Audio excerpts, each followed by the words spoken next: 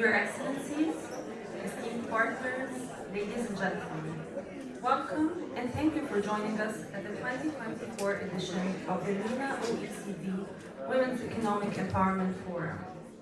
As a specialized working group dedicated to advancing women's economic empowerment, the Women's Economic Empowerment Forum, under the co-chairmanship of Egypt and France, provides a platform for peer learning and dialogue, and inter-country exchange of information and best practices.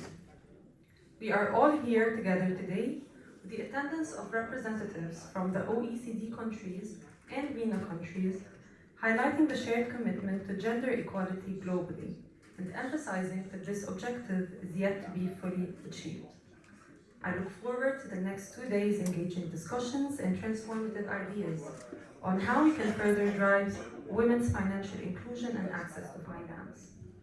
This Women's Economic Empowerment Forum is also dedicated to the official launch of the EU-OECD Regional Action on Access to Finance for Women Entrepreneurs in the Southern Mediterranean, a project targeting 8 countries, territories of the region.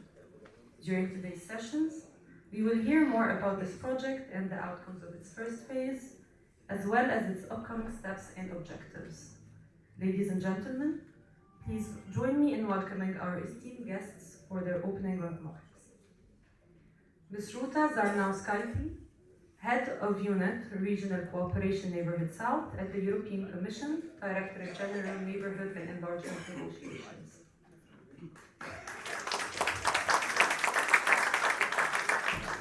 Mr. Orlik Vestergaard, OECD Deputy Secretary General.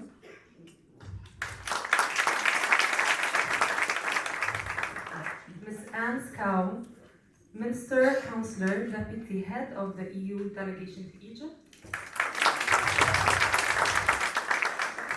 His Excellency Ambassador Stephen Borg, Ambassador and Deputy Secretary General at the Union for the Mediterranean. His Excellency Eric Chevalier, Ambassador of France to Egypt. Her Excellency Dr. Rania Al-Mashot, Minister of Planning, Economic Development and International Cooperation and Co-Chair of the Women's Economic Empowerment Forum. Thank you all for joining us today. Excellencies, thank you for joining me on the stage. Looking forward to your speeches, starting with Mr. Orlik Knudsen. His portfolio includes the strategic direction of OECD policy on the digital and technological transformation, global and UN relations, trade and agriculture. He is also OECD Gender and Diversity Champion since 2021, leading the organization's work on gender equality and diversity. Mr. Knudsen was also the Permanent Secretary of State at the Ministry of Foreign Affairs in Denmark until the end of 2018. Mr. Knudsen, you have the floor.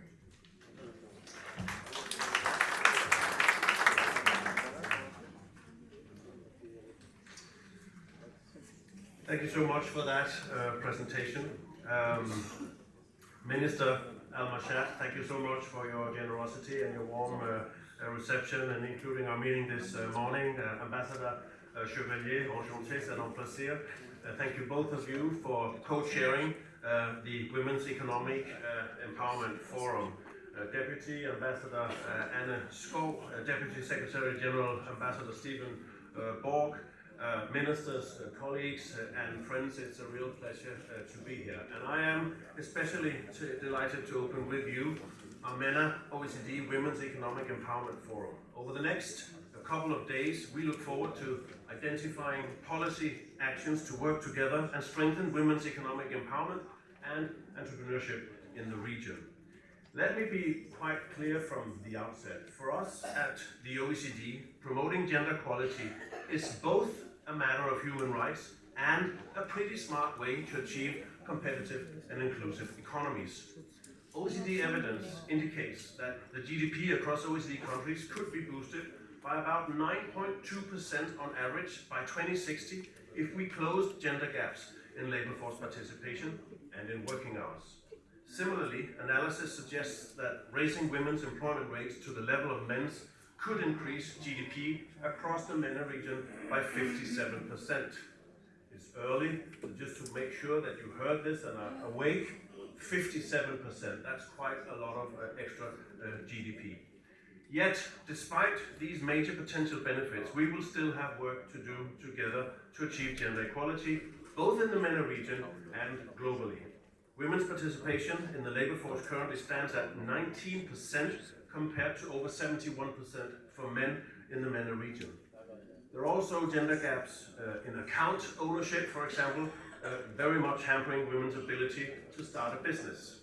And women are less likely to be able to leverage new economic opportunities like those represented by the digital transition.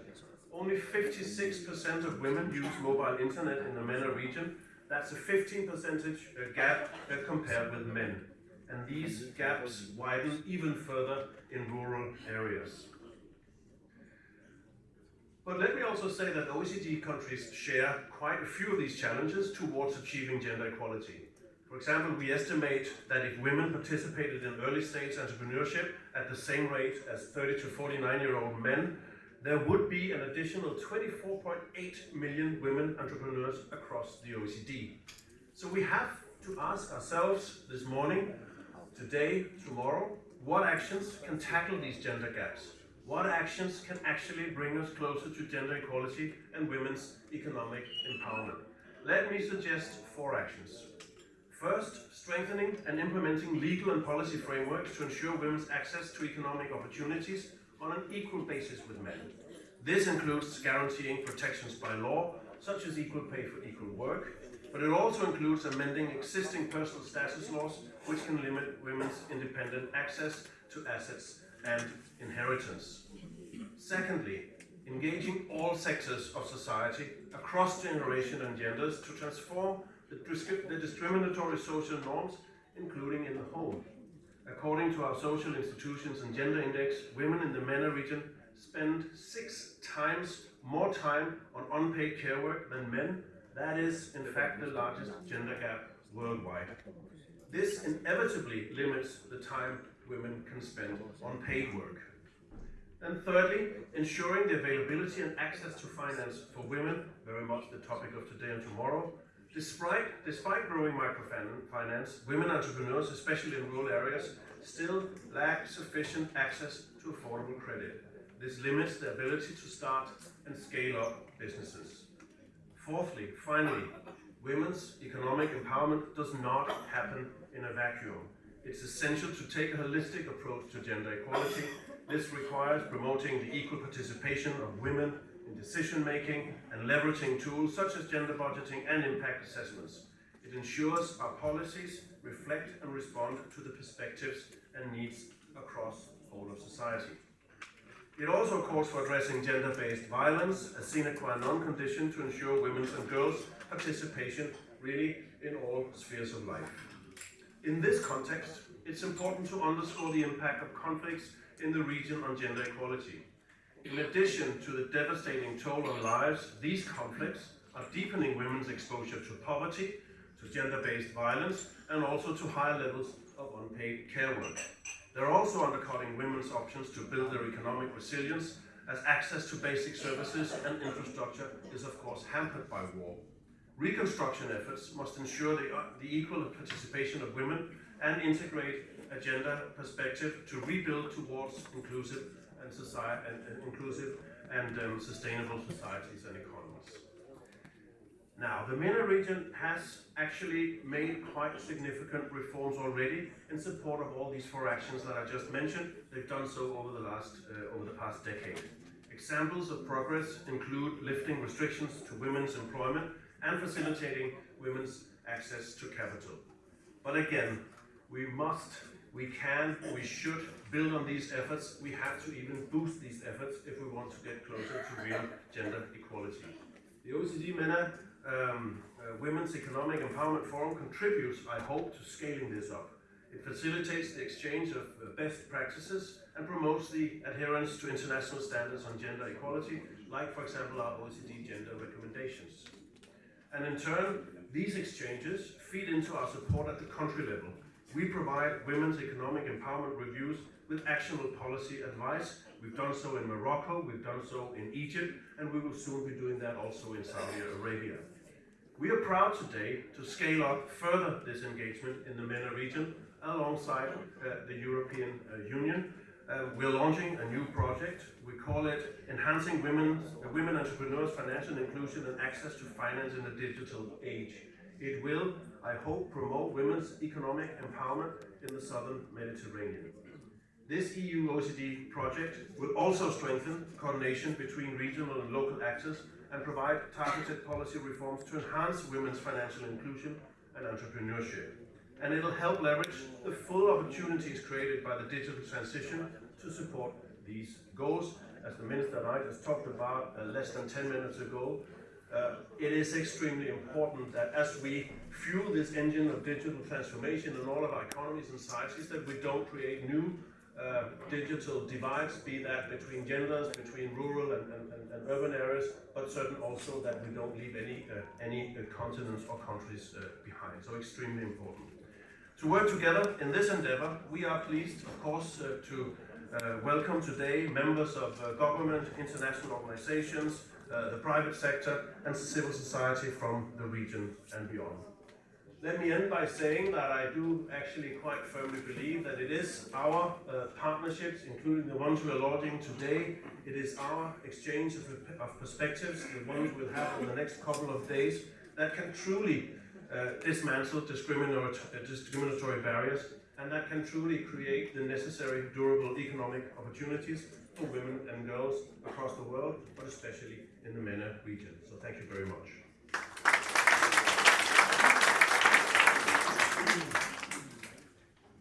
Thank you so much, Mr. Knudsen. You will now hear from Ms. Anne Scow, Mr. Counselor and Deputy Head of the EU Delegation. Ms. Scow is playing a leading role in overseeing the work of EU Delegation to Egypt. Previously, she held positions at the EU Delegation in New York, Denmark's permanent mission to the UN, and the Danish Ministry of Foreign Affairs. Thank you so much. And it's such a pleasure to see such a wide representation from the whole region today. So welcome everybody to Cairo, those that are not based here.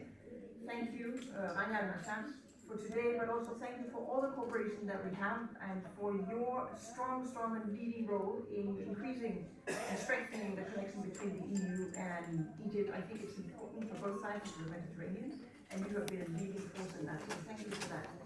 It's a force of power you have here.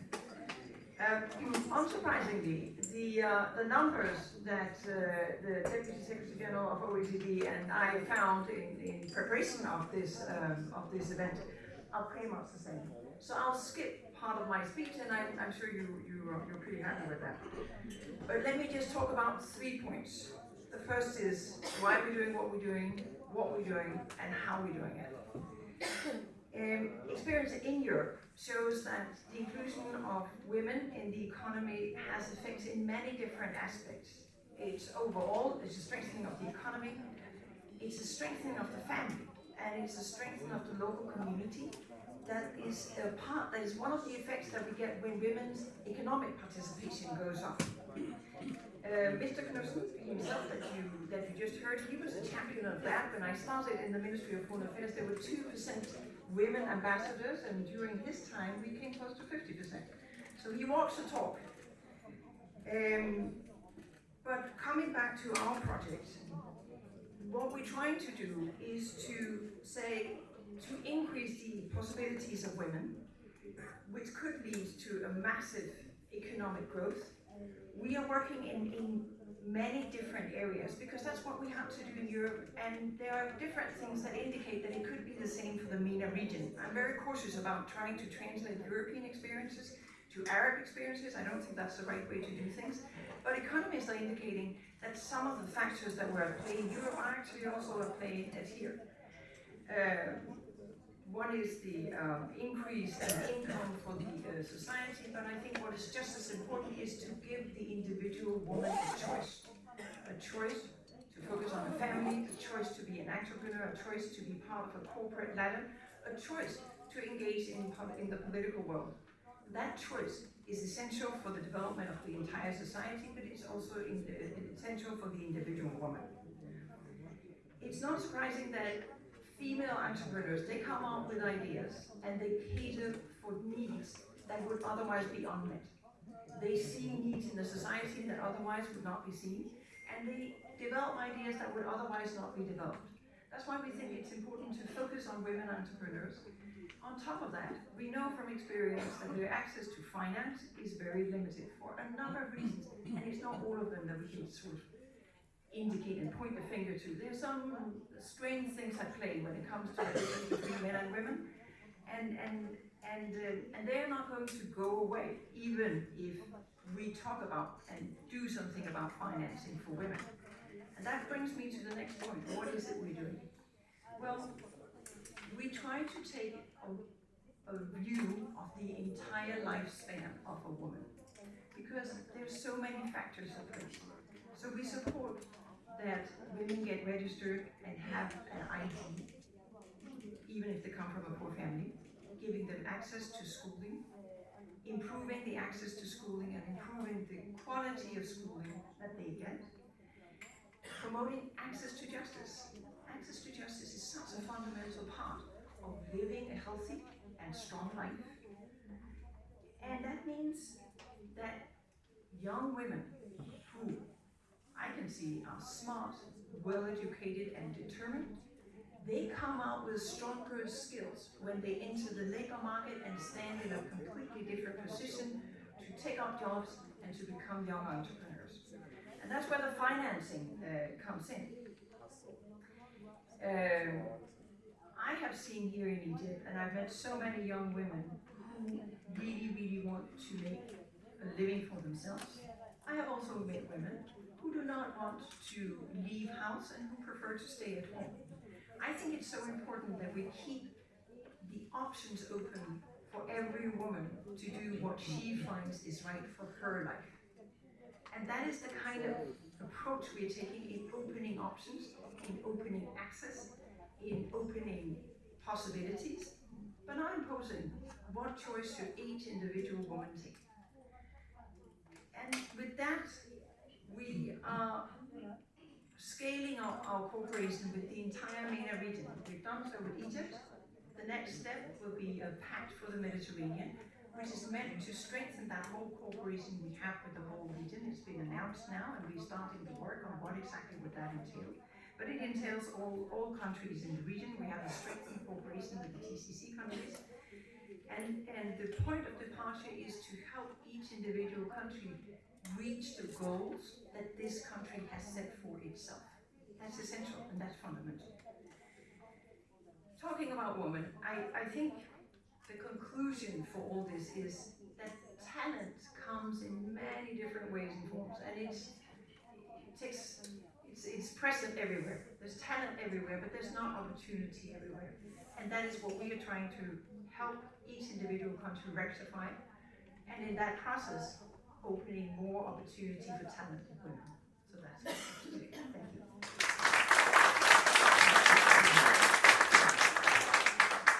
Thank you so much, Ms. Cow. Now we will hear from His Excellency Ambassador Stephen Berg, Deputy Secretary General of the Union for the Mediterranean.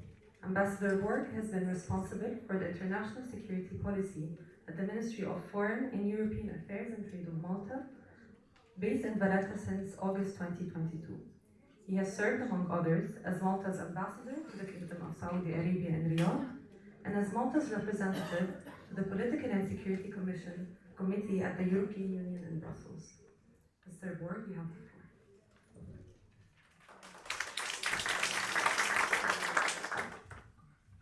Thank you very much. I am truly honored to be here today at the MENA-OECD Women's Economic Empowerment Forum in Cairo on the occasion of the formal launching of the EU-OECD project on enhancing women entrepreneurs' financial inclusion and access to finance in the Southern Mediterranean. As has been said, I joined the Union for the Mediterranean in September this year. I am responsible for the Social and Civil Affairs Division, which promotes women's economic empowerment, youth engagement, and as well as persons with disability. And I am truly grateful to be invited here. My first point is that it is very important that we establish and foster partnerships between international and intergovernmental organizations, such as the Union for the Mediterranean with 43 member states, the OECD, of course, hosting this event today, as well as the European Union, with whom the OECD is partnering for this project launched today. I'm especially pleased to share the stage with Her Excellency Dr. Rangel Mashat, Minister for Planning, Economic Development and International Cooperation of Egypt, of course, Deputy Secretary General Vestergaard Knudsen, OECD, from the OECD, His Excellency Eric Chevalier, Ambassador of France, also co-chair, my friend Ruta from the European Commission, as well as from the delegation, EU delegation, here in Cairo. So the picture we have in front of us is one that is encouraging but challenging at the same time. And we need to redouble our efforts to overcome these persisting challenges. The progress made in the MENA region, with women now outpacing men in tertiary education enrollment, is commendable. However, women participation in the workforce, as we have heard, constitutes only 19.9% of the labour market, well below the global average, and this underscores the need for us to work together to unlock the huge potential that needs to be untapped.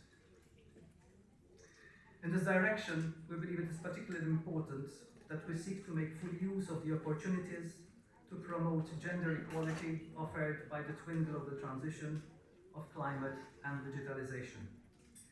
The green and energy transitions can enhance women's participation in innovation and renewable energy, helping to create more resilient economies and accelerate shift to net zero. Digital transformation also offers potential for economic empowerment, better employment prospects, and increased political participation for women and girls. However, these transitions also risk exacerbating gender disparities. Women remain underrepresented in leadership, earn less in sectors like energy, and face challenges such as the gender-digital gap and rising technology-facilitated gender-based violence. To harness the benefits of these transitions, countries must address the risks by integrated gender perspectives into policy making, particularly in areas such as climate change and digital development. Ladies and gentlemen, the OECD plays an invaluable role in advancing policies that are geared to commensurately address challenges faced by women in this region, as well as to be able to monitor progress. And as we know, reliable gender disaggregated data is crucial in shaping inclusive policies that drive meaningful change. At the Union for the Mediterranean, we are committed to advance policies and practices on women empowerment and gender mainstreaming more broadly that are based on measurable indicators. We are doing this in particular through our gender monitoring mechanism.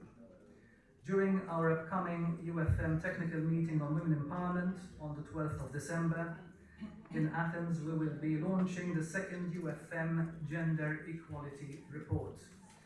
This will serve as a tool to monitor achievements and highlight remaining obstacles.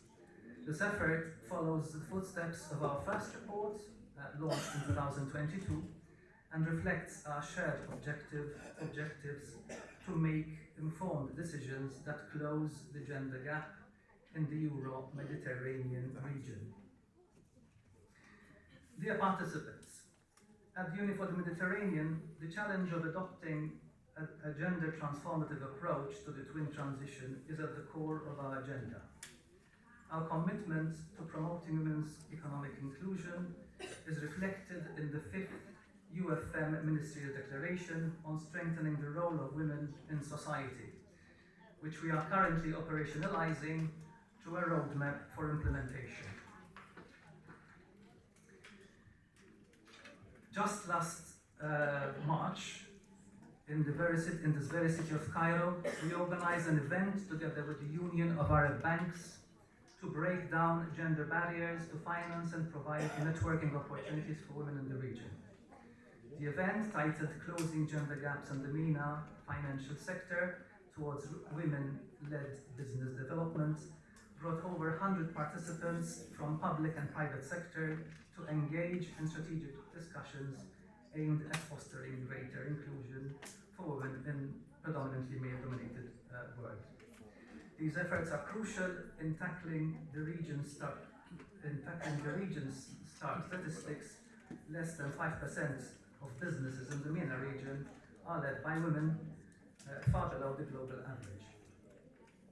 But we are also engaged in a number of other initiatives to support women empowerment in business, especially through the Women Business Forum, which established a regional network of women entrepreneurs and will come to fruition in 2025.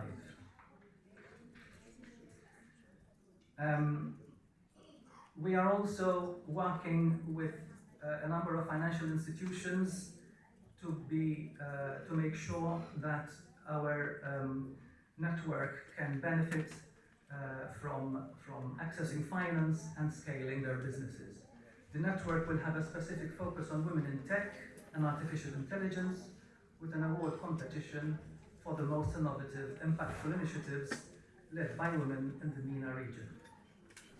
Let me also say something to conclude, that we are also building on our successes with the MENA Women Business Club, together in collaboration with the United Nations Industrial Development Organization, UNIDO, to create a dynamic platform that connects women entrepreneurs across various sectors, providing them with invaluable networking business development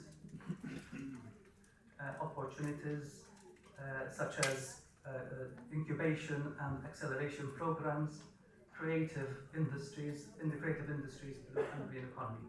And in this regard, we are happy to note that the MENA Women Business Club Managing Director, Ms. Aya El Arif, has been selected as project champion for the EU OECD program on financial and digital inclusion for women entrepreneurs.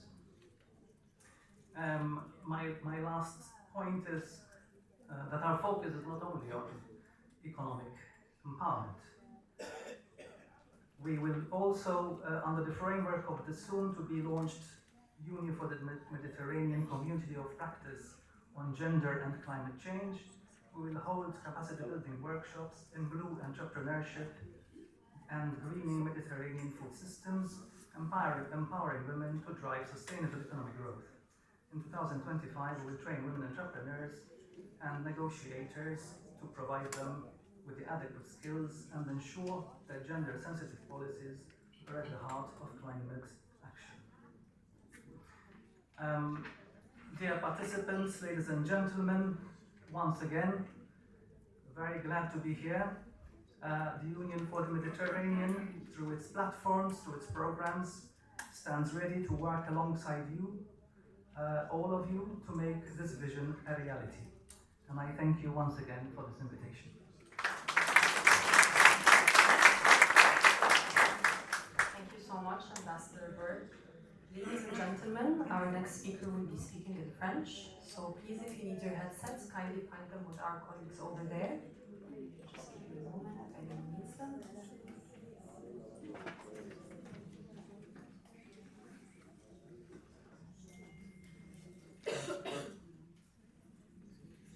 I would like now to call His Excellency Ambassador Eric Chevalier, Ambassador of France to Egypt.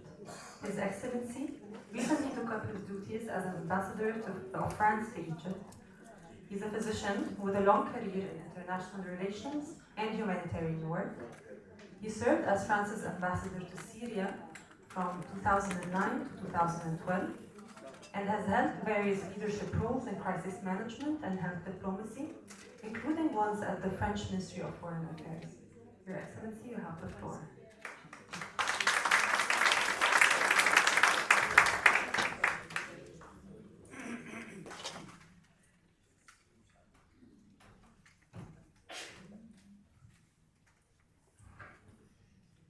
صباح الخير. أنا سعيد جدا أن أكون معكم هنا اليوم. والآن بالفرنسي. أنا سأتكلم فرنسي.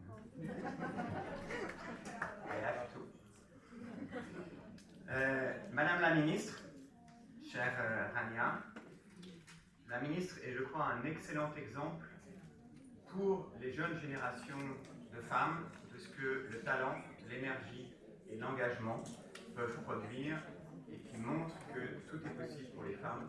Je tiens à le souligner et je crois que tous les gens qui vivent en Égypte le savent. Mesdames et messieurs les ministres, mesdames et messieurs les ambassadeurs, madame la représentante des Nations Unies, monsieur le secrétaire général adjoint de l'OCDE, madame les représentants, puisque nous en avons deux, de la Commission européenne, monsieur le secrétaire général adjoint à l'Union pour la Méditerranée, mesdames, et messieurs aussi, parce que quand même, we need them also. You know, you need us a little bit, not too much, but you need us a little bit. But don't depend on us, no? That's very clear. Je suis très heureux d'être avec vous aujourd'hui pour parler d'un sujet absolument majeur, celui de l'autonomie et de l'autonomisation économique des femmes, un sujet majeur sur lequel la France est engagée de longue date, et un sujet auquel je suis personnellement très attaché. Mais permettez-moi tout d'abord de remercier l'OCDE et les autorités égyptiennes pour l'organisation de ces deux journées importantes. Ce forum est dédié à la région ici, mais puisque je suis ambassadeur de France, je voudrais brièvement commencer par vous parler du chemin qu'il nous reste à faire dans mon pays sur ce sujet. Parce que ce défi est un défi partagé. Personne n'est en mesure de donner des leçons à qui que ce soit. Les femmes représentent plus de la moitié de la population mondiale, mais elles n'ont toujours pas le même accès que les hommes aux prêts et au financement en général, y compris en France. Trois obstacles principaux se dressent chez nous devant l'inclusion financière des femmes. Le premier, c'est l'inégalité des revenus. Les femmes gagnent en moyenne 25% de moins que les hommes. Le deuxième, qui découle du premier d'ailleurs, c'est le manque de confiance souvent dans les femmes de la part des acteurs financiers. Les femmes se voient plus souvent refuser un prêt bancaire que les hommes. Et lorsqu'elles obtiennent un prêt, le taux d'intérêt est généralement plus élevé. Ça paraît très étonnant, mais c'est la réalité, y compris dans mon pays. Et le troisième facteur, qui est aussi très important, c'est la question de la culture financière générale. De nombreuses études, y compris en Europe, montrent que les femmes considèrent avoir moins de connaissances que les hommes dans le domaine de la finance et du financement des entreprises, même quand en réalité ce n'est pas le cas. Mais revenons au sujet précis de ce forum d'aujourd'hui et de l'importance de ces 2 jours autour de l'autonomisation économique des femmes dans la région. Ce programme constitue une plateforme efficace pour le dialogue politique, avec une expérience de plus de 15 ans dans la promotion de l'égalité des genres. Il s'agit pour nous, pour la France, d'une priorité, une véritable priorité de notre diplomatie, puisque nous avons choisi de faire de l'égalité des genres un principe fondamental de l'ensemble de nos politiques et programmes internationaux. On a d'ailleurs, depuis 2019, une stratégie de diplomatie féministe pour promouvoir les droits des femmes et des filles. Nous avons été le 4e pays à nous doter d'une telle feuille de route, à la suite de la Suède, du Canada et du Luxembourg. Les Français, on pense toujours qu'on a tout commencé. En fait, là aussi, la réalité, c'est que d'autres ont commencé avec nous et il faut les féliciter. Cette stratégie comporte plusieurs volets. La première, c'est la défense des droits relatifs à la santé sexuelle et reproductive, qui est un sujet extrêmement important. Et là, pour ce sujet, la France est assez fière d'être le premier pays au monde depuis le 4 mars 2024 à inscrire explicitement la liberté garantie de la femme de recourir au droit à l'interruption volontaire de grossesse dans sa constitution. Et c'est sans doute, je pense, un sujet extrêmement important, peut-être encore plus dans les temps que nous connaissons. Deuxièmement, la promotion de l'universalisation de textes ambitieux, comme la Convention d'Istanbul sur le Conseil de l'Europe. Nous avons notre ambassadeur représentant la Turquie ici avec nous, qui est un instrument juridique international absolument majeur contre les violences faites aux femmes et contre les violences domestiques. Et puis, nos engagements en matière de développement sont très clairs. Nous voulons que, dès l'année prochaine, 75% de l'aide publique au développement française soit une contribution à l'égalité de genre et que 20% y soit totalement dédié. Nous avons mis en place en 2020 un fonds de soutien aux organisations féministes dans le monde qui a déjà mobilisé 130 millions d'euros et couvert plus de 100 000, un soutien à plus de 100 000 associations dans le monde, y compris bien sûr dans la région. Et pour les 5 ans qui viennent, nous avons décidé de consacrer 250 millions d'euros au soutien à ces organisations. Une part importante de ces financements va à des projets en faveur de l'autonomisation économique des femmes. C'est le cas y compris dans des pays comme l'Irak, puisque j'ai été ambassadeur en Syrie, j'ai été ambassadeur aussi à Doha, ou à Bagdad, et aujourd'hui ici. Et en Irak, nous avons aussi un programme important de soutien à l'autonomisation économique des femmes avec l'État, avec les ONG, et y compris avec les autorités religieuses qui peuvent être également des partenaires parfois efficaces dans cette dynamique également. Nous avons aussi développé une norme qui a pour vocation d'aider les entreprises à intégrer la méthodologie de suivi du rôle des femmes dans leurs entreprises, qui s'appelle d'un très joli nom poétique ISO 53800. Le nom est un peu moins poétique et important que le sujet lui-même, mais c'est un sujet important. Et le Maroc, mais je comprends aussi peut-être bientôt l'Égypte, vont être partie prenante de ce projet. En Égypte, plus précisément, nous sommes activement engagés aux côtés du gouvernement égyptien et d'organisations de la société civile, y compris en partenariat avec l'Union européenne, avec laquelle nous avons plusieurs projets, sur la dynamique d'autonomisation des femmes, qui est pour nous une priorité. C'est, on le voit bien, une priorité de l'Égypte, le forum en témoigne, et bien évidemment, la ministre Rania Al-Machad en parlera beaucoup mieux que moi. Pour ce qui nous concerne, France, nous avons notamment un soutien important par l'Agence française de développement à MENA-OECD, ici au Caire, en Égypte, plus largement, l'Agence publique de développement des micro, petites et moyennes entreprises. C'est pour nous un pilier de cette stratégie de développement de l'entrepreneuriat féminin. Nous y avons déjà consacré, grâce à l'Agence française de développement, 130 millions d'euros ici en Égypte, déjà décaissés.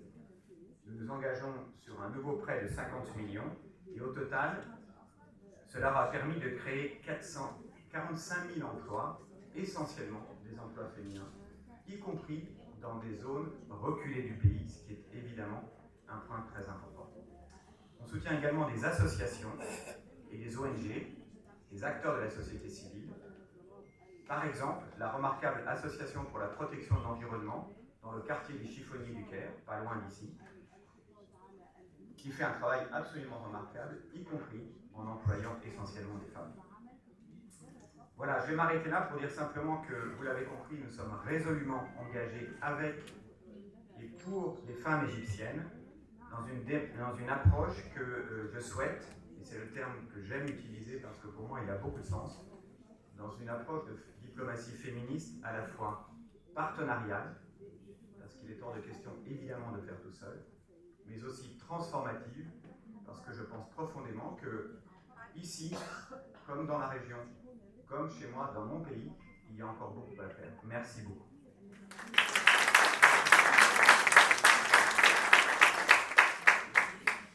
Thank you so much, Your Excellency. And now we will hear from Her Excellency Dr. Rania Al-Mashad, Minister of Planning, Economic Development and International Cooperation of Egypt. Dr. Al-Mashad has held key ministerial roles, including Egypt's first female Minister of Tourism. A year later, Her Excellency was sworn in as the Minister of International Cooperation, strengthening Egypt's international partnerships. Dr. Al-Mashad has also been recognized for her work in climate finance and advancing sustainable development strategies.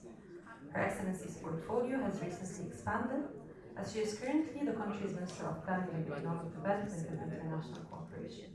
So without further ado,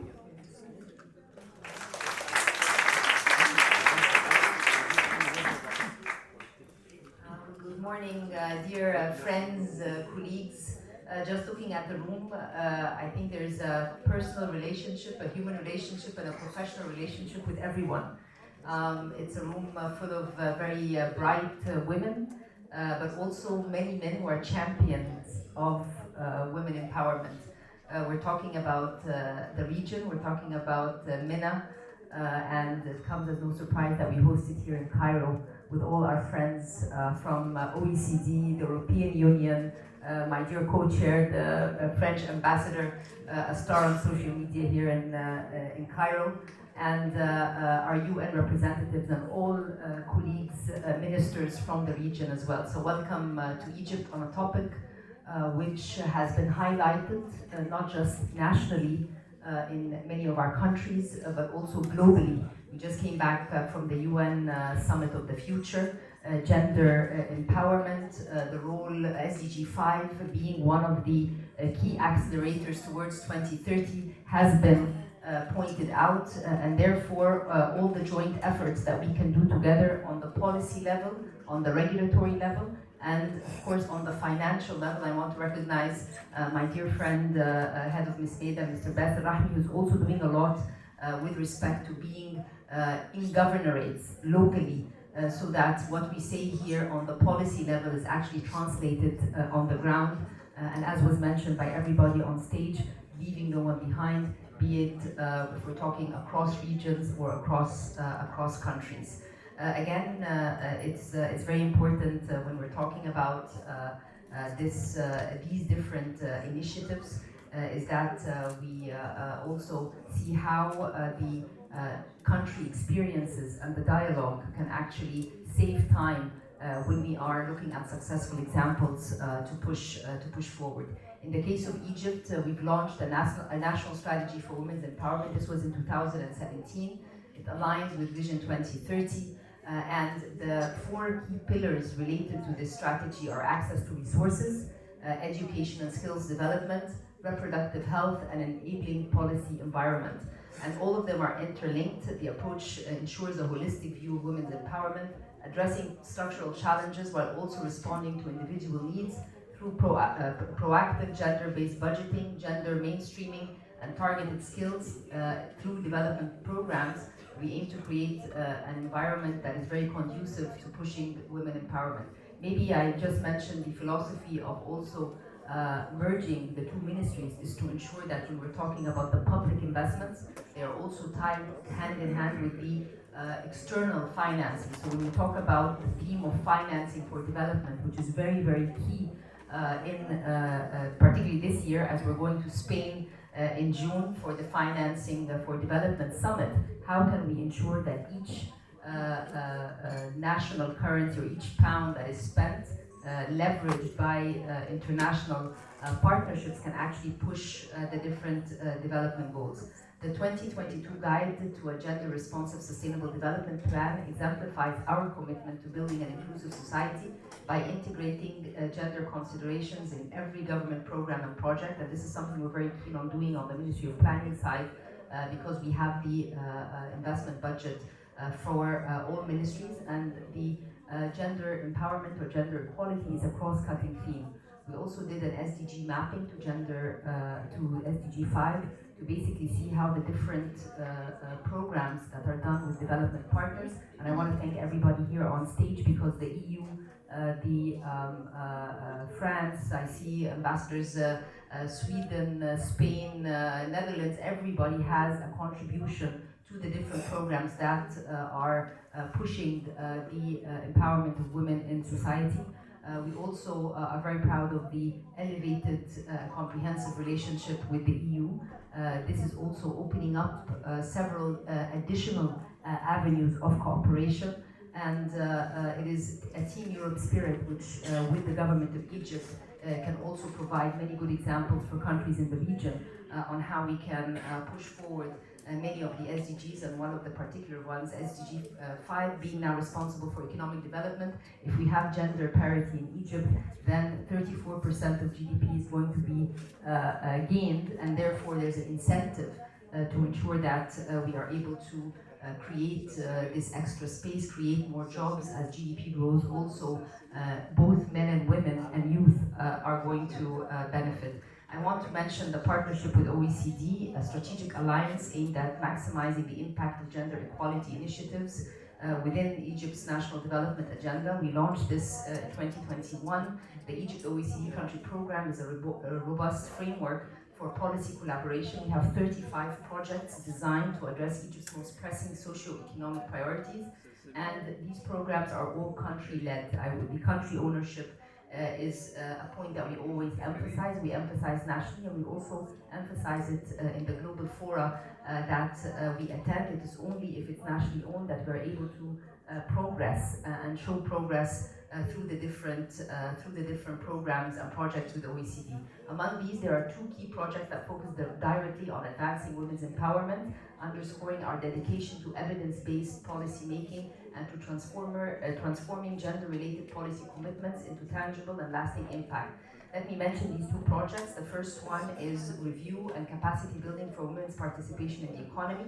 We worked with OECD to identify and overcome barriers to women's economic engagement. It's a comprehensive, it has assessed Egypt's progress on these recommendations, and we compare our efforts with OECD standards, again, trying to make sure that we do not leave any policy or regulation that needs to be advanced or changed without tackling it. The other project is related to women's participation in public life, and it also looks at integrating gender perspectives within green and digital transitions. COP is taking place in Baku as we speak. Women are mostly affected by climate change, but they are the catalyst to make the change if we want to overcome climate hurdles. So this is also another project that is quite important for us. Together, these projects provide Egypt with enhanced capacities, frameworks, and insights to support gender equality across different policies. And also, there is a very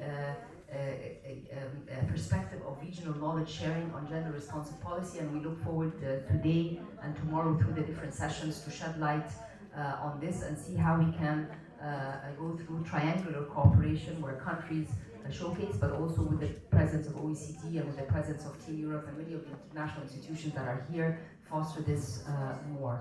We extend our gratitude to the European Union and the OECD for their support through support to enhance administrative and public economic governance in Egypt. This is another project which also is with a lot of participation from different ministries to basically also show how gender responsive policies can be integrated in different layers of policy making, and also prioritizing gender equality in governance. We have another project. The ambassador mentioned gender policies in companies with the World Economic Forum and National Council of Women. We launched the first Closing the Gender Gap Accelerator here in the Middle East in Egypt, and it is focused on trying to increase women empowerment, digital and financial inclusion, and also women in leadership positions. And let me mention that when any woman is in a position, be it in government or the private sector, there's a double effort, an effort to get your KPIs right, but another effort of doing well because you open the door for more women to be in those positions, and you are able to give confidence to the leadership that women are able to do it and able to do it well. Today's forum, the MENA-OECD Women's Economic Empowerment Forum, marks an important step in our journey towards a more inclusive and equitable economic landscape, and the launch of the EU-OECD project on enhancing financial inclusion and accessing finance for women entrepreneurs in the Southern Mediterranean marks a significant strategic initiative aimed at closing existing financial and gender gaps in the region. And also for Egypt, we are very keen on the entrepreneurship and startup landscape. There's an interministerial committee that was set up recently, which I have the honor of heading. And what we want to do there as well is to make sure that the ecosystem related to innovation to be able to overcome the middle income trap. We just had a discussion about this before the opening that the World Bank has issued a report saying that countries might, in the middle income space, might suffer from a trap, not being able to move forward, and you can only move forward through technical, digital knowledge and entrepreneurial skills. And this is going to be a very important focus for us in the period ahead. The high-level launch of the EU-OECD regional project will also serve as a catalyst for dialogue, paving the way for a roadmap of actionable solutions, peer learning, and exchange of best practices. To this end, I would like to express my gratitude to all our partners and participants for your dedication, shared vision. I always say that if we are able to nationally achieve our goals, this adds to the global goals. So everybody here in the room being part of your own country's vision, development trajectory, this is the only way that the global goals are going to be met. So I look forward to very constructive discussions, and I want to thank everybody who helped organize this, everybody for taking the time to join us from your own countries. This would not be the last in a very important series of dialogues. We will meet again either globally or here in Egypt, but again keeping the same message and trying to show how we have gone from pledges to implementation or from policy into action. And I always say it's also from policy into practice. And that is something that we are all looking forward to. Thank you again for joining us, and thank you everyone for the great time.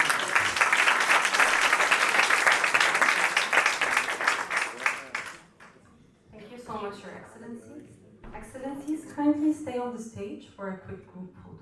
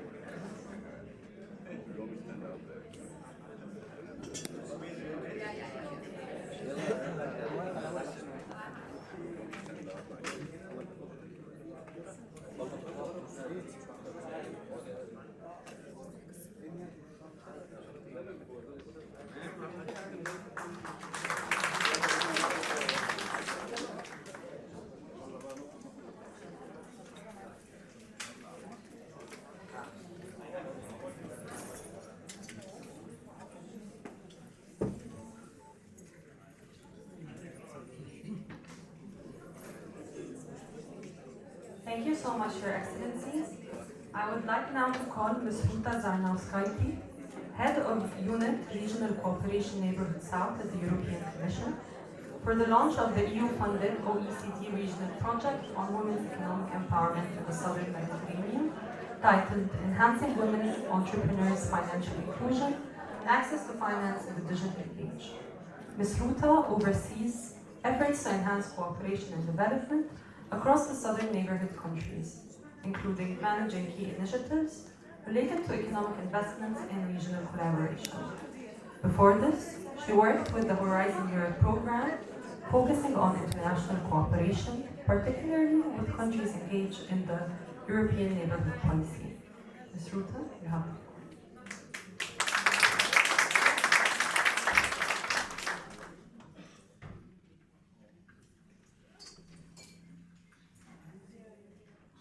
Your Excellencies, distinguished guests, of this MENA-OECD Women's Economic Empowerment Forum, I'm very, very excited to be here today. The excitement is very felt, I think, in the room just a few seconds ago. And it's my honor to be here in Cairo, representing the European Commission's Director General for Neighborhood and Enlargement. You have had the scene very beautifully set before you, why we're here and what we're trying to do. And my function here today is very grateful because I'm here to thank and to launch this event. And to also, very importantly, emphasize that the European Union is very, very keen and attaches a lot of importance to work on this topic with the Southern Mediterranean and Eastern Mediterranean countries. And I'm very grateful, Ambassador, that you emphasize that the work has to be done all across the Mediterranean. It's not only about working on it on this side of the shores. It's also our task working on it together, also across the European Union. We very much understand the challenges.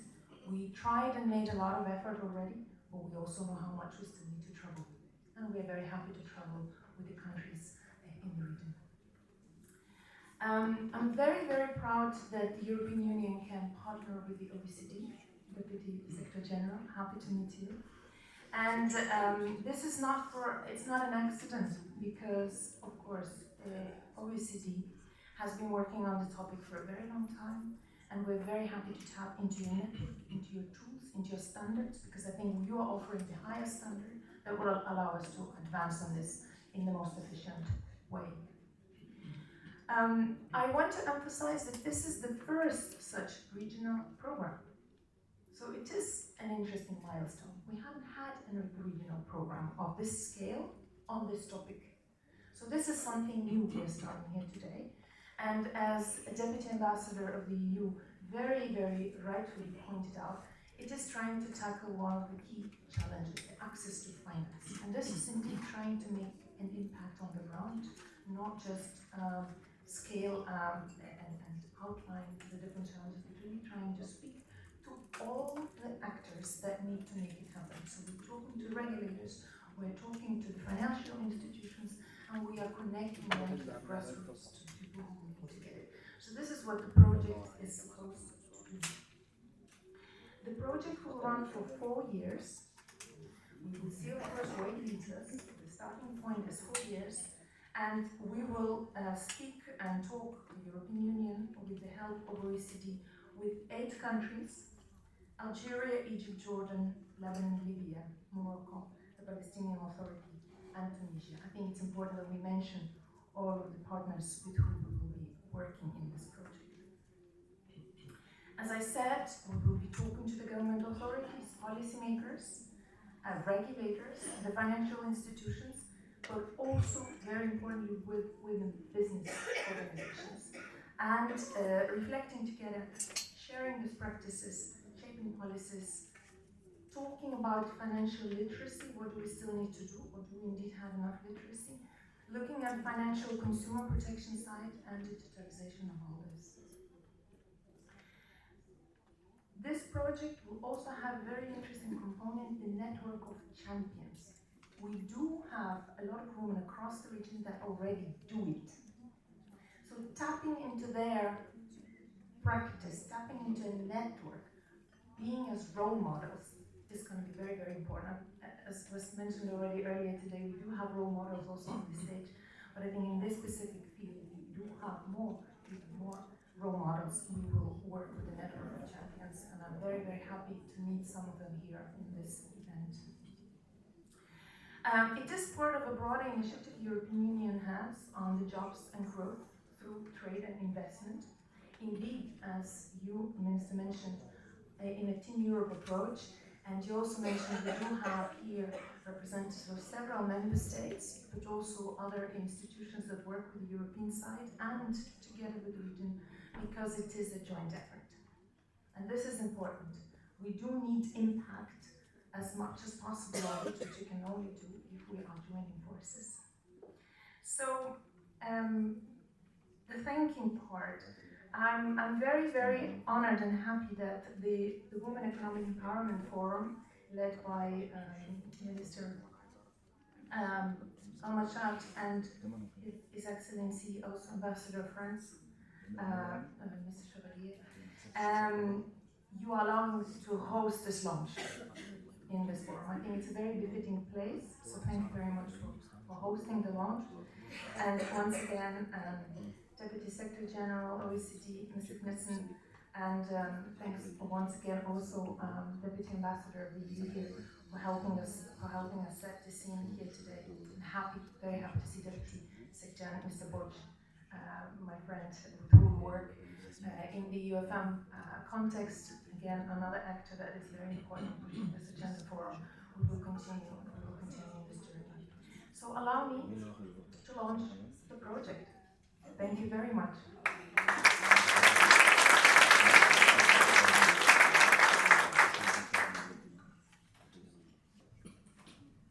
Thank you so much, Ms. Ruther. We will now watch a video of the EU-funded OECD regional project on women's economic empowerment in the Southern Mediterranean, titled Enhancing Women Entrepreneurs' Financial Inclusion and Access to Finance in the Digital Age.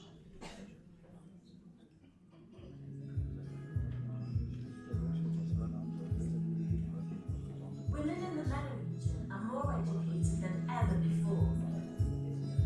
The ratio of female to male enrollment in higher education is 108%. Yet, 3 out of 4 Arab women remain outside the labour force.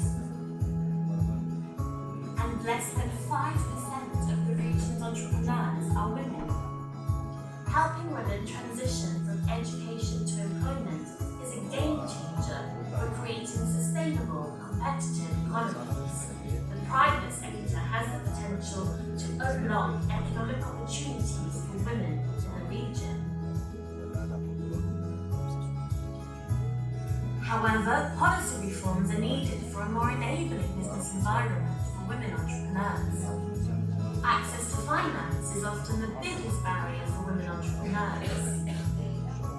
The EU, 8 member partners and the OECD have joined forces to advance policies which improve access to finance for women. The project promotes reforms which enhance women's financial literacy, protect women's consumer rights, and provide tailored support for their entrepreneurial journeys. The project works closely with policymakers and regulators, financial institutions, and women entrepreneurs and their networks, and builds on proven OECD tools, peer learning, sharing best practices, and strengthening regional cooperation, laying the groundwork for real change. EU, MENA, and OECD, hand in hand for women's economic empowerment.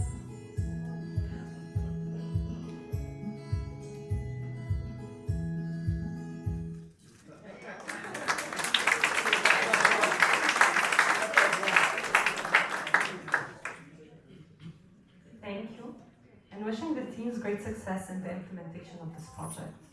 As mentioned before, the project adopts a collaborative approach where the OECD aims to consult with local stakeholders and to learn from their experience and their knowledge of the challenges and opportunities to leverage and enhance women entrepreneurs' financial inclusion.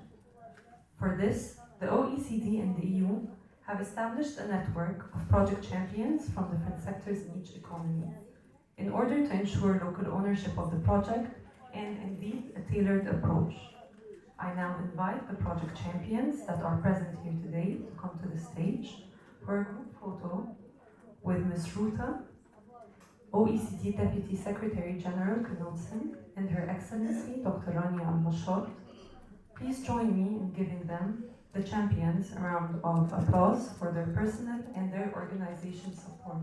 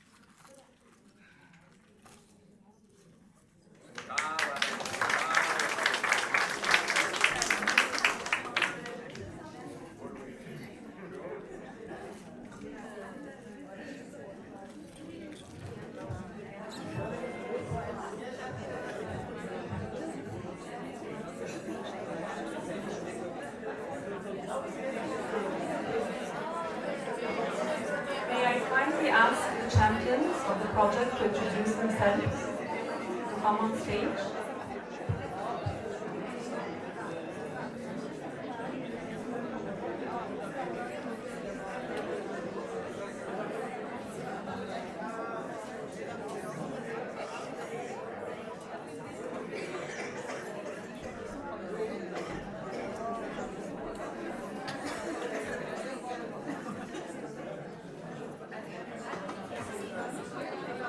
I would like to kindly ask the champions of the project to come to the stage and introduce themselves.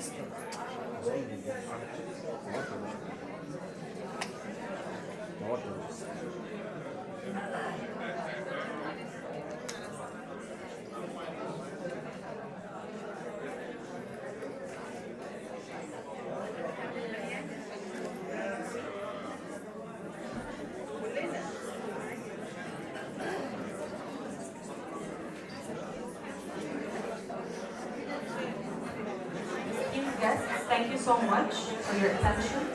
And now we would like to invite you to a quick coffee break just outside this room. Session, I would like to call to stage Mr. Ulrich Knudsen, OECD Deputy Secretary General and Gender and Diversity Champion. Mr. Knudsen will be moderating this very interesting panel, engaging us in an insightful discussion with our esteemed speakers.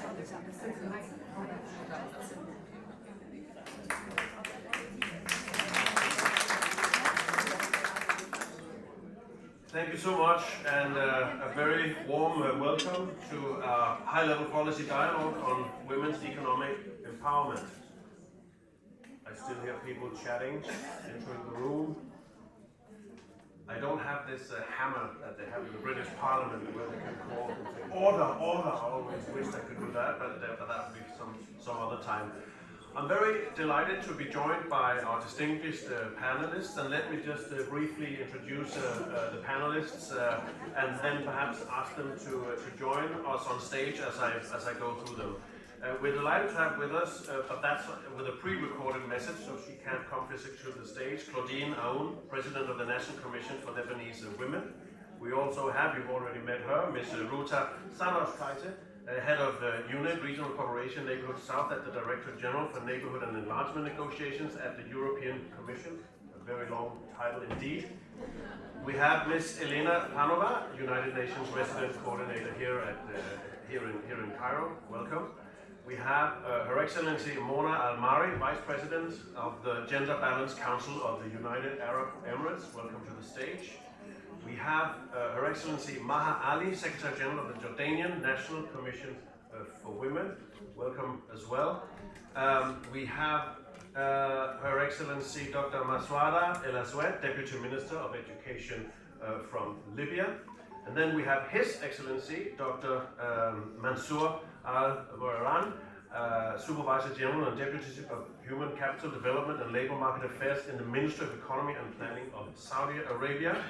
And then last but not least, certainly, we have Her Excellency Dr. Noor bint Ali Al-Khulaif, Minister of Sustainable Development of Bahrain, member of the Supreme Council for Women and Chief Executive of Bahrain's Economic Development Board. That is, I think maybe that's number one or number two in terms of length of titles. Look, I don't want to overstate any apologies for less than perfect pronunciation of your names, but I will accept, I will apologize to anyone that I have somehow misspelled or mispronounced if you can pronounce my name totally perfectly, and then we can exchange apologies.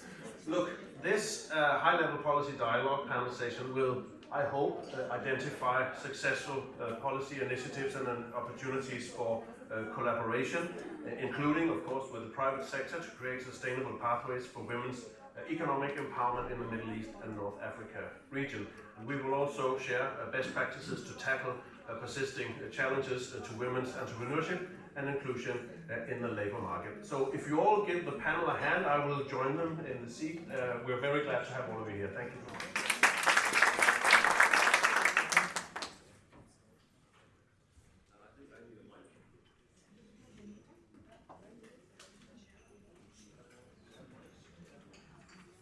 Can you hear me?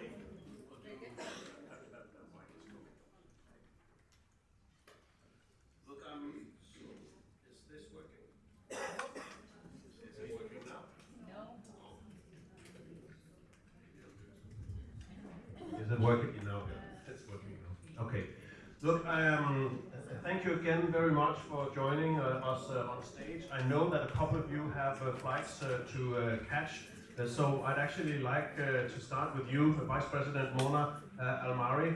The UAE has made significant strides in promoting gender equality and women's empowerment across various sectors, particularly through the Gender Balance Council.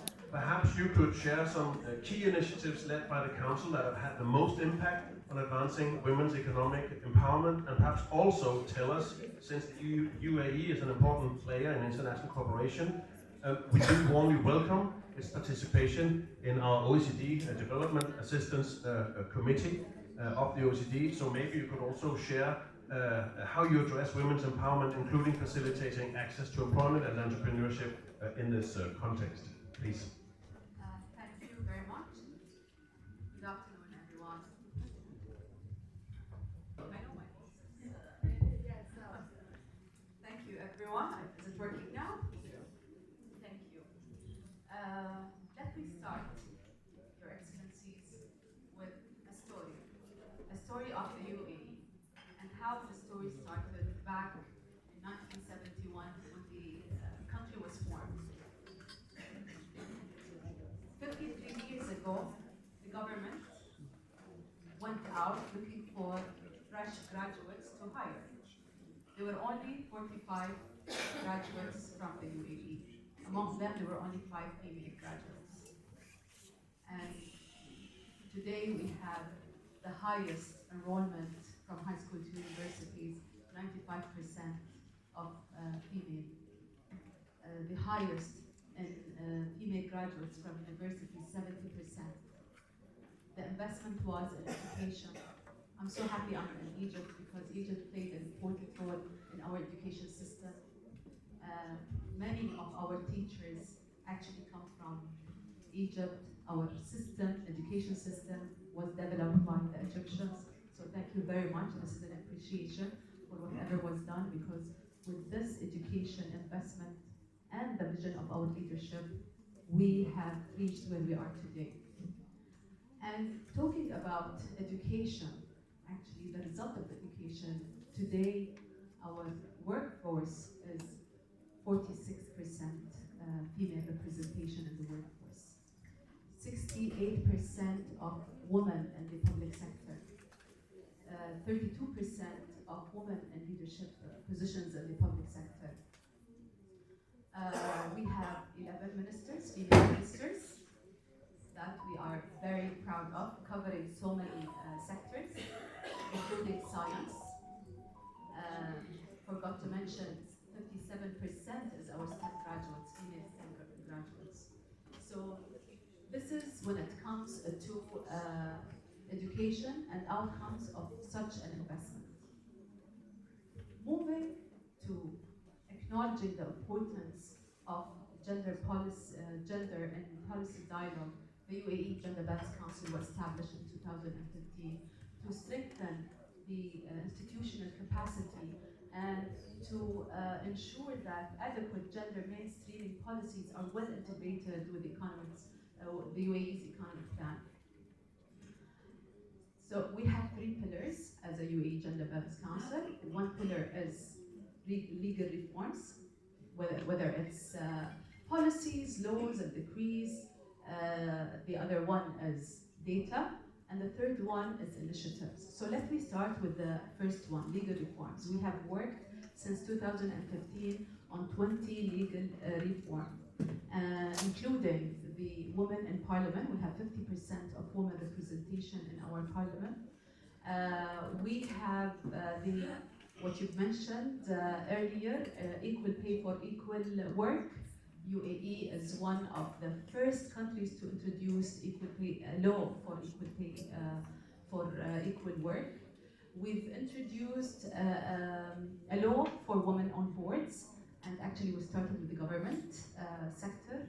Then we introduced it to the as a mandatory law to the listed companies, the public listed companies. And recently, a month ago, we've introduced it also to the private listed companies. So such important policies actually shaped the priorities of our women's agenda. From laws, data actually helped us in our competitiveness. We work closely with the Competitiveness and Statistics Authority in the UAE, looking after our rankings across the globe, across all reports. And also we work closely on segregating those data to fit our policies and our strategy. Moving to initiatives, and I'd like here to mention our first collaboration with the OECD. It was in 2017, and we worked on the Gender Balance Guide, which is a comprehensive set of guidelines and concrete actions for organizations, whether from the government or the private sector, to help them adopt a more sensitive approach, a gender-sensitive approach in the workplace. And this was one of the excellent projects that we had, and it's been implemented across government and private sector today. We've linked this to another initiative, and that initiative is the UAE Gender Balance Index. The UAE actually has an index, a national index across all ministries and government, and it's like a KPI for the government. So we've added a criteria that is gender balance criteria to be part of this index. And we've linked it to the guide that we've worked on with the OECD team. So it became a reference for entities to achieve a better result in the index.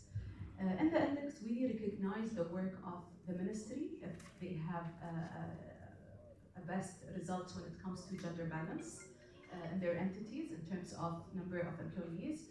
We recognize medium and small entities, government entities, and also we recognize the work of individuals and leadership with the personality of the year, and of course we recognize any initiative from any of those entities.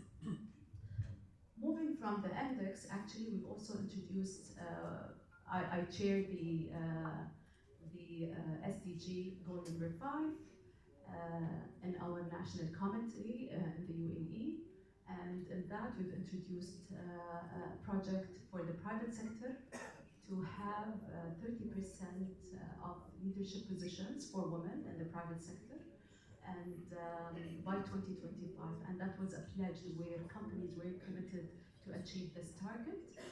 We have today 70%, 70 companies on board. By the end of the year, we're committed to have 100 companies on board, and I'm talking about international and national private companies. We're very happy of the results, and there is a system where reports are sent to the council on a quarter basis. These are some of the initiatives that we're working on a UAE and international collaboration. Another international collaboration is with the World Bank. Actually, we've introduced the Center of Excellence, and the Center of Excellence is to share best practices and knowledge. It is actually the first in the region, where we work closely with the World Bank to share those practices, not only from the UAE, but also from other countries in the region. And it was one of the best centers when it comes to sharing knowledge and research. We worked with the government of Iraq. We've worked with Uzbekistan. I know they're not from the region, but Uzbekistan, we're very interested, and we made this exception of working with them. And I think we can really elaborate, and this could be a potential discussion for whoever interested to join us on this platform. Another recent collaboration is with WEF, the World Economic Forum. We're working with them on the care economy, and the care economy is one of the maybe latest concepts and projects that the world is thinking of introducing when it comes to gender. So as a UAE Gender Balance Council, we are actually announcing our care economy strategy, hopefully in 2 weeks with the World Economic Forum. at the Global Women's Forum and that is taking place in Dubai, 26th and 27th of November this year.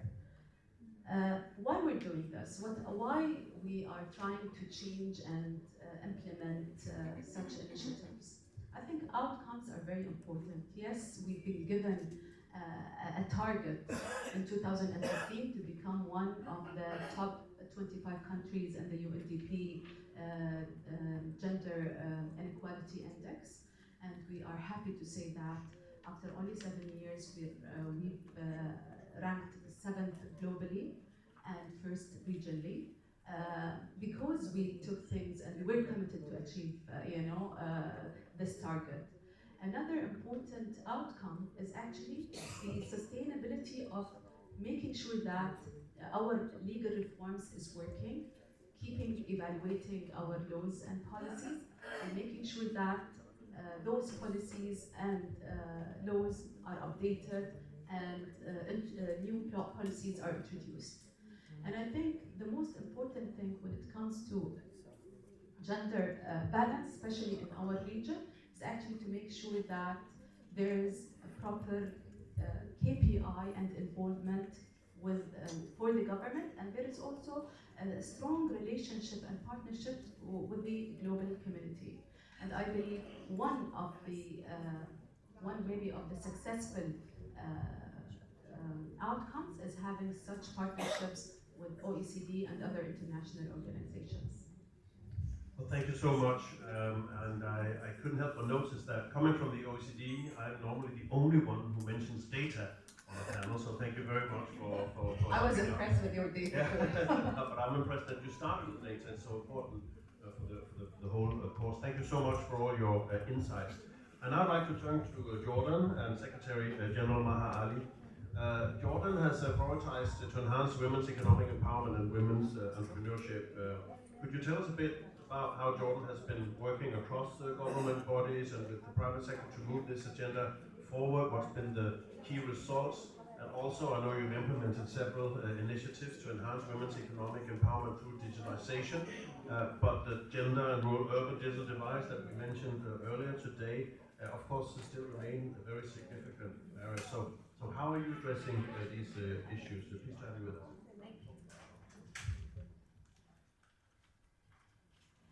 Thank you. First of all, I'm excited along with my colleagues from Jordan on the launch of this important project, which addresses the issue of financial access and access to finance as an enabler for women entrepreneurship. I will start from there, where Jordan has been putting lots of efforts and focus on the issue of economic empowerment of women, being an important enabler for women's participation in different aspects. We do not expect to see women who are active in politics if they are not economically independent or economically able. The same when it comes to social contribution and social life. It is important to be economically independent, to be effective in the different areas of the development of our country.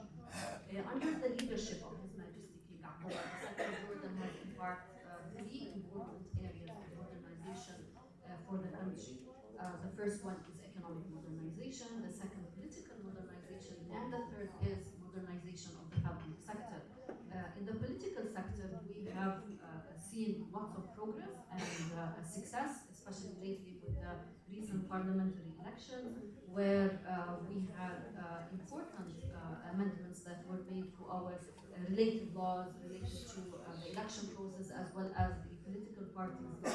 And this has resulted in a significant increase in women representation in the new parliament, where previously the representation was at around 11.5%, and now we have 19.5% of representation in the parliament. In parallel, we're seeing also important progress in the area of economic empowerment of women, mainly through policies and strategies that focus on this area. In the year 2022, an engendered strategy for the economic modernization vision was launched in Jordan. This strategy focuses on empowerment of women through important initiatives that address issues related to capacity building, related to access to finance, related to supporting entrepreneurship among women, as well as the transformation from the informal sector to the formal sector. In parallel, we do have also a national strategy for women in Jordan, which covers economic empowerment as one of its main pillars, in addition to other pillars related to empowerment of women in the different aspects, in addition to gender mainstreaming in both public and private sectors. And this is also connected to one of the important initiatives of the modernization vision to streamline gender on institutional level through the introduction of a gender seal, which is something that we are working on. We hope to be able to launch this gender seal for both public and private sector in the near future. Similar to my colleague from the UAE, data is an important aspect, and it has been a challenge in Jordan to have data classified according to gender, because it is very important to know the status quo, to know the progress, and to support policymakers in putting in place policies that will address the issue of economic empowerment. And for this reason, the government is also working on developing a compounded index that measures the participation of women economically, politically, as well as socially. And at the Jordanian National Commission for Women, we are also currently working on establishing an observatory for women that will help also in the area of monitoring progress.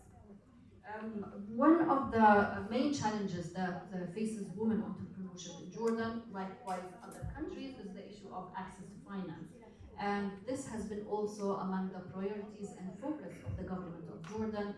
We do have a national financial inclusion strategy in the country, managed and supervised by the central bank.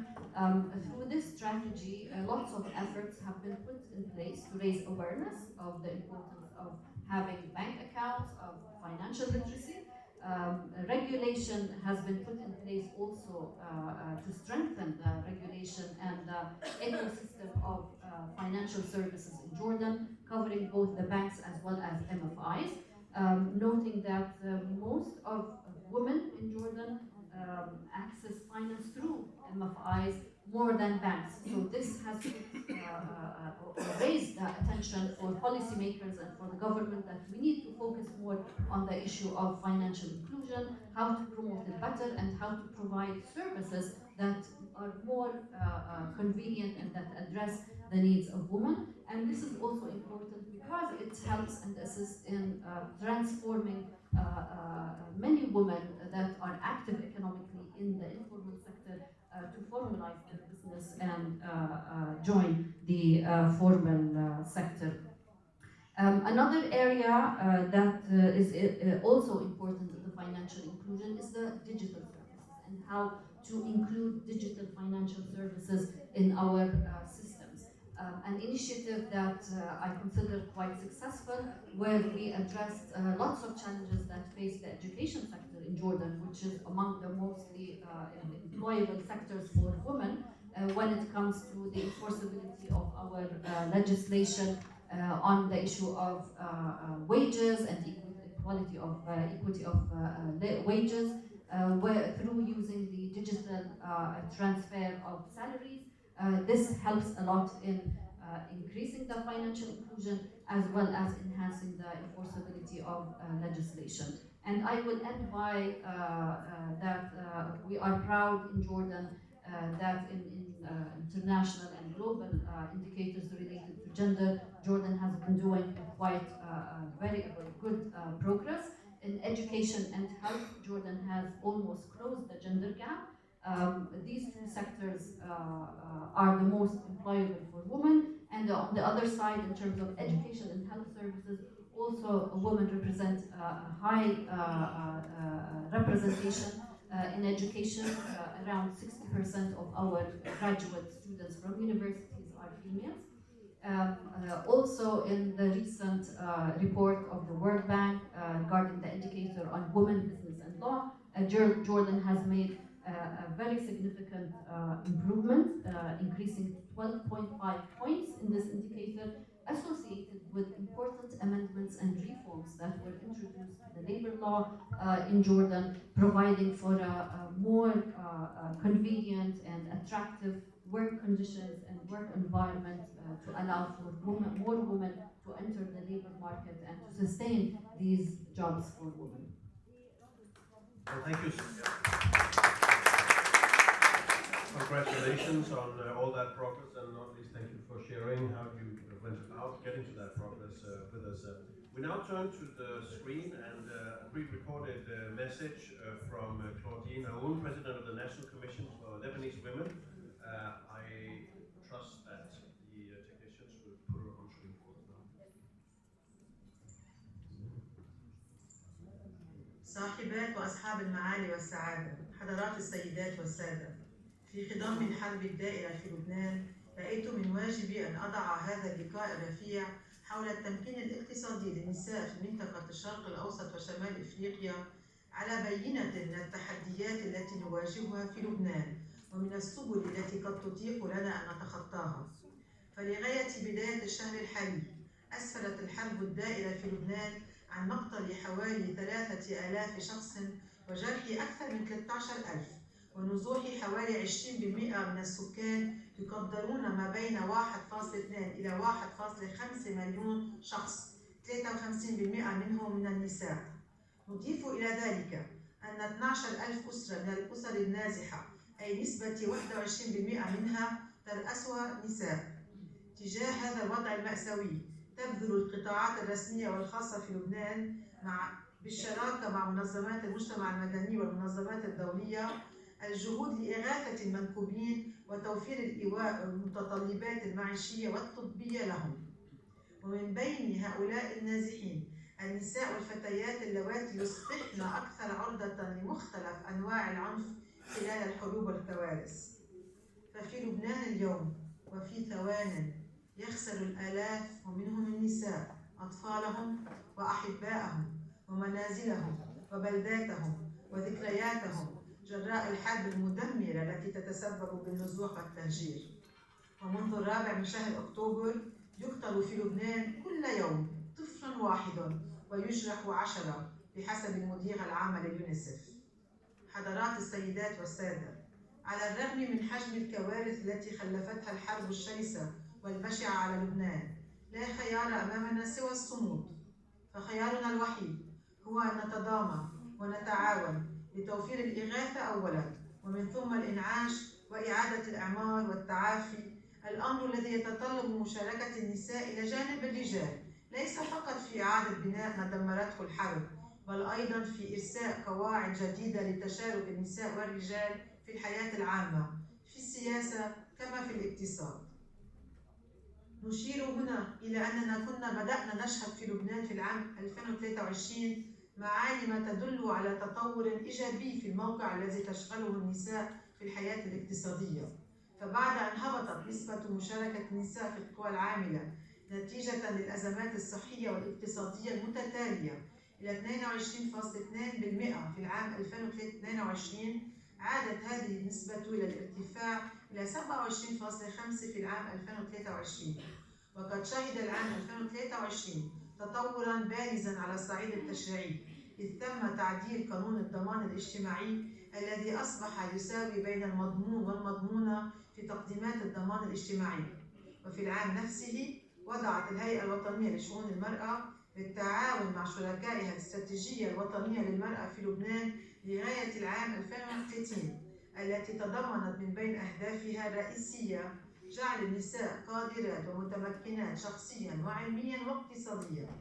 وحددت استراتيجية من بين الأهداف الفرعية للوصول إلى ذلك تمكين النساء من تحقيق الاستقلالية الاقتصادية عن طريق اتباع مسارات متنوعة تشمل تنمية قدرات النساء في المجال الاقتصادي وإيجاد بيئة تشريعية واجتماعية واقتصادية مؤاتية لقيامهن بنشاط اقتصادي، مع الإشارة إلى أن من بين السبل المنصوص عليها لإحلال مثل هذه البيئة تسهيل الحصول على الائتمان المالي وتطوير الخدمات المتوفرة لرعاية صغار الأولاد والمسنين.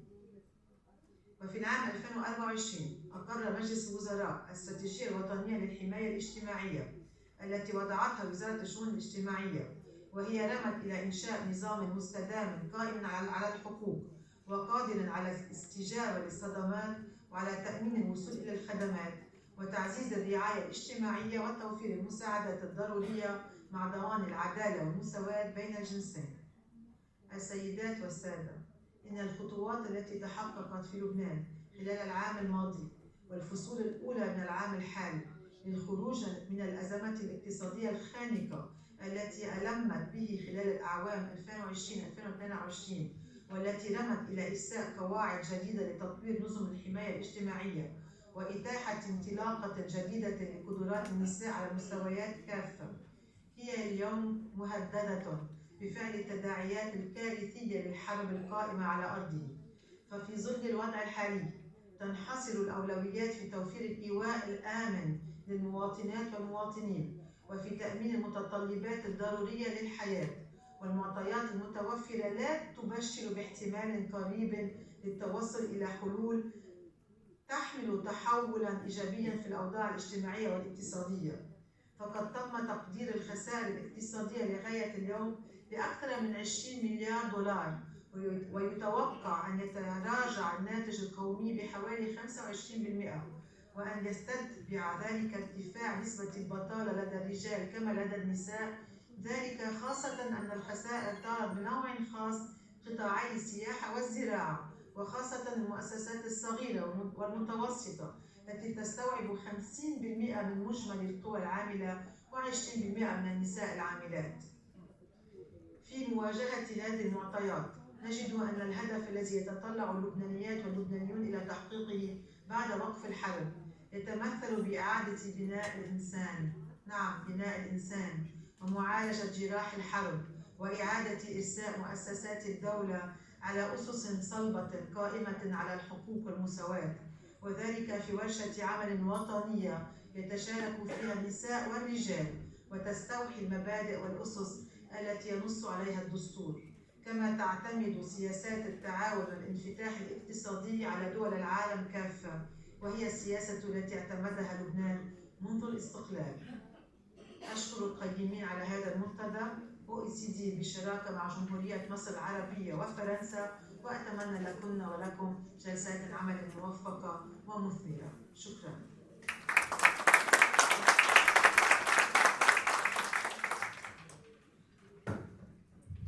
Well, thank you very much. Quite a different perspective from a country where gender equality is perhaps first and foremost right now about humanitarian aid and then reconstruction. We now turn back to our live in-person panel and even a familiar face, Ms. Ruta Samoskaite from the European Union.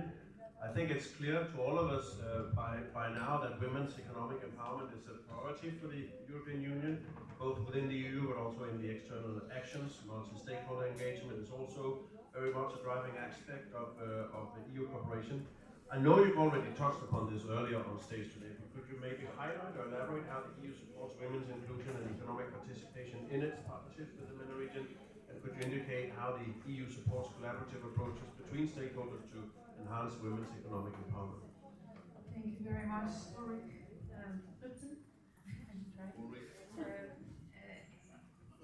I'm a little bit sad that our dear friend from the United Arab Emirates had to leave already, because what the EU is doing is very much sharing to start with, and I think the example and the story that was told is very, very interesting because first of all, big congratulations to everybody here who made great progress, United Arab Emirates, Jordan, and others who will still speak also. But the example of first Egypt giving, and then I think United Arab Emirates being proud of having made such fast, significant progress, and then possibly coming to a stage where they can be giving. Then they were taking, and now they are maybe in the place to be giving. Is precisely what we want to see, and that's what we do in Europe. We are trying to help each other. We are trying to help each other within the region of the European Union. We also try to help the other regions. and because we think that works best. And if we could see more examples of the intra-regional exchange and borrowing, help and helping each other when the time comes when one is ready and the other wants to get ready, I think this is amazing. If we could achieve that, and this is precisely why we do a regional project. This is at the essence of it, that we will put these best practices together. So one thing, and answering to your question, what Union is doing is pulling the people together into the room to actually achieve that exchange. But let me start with just one word. You know, the famous popular American artist Michael Jackson once famously sang that let's start with the man in the mirror, or in this case possibly the woman in the mirror. What do we do? And I said we still have a lot to do.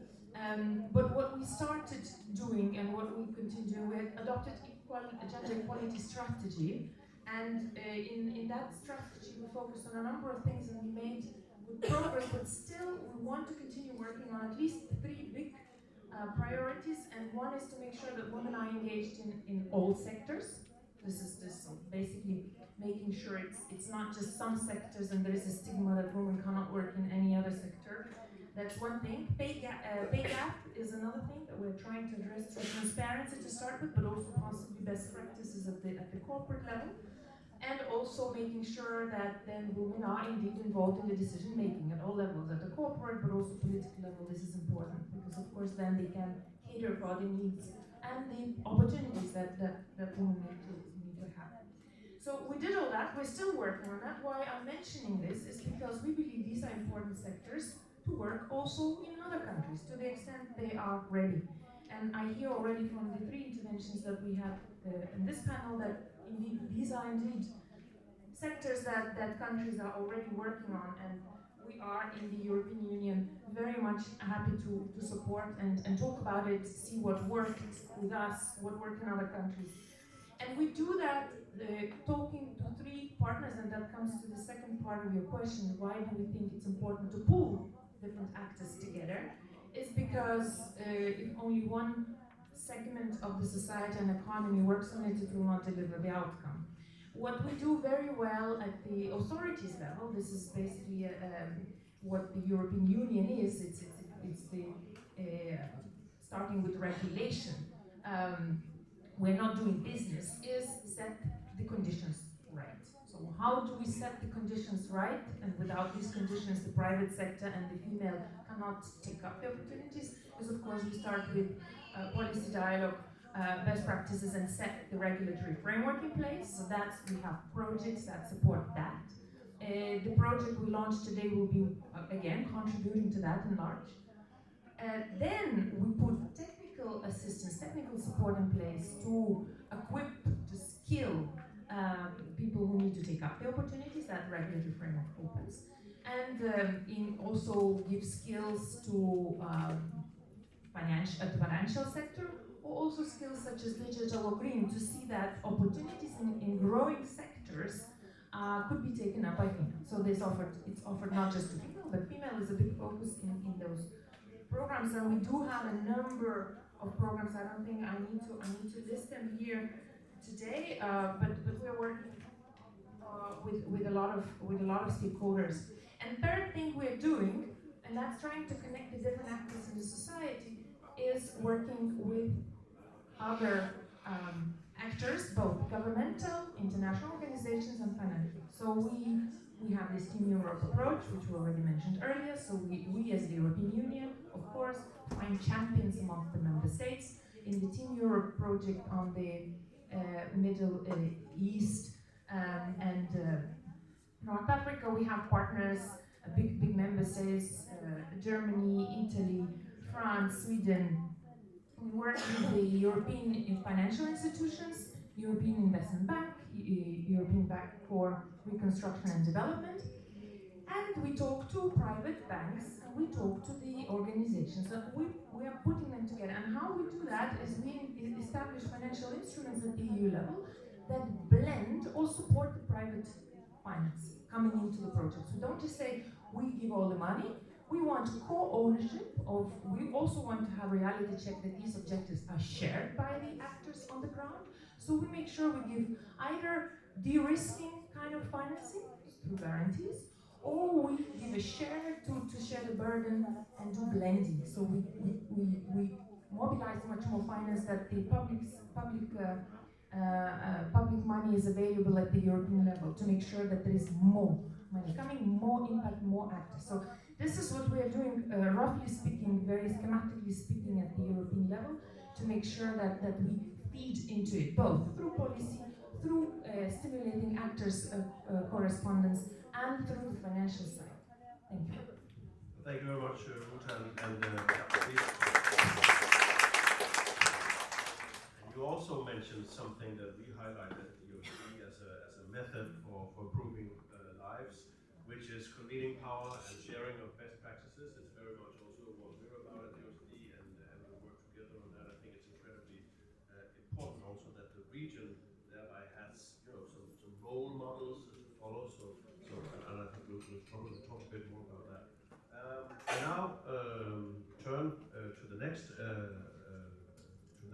panelist, Elena Hanova, UN resident coordinator here in Cairo. You have a very important perspective on the progress and challenges surrounding women's economic empowerment here in Egypt, and perhaps also even the region more broadly. Could you share some examples of impactful UN-led initiatives in Egypt or the broader region that are advancing women's economic inclusion? Thank you very much, Secretary General Knudsen. It's indeed a great pleasure to join this conversation today, and thank you very much, OECD, for putting it together. Today we are talking to the converted, right? It's very clear. But still, I think it's very important to have that panel where we share, as also the EU representative said, we share experience, because I believe you would agree with me that despite all the achievements that we are sharing, reflecting on today, still empowering women, or specifically economic empowerment of women, is unfinished business of today, unfinished agenda. So we need to indeed share among ourselves, listen to each other, and see what works, and collectively try to push this. Because empowering, investing in women, and we know it clearly, uplifts all the people, uplifts countries, uplifts communities. So very pleased to join you today. Back to Egypt. The Minister of Planning, Economic Development and International Cooperation this morning, Dr. Rania Mashat, clearly communicated that empowering women and girls in Egypt has been made a government priority. And indeed, a few years ago, immediately after launching the SDGs, Egypt was among the first countries that developed and launched its national strategy for empowering the Egyptian woman, and it's a strategy until 2030. Also, if you look into the Vision 2030 of Egypt, women's economic empowerment is very prominently featured. So there's this clear national leadership, which, of course, is trying to deliver and empower women and girls. It doesn't mean that there are no challenges. There are many challenges. And I will just mention one that is linked to the theme of today's event, which is economic empowerment. And this is the percentage of women in the labor force. In Egypt, it's 16%. It's very low. If you compare to men are around, 69% in the labor force. And we at the UN were extremely pleased and glad that the government of Egypt last year at the SDG summit in New York in September, when the government, you're all aware, this was a summit where the governments made commitments with regard to accelerators. So, they came to New York with their vision on what will be these areas where if they invest and they're seeking for support and partnership, that will move the needle of accelerating all the SDGs. The Egyptian government came with 3 national commitments. One of them, increasing the percentage of women in the labor force by 67%. So that was by 2030. Clearly, that tells you that there is, definitely a will, and there is also a government leadership when it comes to that area, specifically women empowerment. So this is the context within which the UN country team works in Egypt, which of course, to talking about women economic empowerment is a conducive environment for us to, work with partners. So for us, it's very clear. It's the cooperation framework. It's our 5-year program, which we signed with the government of Egypt, which basically provides the framework within which all the UN agencies are working in this country. And it's in 80 of the countries where UN is working, we have this cooperation framework. But going back to Egypt, here decided last year, we are among the few UN country teams globally which have a standalone pillar on empowering women and girls, a standalone pillar within this 5-year program. Also, we made sure, and the government was insisting on this, that women empowerment is also a cross-cutting. It goes, through all the other pillars of the cooperation framework. I want to just, mention, before I come to very specific examples, I want to mention something around the approach which the UN is taking in this country. And I was very glad that the deputy head of the mission of the EU delegation to Egypt also mentioned something around this approach. And our approach to women economic empowerment is comprehensive. We always say, these words. But what is more important is that it addresses the needs of the women across all stages of life. It's very important. You address them in a coherent manner along all stages of life and also all levels of development.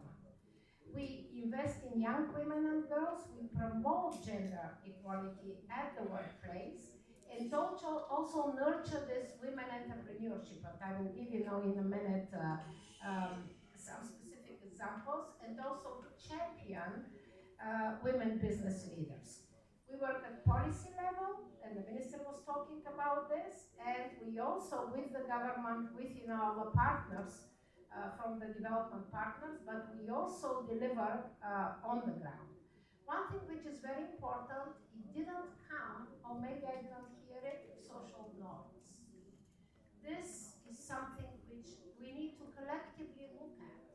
And again, I was very pleased with the EU and the approach they are taking currently, which is we don't impose, we give choices, right? And then, women decide.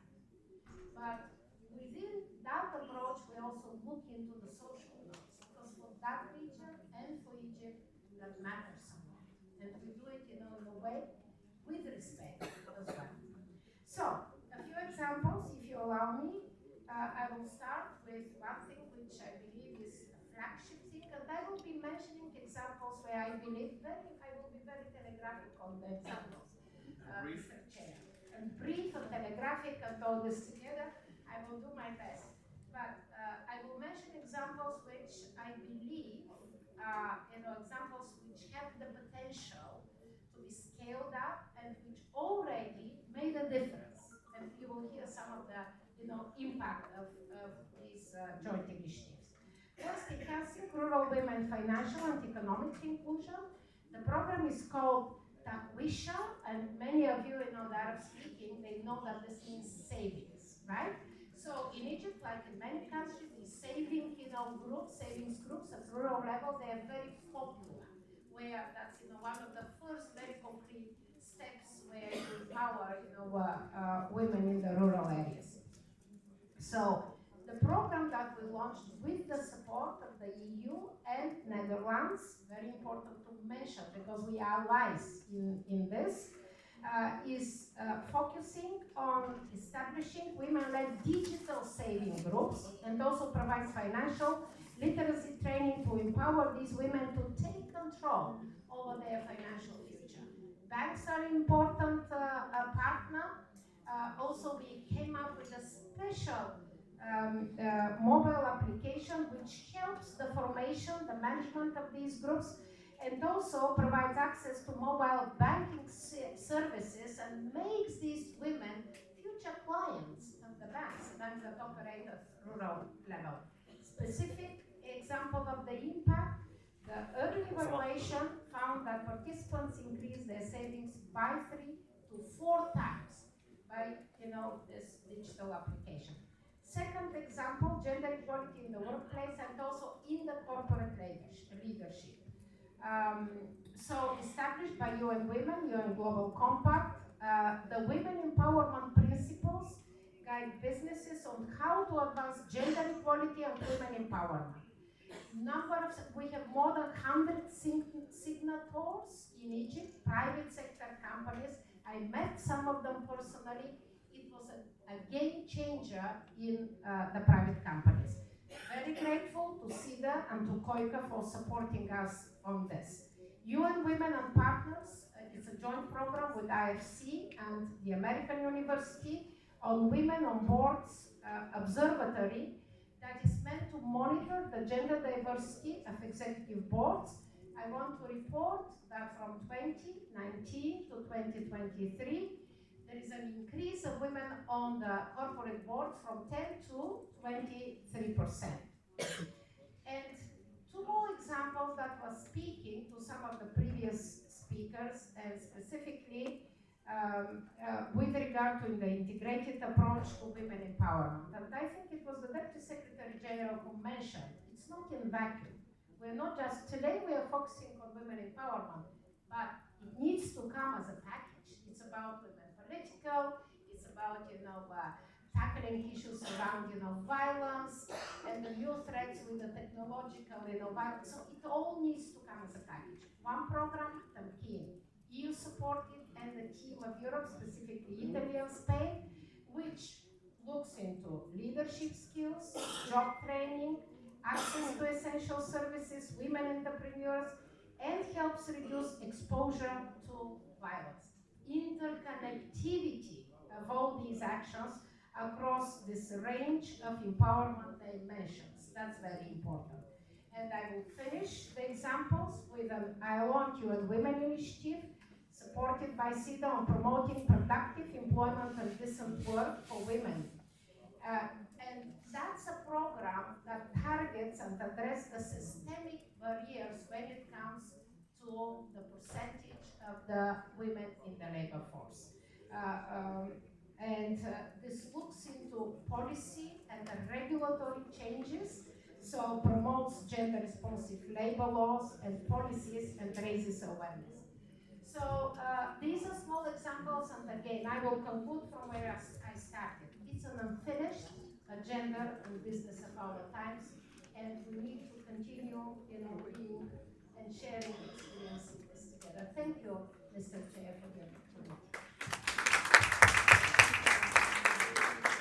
Thank you so much. There was so many things in there that one could comment on, but I think I'll save some of it for my concluding remarks and move on in the panel to my left, your right, my good Saudi Arabian friend, Deputy Minister Dr. Mansour Al-Murayan. You and I have discussed this before, bilateral, so I know that you have a range of reforms when it comes to inclusive growth and increasing women's participation in the workforce. You've actually increased over the past decade from 21% in 13 to 35% in 23. I mean, that is quite considerable. So I wonder if you could tell us something about the key success factors behind that, and maybe also, since we're also in the business of advertising the OECD Saudi Arabia Corporation, if you could tell us a little bit about how our action plan that we have together, how you think that could help you build on some of the results you've already achieved. Thank you so much, Ulrich. It really is an absolute pleasure to be here. And thank you for the OECD for organizing this and for recognizing the timeliness and the importance of this topic. So in Saudi, I guess we're very, very, very proud of the achievements that have happened over the past decades. It was actually 17% women and women participation in the labor market, and increased to 36%. So through this platform, I'd like to share the thinking and how this was a result of a very coordinated, very well-structured approach to fix this issue. It's all anchored in the beginning of the demographic context. For the first time in a long time, or actually the first time, we are in a window of demographic opportunity, very similar to other countries on the map. The number of the working age population surpassed the number of children. And we've reached a point in 2017, 2016, where 50% of our graduates were women. So the talent is there, but 17% of them were participating in the labor market. So how do you fix this, and what do you do? This is kind of the story of what happened. The first lesson is that you really need to shift from an implicit, structural legal system to an explicit. You can't assume that if you don't explicitly say, I'm going to give equal opportunity and equal access to the labor market, equal treatment, equal pay, equal social inclusion benefits, then less likely your efforts are going to succeed. So this shift from an implicit system to an explicit system is absolutely critical in enabling this participation and making it so much higher than expected. Our target was 35% in 2030, and we've reached 36, 37% last year. So that's one. What we did is that we created a labor law that has very anti-discriminatory effects, and equal treatment, equal pay, and social benefits. Two, you have to then identify what are the practical barriers for women's participation, given the fact that you've already reformed your structural system. Things like transportation. Obviously, Saudi has allowed women to drive, and that had a huge mobility effect. Mobility, free mobility, and we see it. But also transportation in terms of subsidies. There's a program called Usul that targeted 250,000 women with car hailing apps to actually go to work and make sure that they're there at work. There's Qurra, which is basically a program that matches women with affordable childcare. A lot of the women who started to participate in the labor market are actually dominantly for now in the lower paying brackets and retail, etc. So how do we make sure that they have the tools to stay and not just participate? And maternity leave. We've extended maternity leave 2 months ago from 10 to 12 weeks, and we're also considering adding that. These are things that are related to the practical barriers. These two things in combination together have really is kind of the lessons learned. Adding to that, an overarching theme is that there's no economic empowerment without human capital empowerment and investment. You can't have women participating in the workforce if they don't have access to healthcare, specifically reproductive healthcare, our maternal mortality ratios, our access to gynecologist, antenatal care, family planning, nutrition for kids, etc., and education as well is absolutely critical for the kids. So no economic empowerment without human capital in labor market is also a lesson learned. Now, having said that, there are so many challenges still that are really, and it's only a step on the ladder of what we're going to do and what's coming next. One of the biggest challenges, I think, is that despite the fact that you have structural laws, and despite the fact that you have no issues in equal pay written on paper and no issues, the private sector needs to step up, really, when it comes to gender pay gaps, when it comes to promotions, when it comes to representation of the private sector. They really need to step up the game. And they really need to not even in the sense of corporate social responsibility. This is not about corporate social responsibility. This is about fairness and transparency and inclusion. And we're not seeing this in the private sector. Another issue is I heard a lot about entrepreneurship.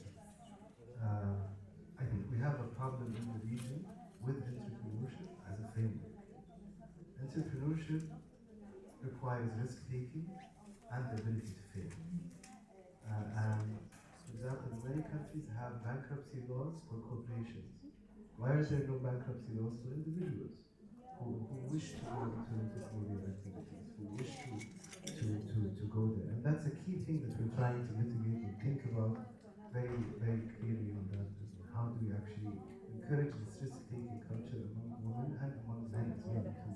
I think it's an ecosystem when it comes to entrepreneurship activities. With OECD and what we're trying to do with OECD, and I agree with the notion that people said about leadership. Leadership is sharing. It's sharing experiences, sharing lessons learned, sharing knowledge platforms, which brings me to data. We are obsessed with quantitative data. And fair.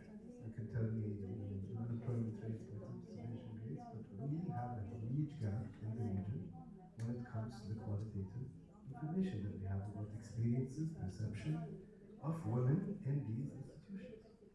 Where are the social scientists? Where are the academic community? Where's the literature? How can we inform policy making, not just by quantitative data, but actually lived experiences of women? You cannot plan as a government or as any kind of policy, multilateral bank or institution without actually talking to people and having this ability to inform what works and what does not. That's why we're a huge fan of SIGI at OECD, because we really think that that bridges that gap. So that's kind of our thinking. For the action plan, this is an opportunity, I think, between Saudi and OECD to really tackle the challenges. We are very proud of our accomplishments, but it's not enough. And partnering with platforms such as this that brings in the regional experience is very important. I'll end with one note, is that MENA is not, I'll give you an example in Saudi before MENA. Saudi is not, you don't even see the same in regions. So the regional variations of women participation within Saudi is huge. So think about MENA also, that it's not a one-size-fits-all approach. It should be tailored, it should be very well considered, and it should be in platforms like this where we get to network and we get to talk and we get to discuss our challenges in rooms like this, in conversations like this. Today's opening panel, usually opening panels are very formal, but this one was fantastic. The numbers that were shared, the urgency of certain situations, and I agree with Madam President Coordinator that this is a long journey here. And we're just in the beginning of it. But yes, I mean, I think it's about policy convening, it's about really trying to think outside of the box and include women in the policy decision making. And never just stop and say, I've accomplished. You want to reach a point where you don't need to actually talk about gender or the angle of gender when it comes to economic empowerment. So it's not good. Thank you. Thank you so much. It's been a long morning, so thank you also for reminding us why we're here and the purpose of these conversations and sharing that this actually is supposed to lead to progress. We have two panelists left in this panel. We turn now to Libya and Deputy Minister Dr. Masouada El Aswed. Women are central to achieving strengthened competitiveness and also diversifying economies, and I know you have some experience with this. I want to ask you a couple of questions around that. What are the key initiatives that Libya has been prioritizing to empower women? How are you positioning women and entrepreneurs essential to Libya's economic diversification, transition, recovery, and how are you fostering public-private collaboration to create sustainable pathways for female economic inclusion? Simple questions, you know. Thank you very much for this opportunity. I'm going to speak in Arabic language because I'm Arabic. So, بسم الله الرحمن الرحيم والصلاة والسلام على سيدنا محمد النبي الكريم وعلى آله وصحبه ومن سار على هديه إلى يوم الدين. حقيقة إذا ما أردنا أن نتحدث عن تمكين المرأة فأعتقد أن لدينا شريعة قد مكنتها بغض النظر عن من يختلف معي أو من يتفق. لكن التمكين الذي نريده للمرأة ما هو بالضبط بناء على مجتمعاتنا واحتياجاتنا الذاتية وسياساتنا وكل ما لدينا من أهداف عليا، سواء كانت هذه الأهداف سياسية أو اجتماعية أو اقتصادية وما إلى ذلك من الأهداف التي تسير عليها كافة الدول. حقيقة لدي سؤال أول وأعتقد أنه حيوي وأكيد. لدينا رحلة طويلة مما يعرف بتمكين المرأة. هل قيمنا التجربة؟ ليس فقط في دولنا العربية ولكن في العالم أجمع. أعتقد أننا نحتاج إلى تقييم السياسة التي تم اتباعها لطرح فكرة تمكين المرأة. هل هي ناجحة؟ هل تحتاج إلى التغيير؟ هل تحتاج إلى طرح جديد يتناسب مع الأجيال الجديدة؟ هل يحتاج أو تحتاج إلى قوانين وتشريعات تتناسب مع هذه الثورة التكنولوجية وهذا التواصل الاجتماعي الذي لم نحته في العالم من قبل في أجيالنا السابقة، ونحن الآن نتعامل مع أجيال جديدة ولدت مع التقنية وترعرعت عليها وأدمنتها. إذا ما قيمنا الاستراتيجيات السابقة أعتقد أننا سنضع أيدينا على الكثير من الحلول. لماذا؟ لأننا سوف نصل إلى نقاط الضعف التي طرأت على هذه الاستراتيجية، وسنصل أيضا إلى نقاط القوة لنطورها، ومن ثم نبتعد عن كثير من نقاط الضعف التي حصلت في مسيرة تمكين المرأة بهذا المعنى. إذا ما أردت الحديث عن ليبيا لديها دستور من عام 56. هذا الدستور لم تحصل فيه أي مرأة عربية على نفس الحقوق التي حصلت عليها المرأة الليبية في الدستور الليبي في عهد المملكة. ولكم أن تطلعوا على هذا الدستور وتروا أن المرأة الليبية قد حصلت على نفس المزايا التي حصل عليها الرجل في الحصول على العمل، في الحصول على نفس المرتب، في الحصول على الترقيات، في الحصول على الفرصة في التعليم والوصول إلى أعلى الدرجات العلمية. وربما لدينا الآن رقم قياسي ممن يحملنا الدكتوراه والماجستير في بلادنا مقارنة بعدد السكان لم تجدوها في أي بلد. القوانين والتشريعات الليبية أيضا، لست هنا بطرح المزايا حقيقة، ولكن أردت أن أضع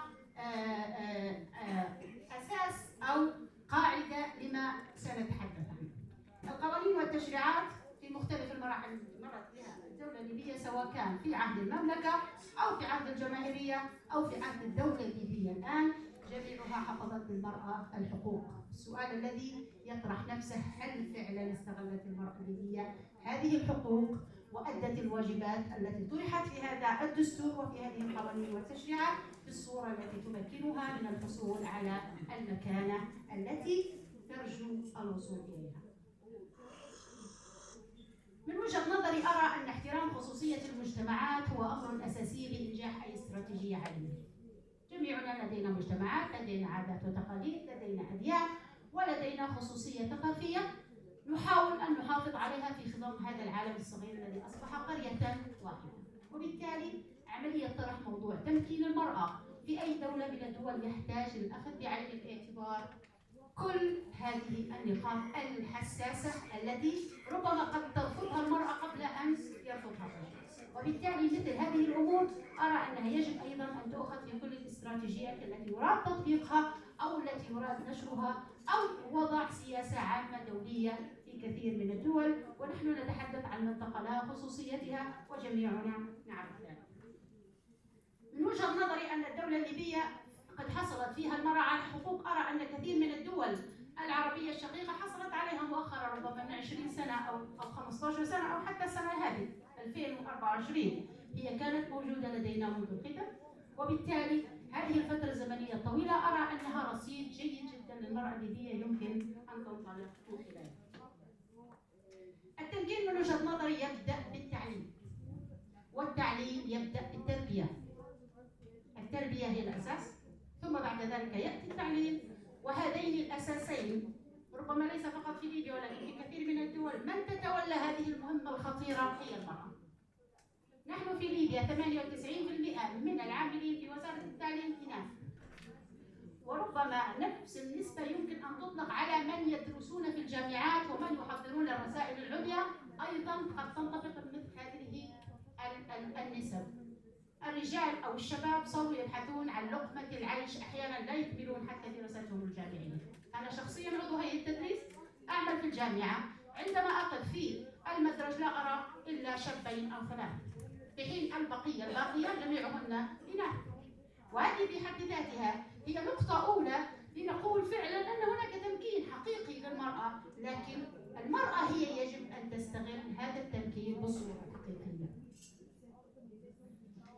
إن وجود المرأة في قطاعين أساسيين هما العمود الفقري لأي دولة وهما التعليم والصحة دليل على أن هناك مرأة لها دور.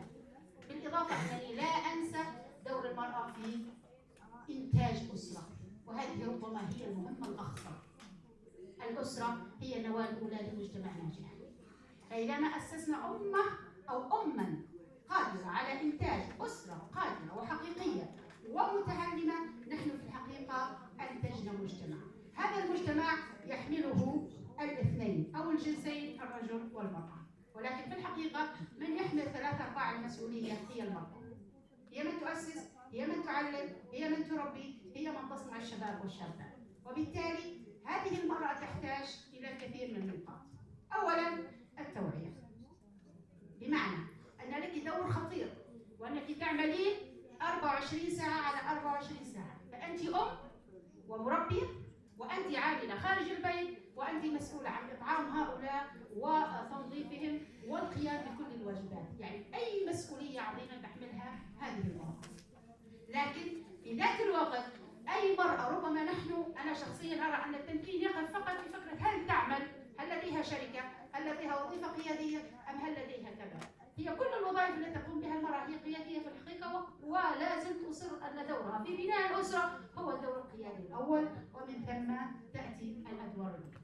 وكثير من السيدات في كل المجتمعات على مختلف الجنسيات أثبتن قدرتهن على إدارة هاتين الوظيفتين بكل جدارة وبكل نجاح. فما بالك عندما تكون هذه السيدة رائدة من الرائدات، سواء كان في المجال العلمي أو في المجال التجاري أو في المجال الاقتصادي أو حتى في المجال السياسي، باعتبار أن هذه المرأة فعلا لها قدرة غير عادية ربما لا يحصل عليها زملاؤنا من الرجال في إقامة مثل هذه الأشياء. شخصيا أرى أن تمكين المرأة يبدأ أولا بتعليمها، وهذا هو أساس التطور، التعليم، ثم بعد ذلك التوعية بأهمية الدور الذي تقوم به، وأن تشعر بالفخر والسعادة أنها تؤدي مثل هذه الأدوار. الدور الثالث أن لديها حقوق يجب أن تتعرف عليها جيدا وأن تحصل عليها بكل قوة. الحقوق تنتزع ولا توهب.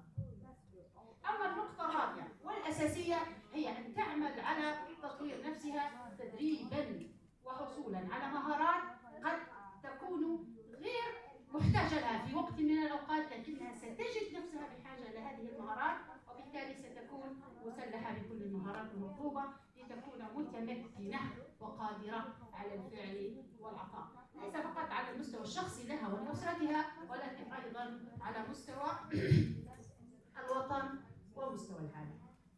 مسألة تمكين المرأة من وجهة نظري الخاصة تحتاج إلى إعادة نظر، بمعنى أن يكون هناك استراتيجية تتناسب مع ما نعيشه. الكثير من الدول وحتى لسنوات متأخرة ليس هناك حقوق للمرأة. الآن الكثير من الدول تتحدث على أن المرأة حصلت وحصلت وحصلت. هذه ليست منية وليست جميلة من أحد. هذه حقوق ربما تكون المرأة نفسها قد انتزعتها غصبا عن كل من يكون عاملا على التخطيط أو إصدار القرارات في أي دولة من الدول. أخيرا أريد أن نقول عليه الصلاة والسلام قال: ما أكرمهن إلا كريم وما أهانهن إلا لئيم. إكرام المرأة والحفاظ على حقوقها وتعليمها ما هي واجباتها هو في حد ذاته الكرم الذي قصده عليه الصلاة والسلام.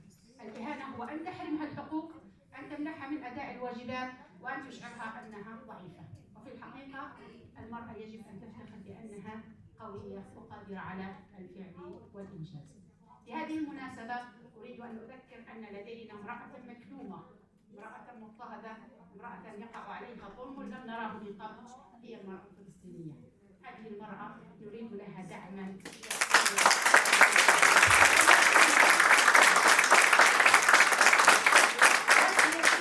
وعلى كل الجوانب. من يحمل كل هذه المآسي والكوارث هي تلك المرأة التي نرى دموعها كل يوم. من هنا أحييها تحية خاصة وأتمنى لها بإذن الله الأمن والسلام والاطمئنان. شكرا جزيلا لكم. Thank you very much for that. Thank you also for adding the educational perspective to this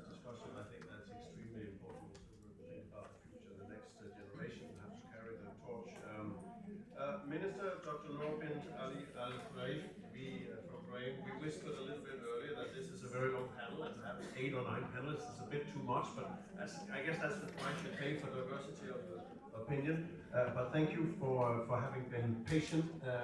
We now turn to you, last but certainly not least. Now, Bahrain has shown a very strong commitment to sustainable development and women's economic empowerment through a lot of initiatives. I'm sure you mentioned some of them. But I wonder if you could share some of these examples of economic policies that are creating opportunities for women, not least in high growth sectors, and maybe also a little bit of the role of public-private partnerships. Hope this is working. Bismillahirrahmanirrahim. Assalamu alaikum. Good afternoon, everyone. I am very well aware we're way past the schedule and that I am the 9th person to speak, so I will try to keep it absolutely short and to the point. But I actually have been really by my fellow panelists here and what has been said. I think there is definitely a wealth of experiences. And I want to actually say and also thank our hosts here from Egypt, France, the OECD, the EU as well, for convening everyone into this, just for us also to appreciate the experiences that the region has. And I agree with what was said earlier, we do not have to always bring outside influences from the EU or beyond to actually support the women in the region. There is a variety of experiences, as we've heard so far, and I think we can definitely work together. And on that also, I want to say that though we're not recipients of the program, congratulations on announcing it. We'll be more than happy to support in any way, given the experiences that Bahrain has. Also, I was very inspired by my fellow panelist, Muna Al-Marri, and what she said about the story with the UAE. So maybe I'll do a 20-second story about Bahrain. But as a small island, for us, pearling was the main trade for the kingdom, and so for months on end, men would actually be going out and sea, and who would be running the country? It would be women. And so we've had really experiences beyond the strategies that we've set over the last couple of decades, maybe. So definitely there is something that we can go back to. And on the point whether we are reassessing, in Bahrain we are reassessing what we've been doing. It's actually this year that we're looking back and saying we have more than 2 years of having the Supreme Council for Women in Bahrain that's been leading those efforts. We've had more than 10 years of having a strategy, so maybe it's more than what countries in the region have had, and at this point we're actually reassessing before setting the next strategy.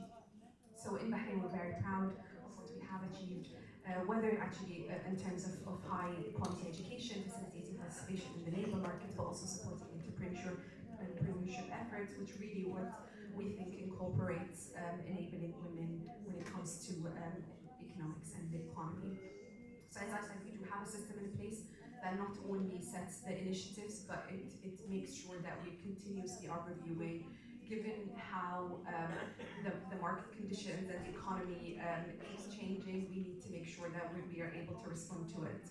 And basically that system that we have is the Supreme Council for Women, which is headed by Her Royal Highness Princess Sadiqa bint Ibrahim Al Khalifa, the wife of His Majesty the King. And the Supreme Council for Women was actually set up back in 2001, so in a couple of years' time we'll be celebrating the silver jubilee of that.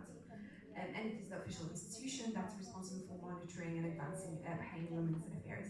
And I want to say, given that all experiences, we avoid using the word women empowerment. I think in Bahrain we're way beyond empowering the women. We're all about sustainability of women empowerment and sustainability of where the women have reached in Bahrain and in the region as well. So in 2005, we launched the first of its kind in the region national strategy for the advancement of Bahraini women, and then lots of other plans followed to execute that strategy. One interesting thing is that we do not just include female participation into our budget. We actually mandate that ministries and authorities, once they work on their budget, they have to specify how much is being spent in the workplace, just to ensure that their needs are covered by the budgetary requirements. We do have also a national gender balance model, which is our roadmap to establish the infrastructure that is required to support gender balance.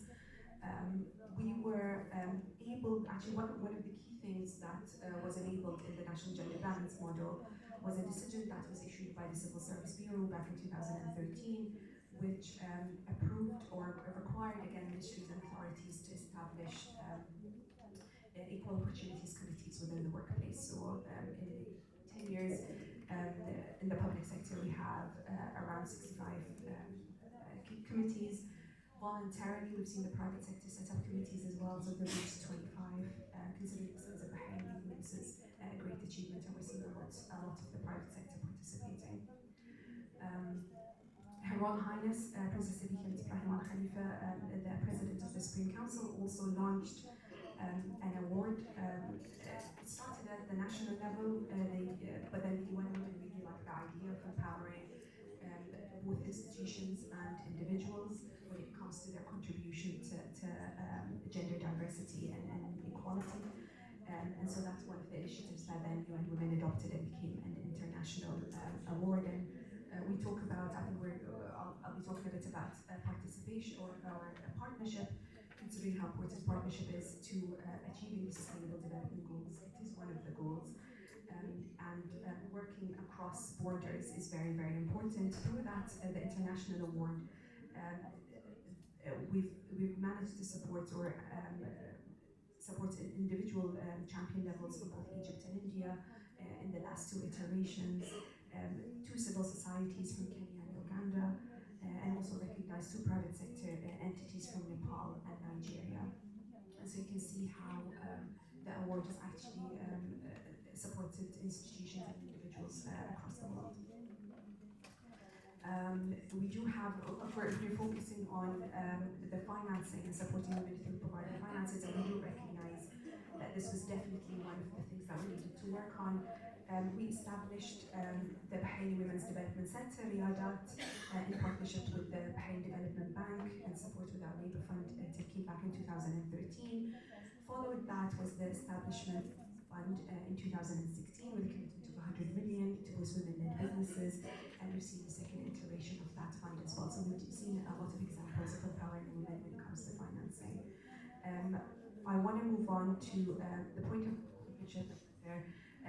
It's important to have, or what the role is of the public-private partnership. As I said, for us, sustainability really relies on everyone working together and everyone being enabled and empowered. Given the small size of the country, I think it would be impossible for us not to work together as a private and a public sector, and that's really the way we work. It is Team Bahrain, which incorporates everyone in society. And actually, if we look at the numbers, and I'm going to throw in some data and some numbers, because we are obsessed with as my fellow feminists mentioned. But really, when you look at the numbers of female participation within the workplace and the number of commercial businesses that they own, it is quite difficult to actually work alone without them. And considering, as I said, the wealth of experience of Bahrain, we've seen over the last 20 years, so since the establishment of the Supreme Council for Women, Bahraini women's participation in the overall national workforce increased from 25% to around 43%. I think this is one of the highest percentages in the region. The percentage of Bahraini women in the public sector alone actually jumped from 41% in 2007 to 55%. So there's more females working overall in the private sector than males. The percentage of Bahraini women in the private sector jumped from 25 to 36. So we're seeing a lot of healthy percentages and healthy growth in female participation. In terms of women owning commercial registrations or businesses, the number increased from 37% in 2010 to 45% in 2023. So we're definitely very, very proud of what the country has achieved. And as I said, definitely more than happy to work together with our organizations like yourselves to share some of those experiences. Maybe another thing that someone touched on as well in terms of mandating maybe quotas. We've seen really healthy figures when it comes to participation and the creation of companies. We did not see that translate into board positions, for example. So that was something that was mandated in Bahrain by the Central Bank and the Ministry of Industry and Commerce. And finally, after years and years, we saw the first Bahraini female chairing a national bank. So that's the National Bank of Bahrain. A few months ago, appointed a woman for the first time. And maybe here, actually, I'll point at myself as well, because I'm here because I'm part of the Supreme Council for Women. So I was very proud and lucky to have been appointed on the board of this pre-council forum, but also I'm the first female Minister for Sustainable Development in Bahrain, and I'm the first Chief Executive of Bahrain's Investment Promotion Agency, the Economic Development Board, in its 23 years of its existence. So I think definitely there is a lot to be proud of in Bahrain and the region overall. And as you said, we're here to support each other. So I'll stop here, and I hope I did not take a lot of time.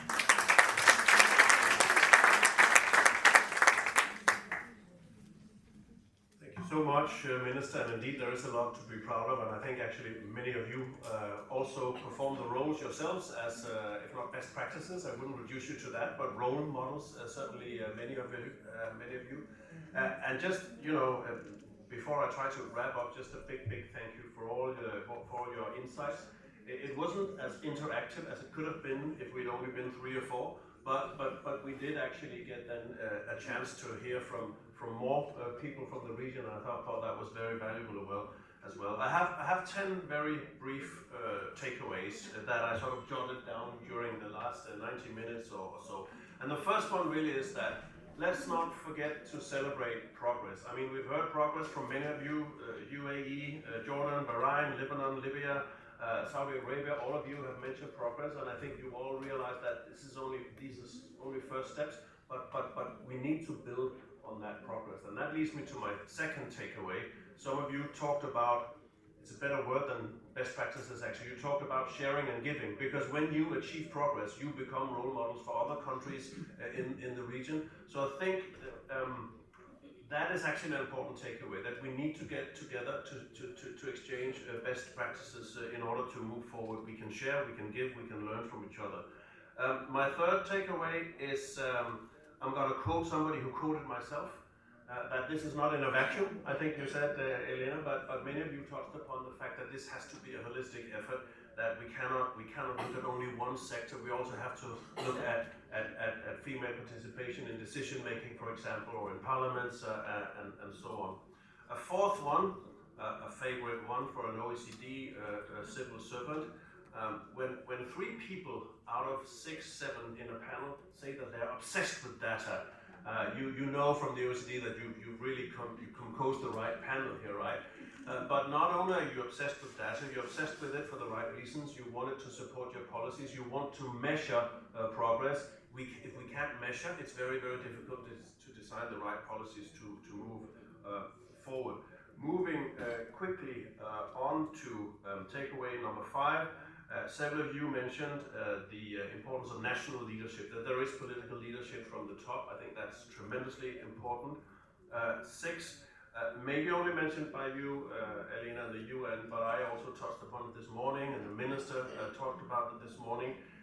Let's look for digital solutions, digital applications that can help us. If we don't consider the fight for gender equality hand in hand with the digital transformation, I don't think we will be successful. So I take that as a takeaway as well.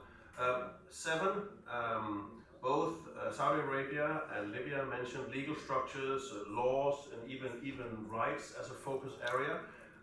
Number 8, the private sector has a responsibility, as you mentioned. But not only that, there is also much to be learned and gained from collaboration between the private and the public sector, mentioned by both Bahrain and Libya. So thank you for those insights. My 9th takeaway is also having both the EU, the OECD, and the UN on the same stage here. I am heartened that we can work together as well as we can. We have different roles, we have different constituencies, but I have personally been part of many collaborative projects, both with the UN and with the EU on improving gender equality. And I just want to thank my IO colleagues for that, and I hope we can move on with that. And then number 10, I had to return to Michael Jackson. You mentioned the man in the mirror, and my hook here is that one of you mentioned that this is unfinished business. So I wanted to remind you that maybe the very first or second hit of Michael Jackson was called Don't Stop. That's actually why my phone went off into a YouTube video with Michael Jackson, because I wanted to make sure that there wasn't anything inappropriate in that lyrics, because I remember it's something about don't stop till you get enough, but actually there's nothing inappropriate in there. So maybe let that be my last takeaway. I think it sums up also the spirit of this panel and what many of you have said. Please don't stop. Thank you very much.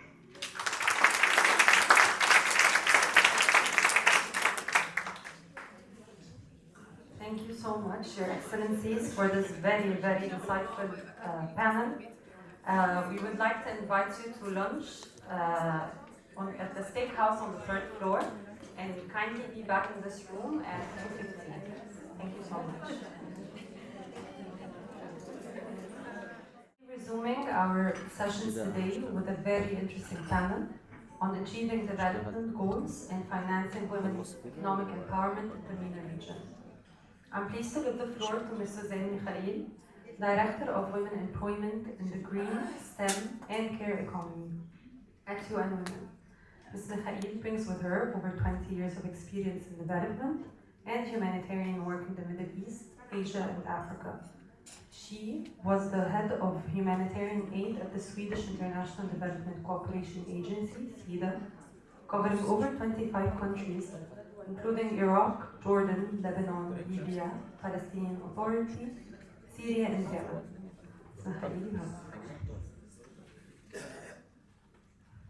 Thank you so much. Colleagues and friends, can you hear me? Very good. I will start sitting if that is okay with everyone, but I'm utterly pleased to be with you all here today and to serve and facilitate this exciting panel. And it is exciting for two very concrete reasons. The first one, as you will hear, it is very solution-oriented. And the second is that it's practical in nature. It's not only going to help us understand some of the what's that has been conducted in this region in terms of women employment, and particularly through financing, but also the hows. It's very much a can-do attitude amongst the panelists that I have together with you here today. Colleagues and friends, there is a paragraph, or a graph rather, that many of us have seen, which is quite peculiar. It's a paradox, and many of us know that graph as the Arab states paradox. It basically shows the high level of educational attainment amongst particularly young Arab women. But then also in the same graph, it shows us very low levels of women labor force participation. That paradox, in a way, is a mismatch between heavy investment on education on one hand, and then not really being able to reach the fruit of employment, whether it's in output, tax generation, purchasing power, etc. And that mismatch, my dear friend, is leading to what I sometimes deliberately use a harsh word for, but leads to a financial leakage for the Arab states. It's a financial leakage that in many ways is unnecessary. That financial leakage has been estimated by colleagues at OECD and ourselves at UN Women at around 500 to 600 billion a year. But that's on GDP level. But there's another economic loss that is equally important, and that is on family units. Colleagues and friends, we know very clearly that few families in the Arab states are now able to survive on one singular income. And for that reason, it is utterly important to see some real progress in increasing women labor force participation.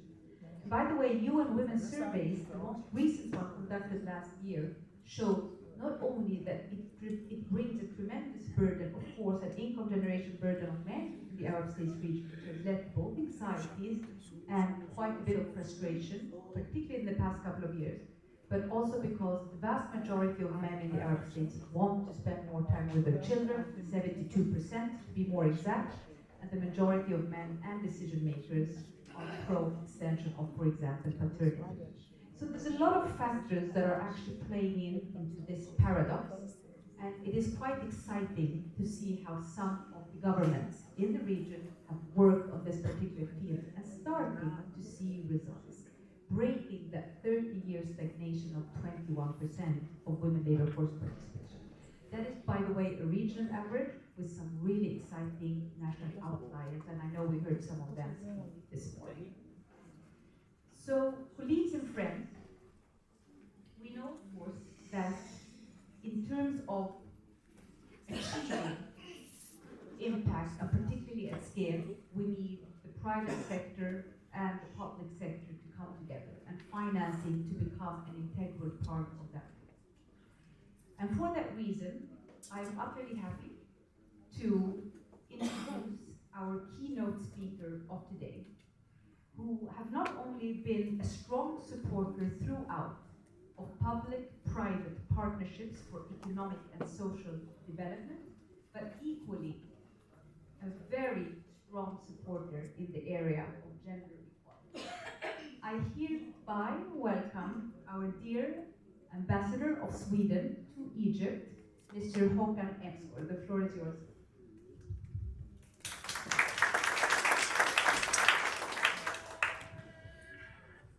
Thank you very much, Susanne, for that very nice introduction. It's a pleasure for me to be here and to be part of this very important and very interesting event that we're having today and tomorrow. I will start to say a few words from my Swedish perspective, because last year we adopted a new strategy for development assistance.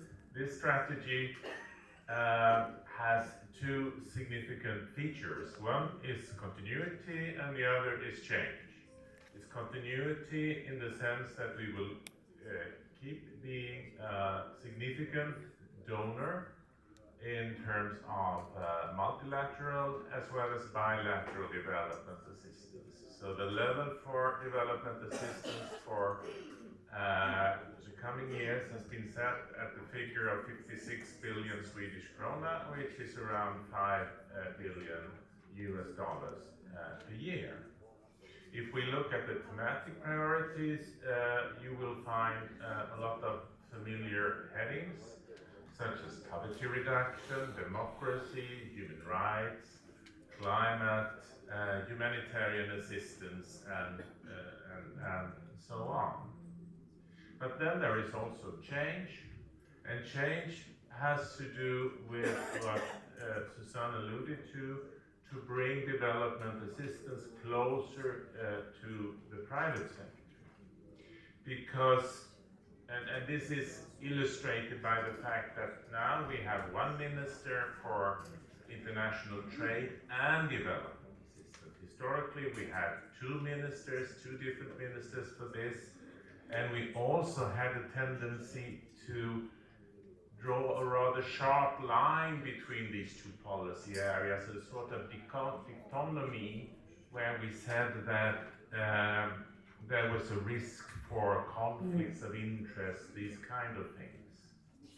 Now we believe much more that we have important synergies, we have mutual benefits of working together, public sector, private sector, development assistance, international trade, different ways. And it's interesting because if we speak to our partner countries, the recipients of development aid, this is exactly how they see it. And I think they discovered this before we did, actually, because what Egypt wants, what other countries want, is foreign investments from the private sector companies. And then development assistance, of course, has a value. It can support this, it can support other important policy objectives in the countries, but there is no contradiction in this. Now, empowerment of women and girls is a top priority for this government, and in particular when it comes to economic empowerment, which is what we are discussing here at this conference. And it has to do with all these well-known factors: access to market, access to finance, access to education, entrepreneurship, ownership rights, many of these familiar issues. Many of the speakers here have picked on this economic importance of this, and that the fact which is highlighted in the report in a very, very clear way, that if female participation in the labor force could reach the same level as for men, GDP in this region would increase by 47%. And it has been said before, but I think one should really stop there and reflect, because in which other policy areas could we find reforms, changes that would have the same economic impact? It's unique thing in economic terms that we are dealing with here. I want to take another example, which I have taken many times before, but to talk about the Swedish daycare system, which we launched in the 1970s. So everyone has the right to affordable daycare for the children. So of course we have to employ a lot of people, mainly women in this sector. It costs a lot of money, but for each woman that we employed in this sector, 3 women could join the labor market, contribute to society, contribute to GDP, paying taxes, all these kind of things. So at the macroeconomic level, this came out positively as a plus in the figures. Now, this report is also providing a very clear picture, I think, of the situation in the MENA region. There has been important progress, and Susanna talked about that, in the education sector. And if we talk about science and technology, Egypt is even better than Sweden when it comes to these figures. There has been important changes in legislation, and again, to take Egypt as an example, there is now a law before the parliament talking about the right to 4 months of maternity leave. I know many of you would say that we would want to get further than that, we want to have more than that, and I don't disagree with that, but it's an important step in the right direction. There is no question about that. So now we're looking at the labor market and labor participation. And what are the challenges here? What is it that we have to deal with? I think the challenges are really very familiar to us. And it has to do with the unequal burden of unpaid work in the family. Childcare, family care, household work, things like that.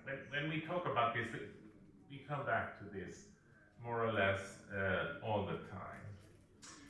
From the Swedish side, our development agency, together with UN Women, has been working on this for some time, and we have more and more tend to focus on the men and the boys.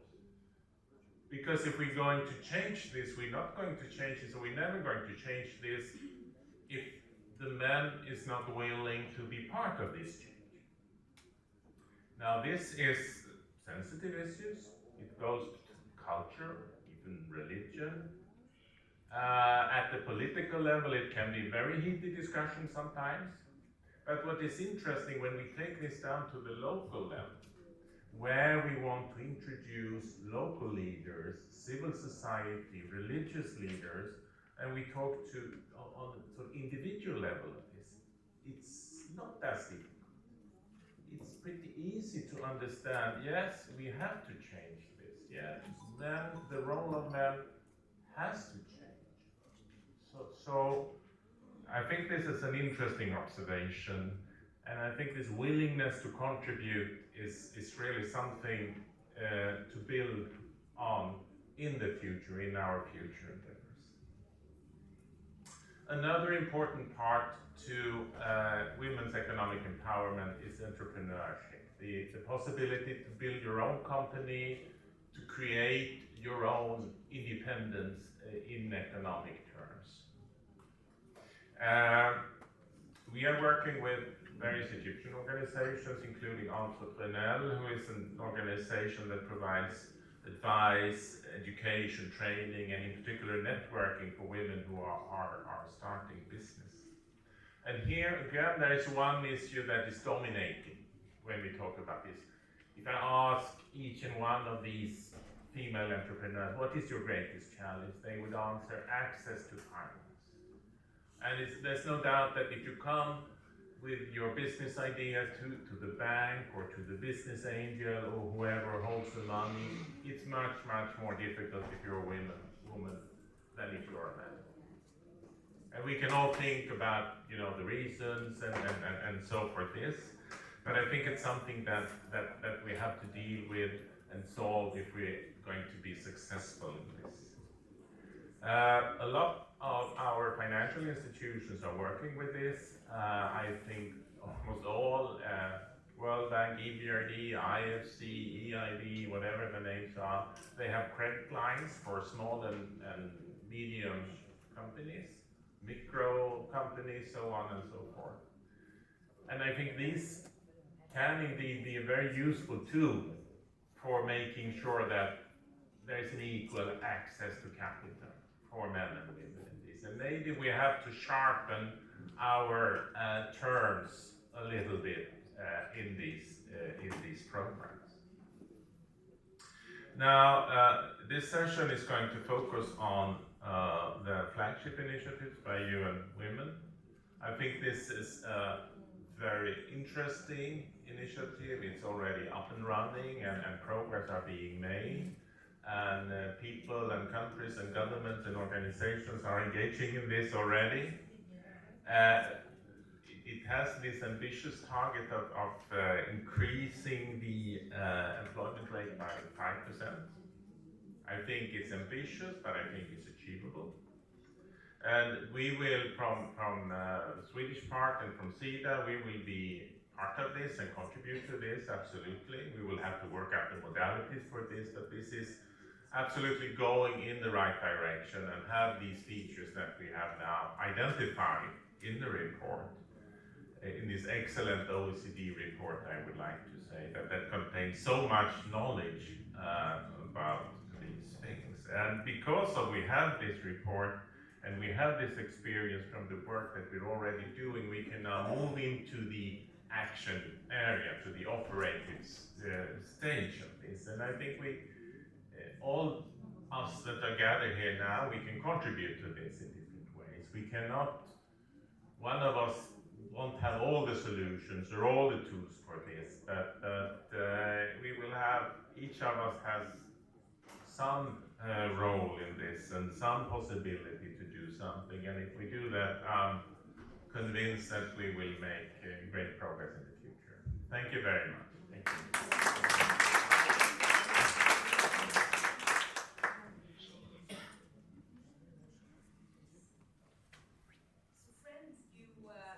You heard with me the ambassador speaking of that critical role of both men and women in this joint venture for women economic empowerment and women employment.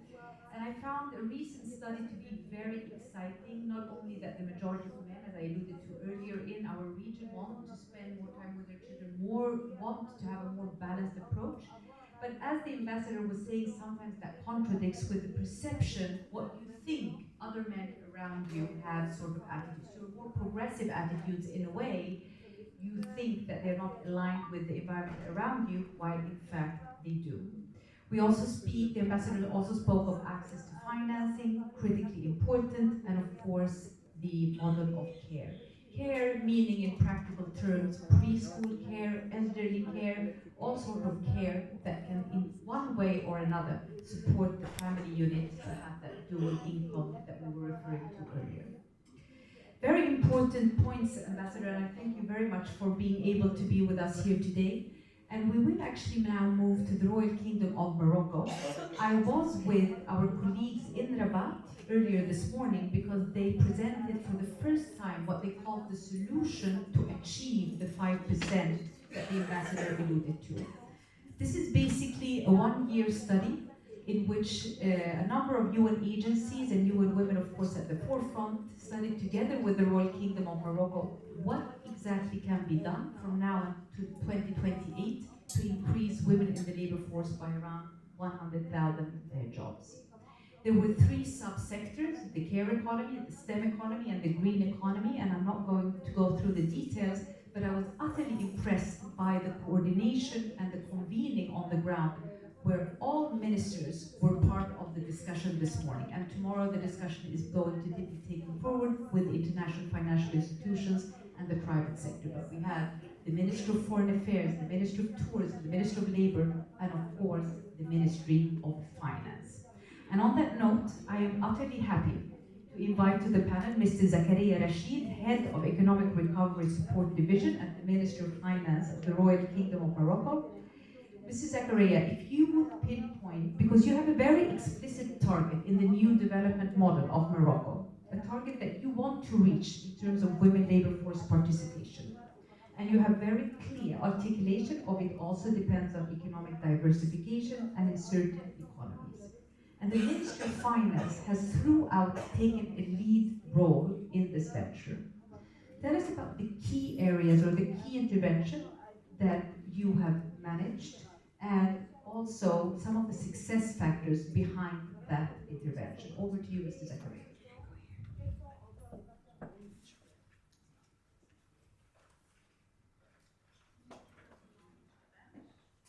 Okay. Good evening. Perhaps I will intervene in French, so some moment who wants to take the keys. Donc, merci Suzanne. Donc, je pense tout d'abord, je tiens à féliciter tous les organisateurs, l'Union européenne, l'OCDE pour le lancement de l'initiative, qui sont bien entendu à point nommé pour accompagner tous les efforts aujourd'hui engagés par les différents pays. Donc, comme vous l'avez souligné, l'égalité, c'est quelque chose de très important de rappeler que l'égalité du genre, elle a été actée depuis 2011. Elle était une priorité, mais elle a été renforcée depuis 2011 au niveau de la Constitution. Donc, c'est le document suprême juridique au niveau national, comme quoi l'égalité des genres, et c'est un objectif majeur. Et donc, de cet objectif souverain, donc, tout est décliné au niveau des politiques et priorités sectorielles. Je ne vais pas lister toutes les initiatives aujourd'hui qui sont en cours, mais peut-être rappeler les plus importants, encore une fois, dans une logique publique-privée, parce que le public à lui seul ne peut pas atteindre tout ce qui est aujourd'hui se présente comme challenge, mais il faut avoir un partenariat public-privé pour atteindre les objectifs. Et comme vous l'avez bien dit, nous avons un objectif quantitatif dans le cadre de notre nouveau modèle de développement, à l'horizon 2035, d'avoir un taux d'activité de 45%. Donc pour y arriver, donc il y a des challenges, et peut-être je vais rappeler quelques faits marquants. Bien sûr, je vais démarrer par tout ce qui est public, les principales initiatives lancées. Donc, côté ministère des Finances, j'appelle c'est l'utilisation de la dépense publique dans le cadre de ce qu'on appelle la budgétisation sensible aux gens, comme levier d'accélération des politiques sectorielles. Parce qu'en pensant, c'est pas d'avoir un budget uniquement femmes, mais c'est que cette dimension soit intégrée d'une manière transversale, d'une manière, je dirais, dans toutes les politiques qui sont lancées par les différents secteurs, l'agriculture, le tourisme, l'artisanat, l'entrepreneuriat, et j'en passe, avec un renforcement de cette obligation, puisqu'à partir de 2016, on l'a intégré comme une obligation dans la loi organique des finances. Donc aujourd'hui, dans chaque programme politique publique, il y a une obligation que ces derniers soient assortis d'objectifs, d'indicateurs et de résultats qui tiennent compte du genre.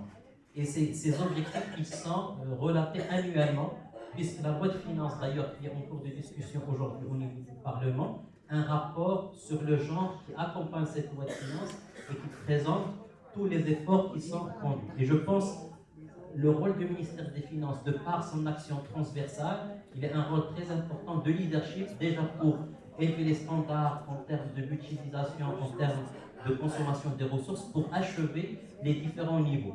Et donc, bien entendu, donc, cette dimension ne peut être atteinte que s'il y a les ressources nécessaires qui sont allouées, mais déjà d'assurer un monitoring régulier et qui est une chose essentielle pour atteindre les objectifs assignées. Bien entendu, nous avons aussi, au-delà des politiques globales qui adressent toutes les problématiques qui intègrent la dimension genre, nous avons lancé beaucoup de politiques qui adressent spécifiquement la question de la femme. Je ne vais pas les lister, je dirais, d'une manière exhaustive, le plan gouvernemental d'égalité avec les différentes, je dirais, réactualisations, notamment pour acter cet objectif.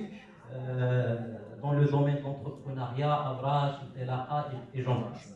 Donc ça, c'est du côté du public, donc il y a un effort, une prise de conscience. Maintenant, comme j'ai dit tout à l'heure, le privé, il a un rôle très important. Mais aussi, lorsqu'on dit le privé, c'est pas lui seul, c'est toujours dans une logique de coordination avec le public. Et donc, ce qu'on essaie de faire, c'est d'utiliser les ressources publiques comme un levier d'accélération, pas uniquement pour les femmes, mais pour toutes les questions transverses. Donc, on parle bien sûr du genre aujourd'hui, mais aussi il y a les sujets du climat, des jeunes, du rural, et ainsi de suite. Donc, je peux dire que, par exemple, au Maroc, on a introduit une disposition au niveau de la loi sur les sociétés anonymes pour renforcer le leadership féminin, c'est-à-dire accroître au niveau de la gouvernance des sociétés l'obligation d'avoir une représentation des femmes au niveau des différentes instances. On parle de conseil d'administration, des comités d'audit, avec un objectif aussi quantifié d'ici 2027 d'avoir au moins pour chaque genre 40% de représentation. Donc ça, c'est au niveau, le levier juridique qui est utilisé par les pouvoirs publics pour inciter les acteurs privés à assurer cette égalité. Et bien entendu, je pense aujourd'hui on parle d'accès au financement, la SNIF, le Maroc, il a lancé aussi la stratégie nationale d'inclusion financière depuis 2019, avec une particularité aujourd'hui, c'est un co-portage avec la Banque centrale, toujours dans cette idée, je dirais, de partenariat. Donc il y a les deux dimensions de politique publique et de régulateur. Et pour nous, la stratégie, l'accès au financement, ce n'est pas une finalité en soi, je pense que ça a été dit, mais c'est un levier d'inclusion économique et sociale. Et c'est quelque chose qu'on essaie d'expliquer à maintes reprises avec les autres acteurs. Et donc, peut-être donner quelques chiffres, lorsqu'on a lancé la SNIF, le taux d'accès des femmes, on était à 17%, c'est-à-dire avec les statistiques de démarrage. Aujourd'hui, on a pratiquement doublé, on est à 33%. Donc, c'est bon, on peut faire des sauts, ça peut avancer très rapidement s'il y a cette coordination, et il est porté par ce qu'on appelle un Conseil national d'inclusion financière, où les ministres siègent au même titre que les présidents des banques et des structures privées. Donc, aussi dernièrement, et ça on l'a lancé avec ONU Femmes, ce qu'on appelle l'initiative Genderlands. Donc, Genderlands, c'est une initiative qui vise justement, ce qui a été rappelé le matin par M. l'ambassadeur de France, le coût de financement pour les entrepreneurs. Et comment inciter les acteurs privés à réduire le coût de financement. Et donc, c'est une initiative qui tient compte d'offrir, je dirais, des coûts de financement qui sont attractifs, notamment en incitant les banques pour des coûts de financement, je dirais, plus faibles. Et bien sûr, cela sous-entend le développement de tout un écosystème qui est ce qui a été dit. Donc, le problème parfois, ce n'est pas l'accès au financement, mais c'est aussi de l'accompagnement, mais avec une approche innovante. Parce que lorsqu'on dit de l'accompagnement, il faut aussi l'appréhender selon la phase de développement de chaque projet. Il faut impliquer le secteur privé. Nous, ce qu'on a fait au Maroc, c'est dans le cadre, d'ailleurs c'est ce qu'on essaie de dupliquer dans le cadre de l'initiative Genderlands, c'est qu'on est appuyé par des structures d'accompagnement dans le cadre d'un processus de labellisation, qui eux-mêmes, ils sont plus proches des acteurs, des femmes au quotidien, qu'un acteur public qui est plus adapté à concevoir et à développer de stratégies, et que le déploiement opérationnel, il s'est fait par des acteurs, la société civile et des opérateurs au plus proche.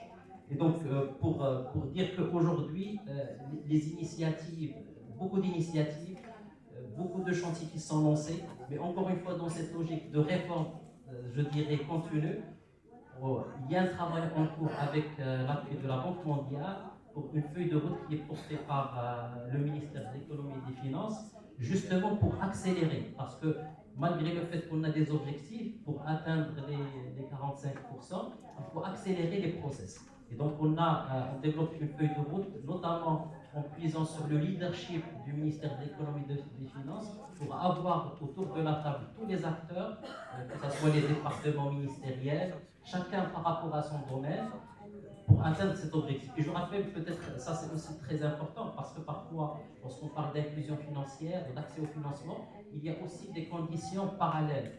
lorsqu'on parle par exemple de garde des enfants, conditions de travail, mobilité des transports. Donc ce sont autant de paramètres qui peuvent influencer, je dirais, l'accès au financement dans une démarche, je dirais, multi-acteurs, multisectorielle. C'est très important.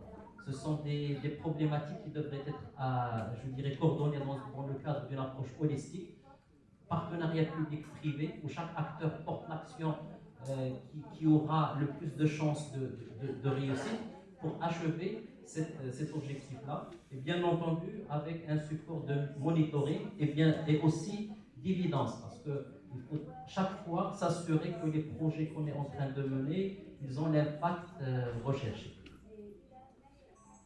Voilà.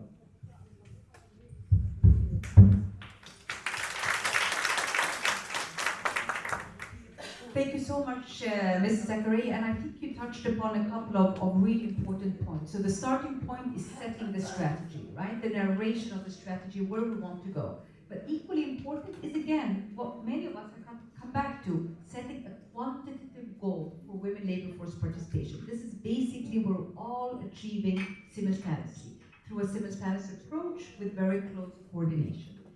Public-private came up again as a critical element behind success, and the multi-sectoral approach. We had the Ministry of Agriculture, Ministry of Tourism, you alluded to. All of them were in that meeting that I also alluded to earlier today, where they met earlier this morning in Rabat to look at the solutions together.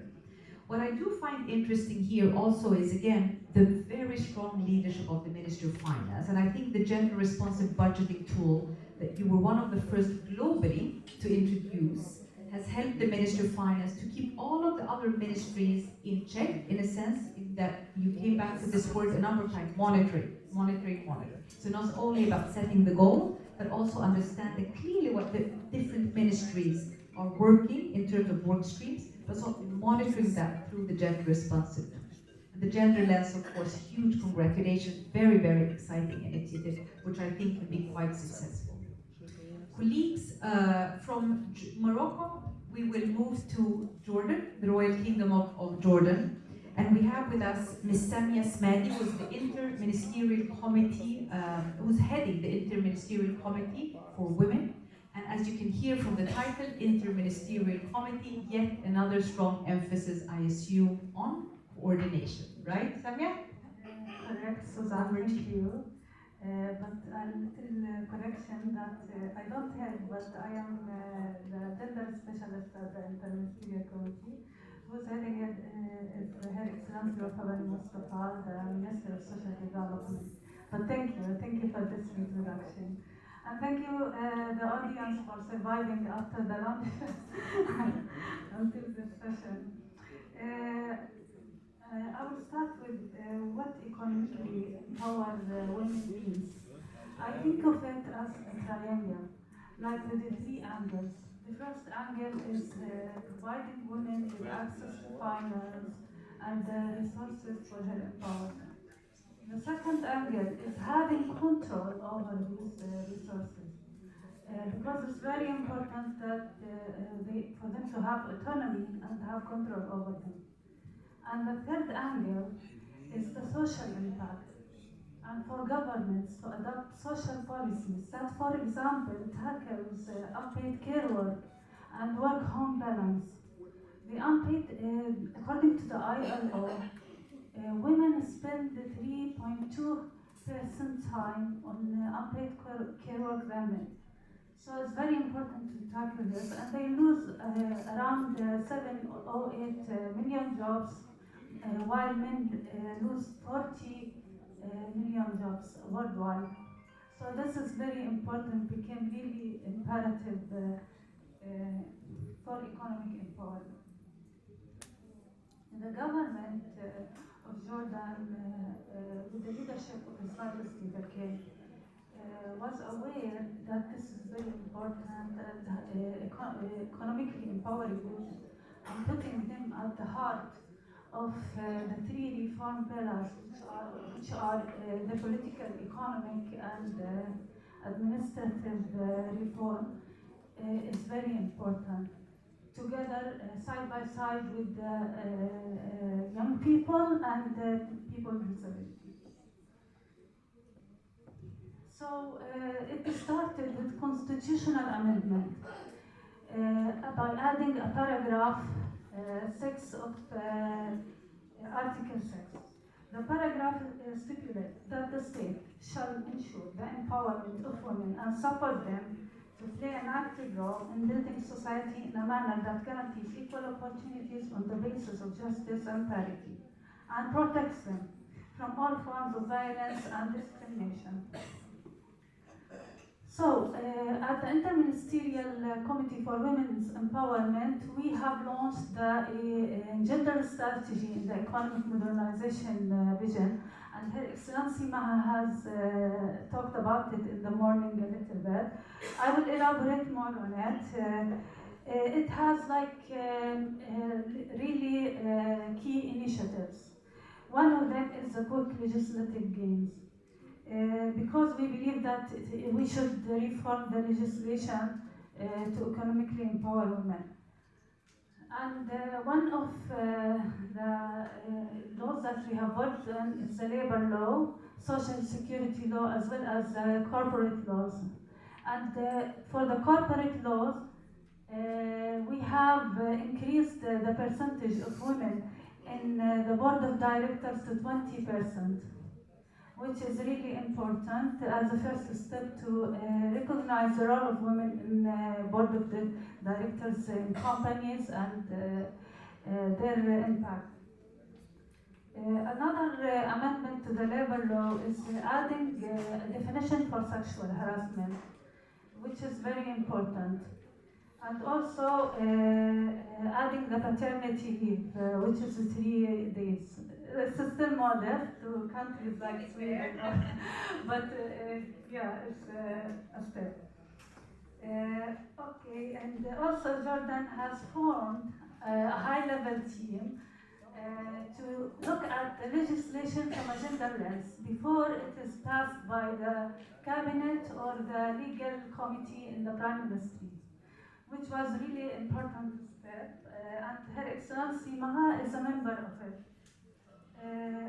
Another initiative of the engendered strategy is regulating the informal sector through establishing business incubator.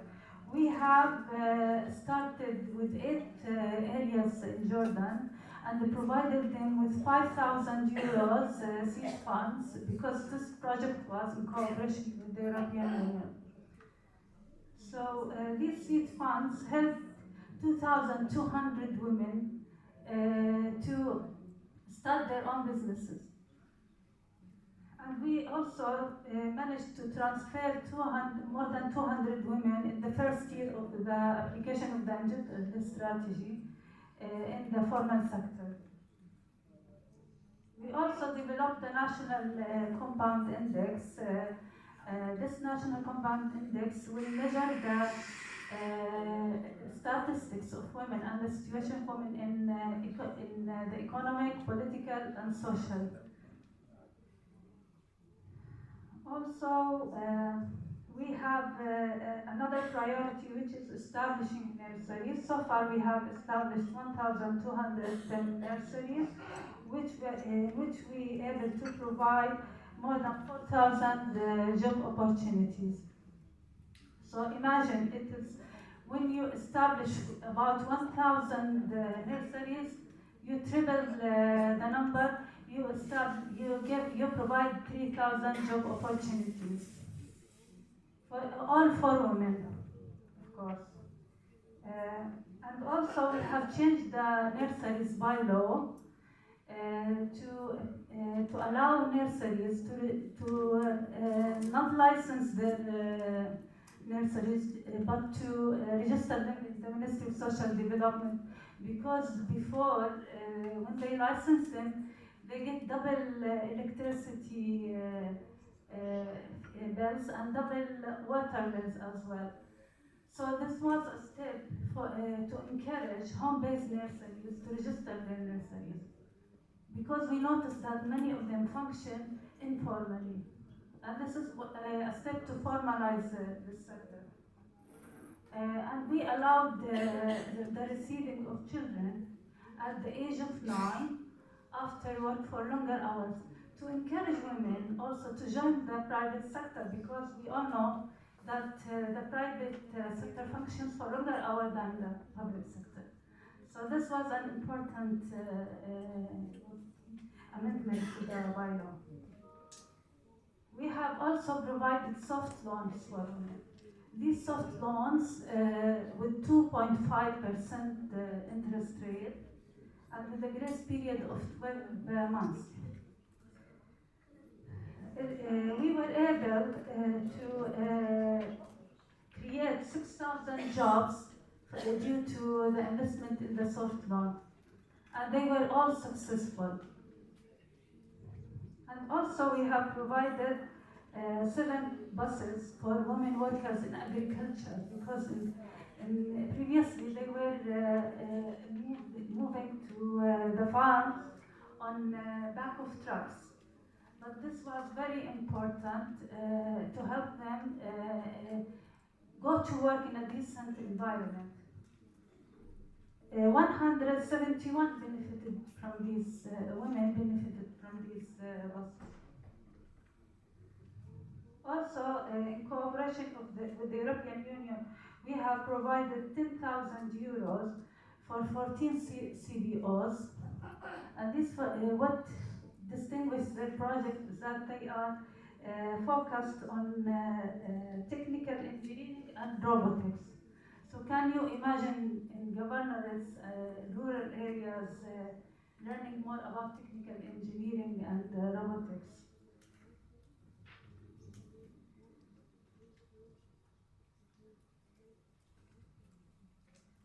And that's it. Thank you.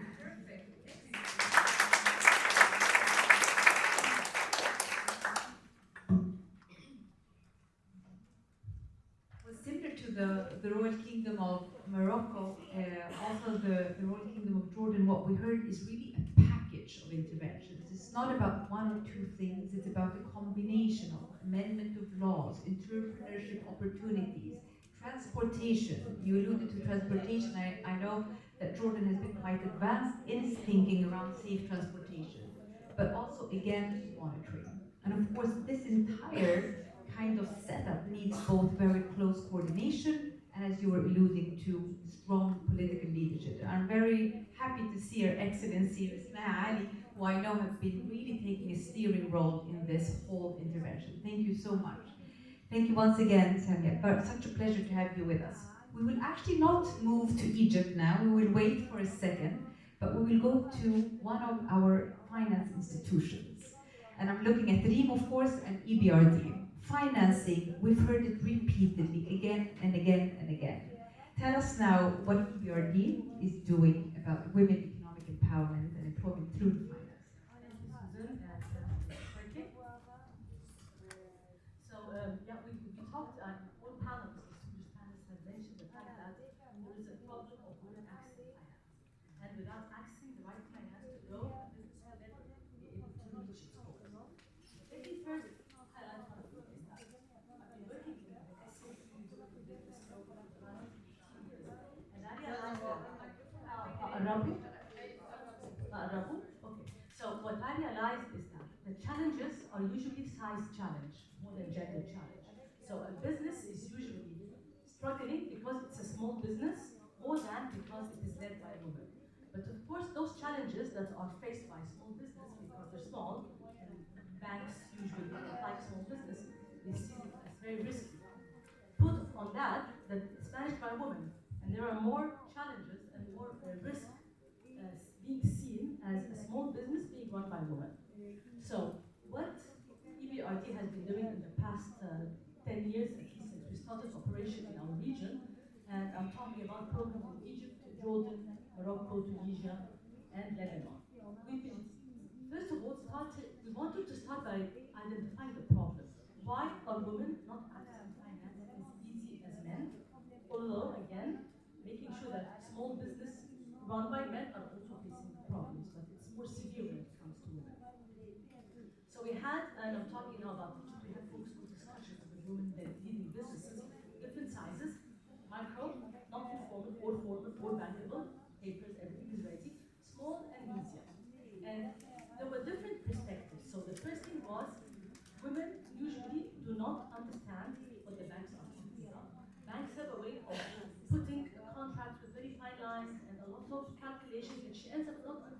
how much she's going to pay, and this is very irritating. Women by virtue of her personality is not very risk taker. She's more risk averse. She would like to understand exactly how much money she's going to pay as a business. So this was an issue. The other issue was at the point of time there was this, but that was a little bit before. Small businesses are usually asked to sign personal checks as guarantees to the business. And this is a criminal tool. I mean, if you don't pay the check, usually you go to jail. And women have seen experiences like this happen in the market. And this was very scary. So this, a woman would say in those sorts of discussions, I'd rather stay in a very small business than take the risk of going to jail because my business, some force majeure happens. And we've seen a lot of force majeure. I mean, revolutions, devaluations, and instability, etc. Of course, the lack of visibility of the market. So, and this is something for the whole business. Nobody can really see what's next. Foreign currency issues. This makes women more risk averse than men. And then there was another issue. The products that are available, or the financial products available in the banks, suits the needs of businesswomen? Usually no. Usually they are designed in a way that is gender blind. So it's just a financial, it's a loan, it's a credit, it's a credit line, it's a guarantee. It has nothing to do with offering this financial product to a man owning the business or a woman owning the business. As simple as some of the women attending the focus group asked for a maternity grace period.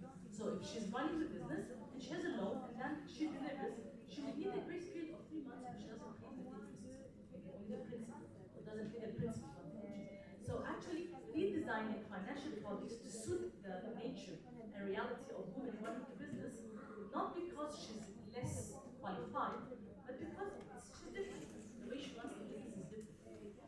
So these were the challenges. What we did is we started working with local banks on number one, creating gender units inside the banks. And back in 2013 and 14, one of the banks, we talked about what do you think you can offer women as products after we create this gender unit. And at that time, and now it completely changed, the concept was we will have pink rooms where they get pink credit cards, and there will be a mirror at the back of the credit card. And women, businesswomen would freak out when they hear this. I mean, these are serious women that are running good businesses and with huge potential to grow. So that was the perspective of banks back in the early 2010 and 2015. Now I'm very happy to see that it completely changed. So, fast forward 10 years later, what we did, we extended a lot of credit lines that are earmarked for women. So this in a way pushes the banks to go out and find women, because this money will only be utilized to finance women in business. And what was the definition of women in business that we used? It's a business that is owned and managed by women. Because in our culture, there's a lot of ownership that comes with inheritance, but the woman has no power over the business, she's not a decision maker. So we wanted to make sure that we're financing a business that is owned and managed by women and not only owned by women. So having those credit lines that are available in local banks that they need to utilize to extend the credit, make the bankers think of women as an opportunity, not always a risk. So they went out and looked for opportunities of financing women being run and owned by women. We also helped those banks create new products that are more suitable for different, products that are not off the shelf, that are actually designed to suit the type of the business that women are running. The last challenge that is still there is the lack of collaterals. So this is something that we still can't, it's a barrier we can't break. Banks, because of the risk committee, and this is of course something everybody understands, we need to have a collateral, and usually collaterals are fixed assets. Women that have businesses that are more light asset based. So she runs the business out of a rented place or a rented factory. You don't have all that hard assets that is collateral, and this is a challenge that most women running the business are facing. So fast forward 10 years, since we started 2018 and 2023, we're in a much better place. At least when we started the business,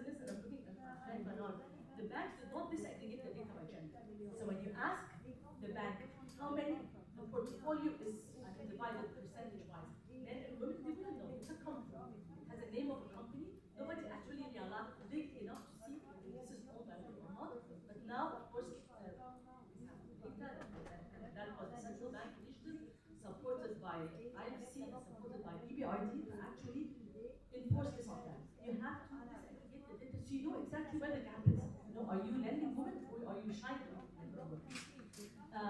This is in a nutshell what I wanted to say. So yes, there are still challenges. We're still working on it. I think that the last thing I want to comment on is when we started supporting women through finance and through advising, which is very important, the non-financial services, is making sure that those women, when they get the money, she knows how to utilize it properly. And there were two different things that we touched on.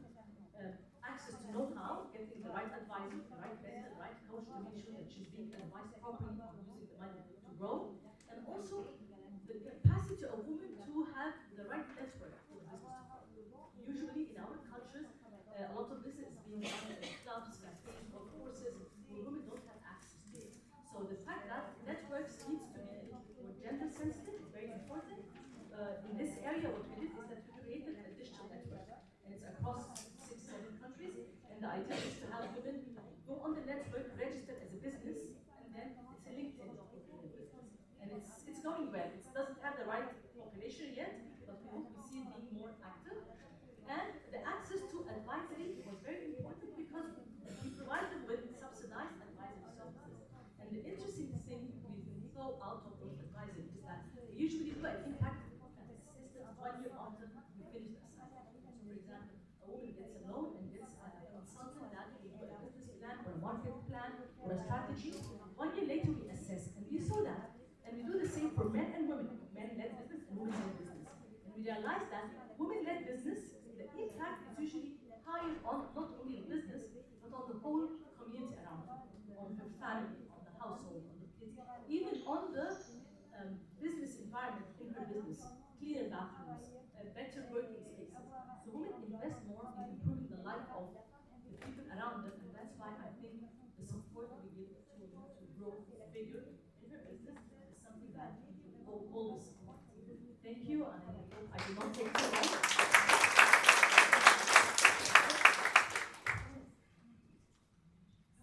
Excellent, Yarim, and I really appreciate the way you first focused. Of course, you want that baseline, and for that you need disaggregated data. Because we usually get the question, why is it disaggregated data important?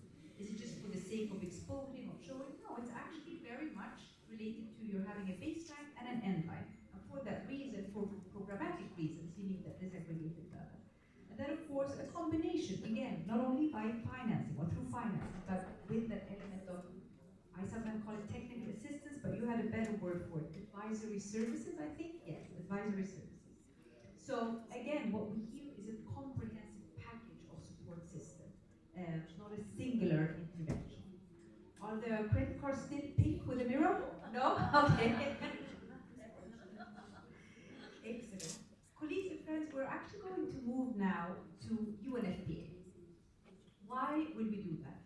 Because we have spoken a lot about the economic benefits of economic empowerment of women and women employment. But as I alluded in the beginning, there's also other benefits, not only for women themselves and their health, but also for economies and societies overall.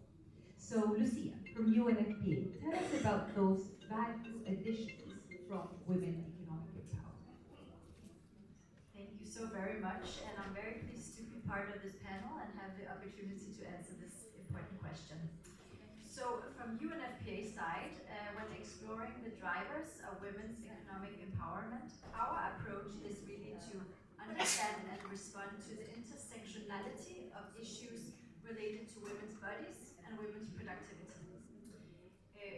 This is not only productivity in terms of labor participation and workforce, it is also the immense quality and value creation that women provide in the role as mothers, as nurturers, as caregivers, actually in that role of holding productivity of all people at all times.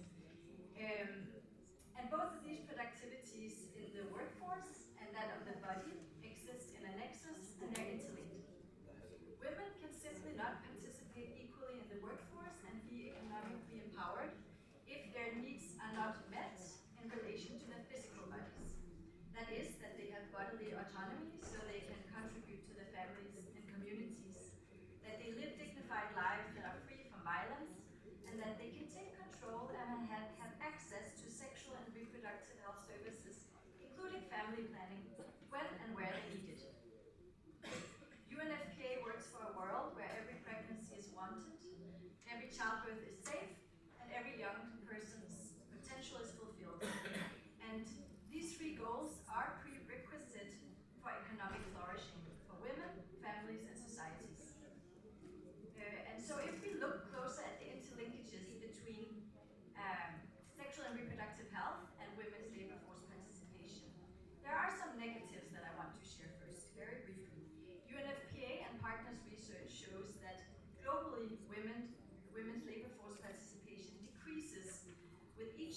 child by about 10 to 15%. Violence against women leads to very high health costs, lost days at work, lost income.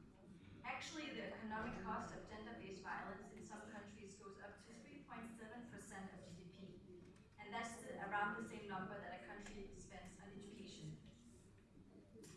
But for decades, as many people know, there has been a very strong positive link between investing in girls' education and economic opportunities and lower fertility, with a few exceptions in the recent decade in some Nordic countries. There's a famous World Bank 100-country study that found that for every fourth year that a girl attains of education, she will have one less birth.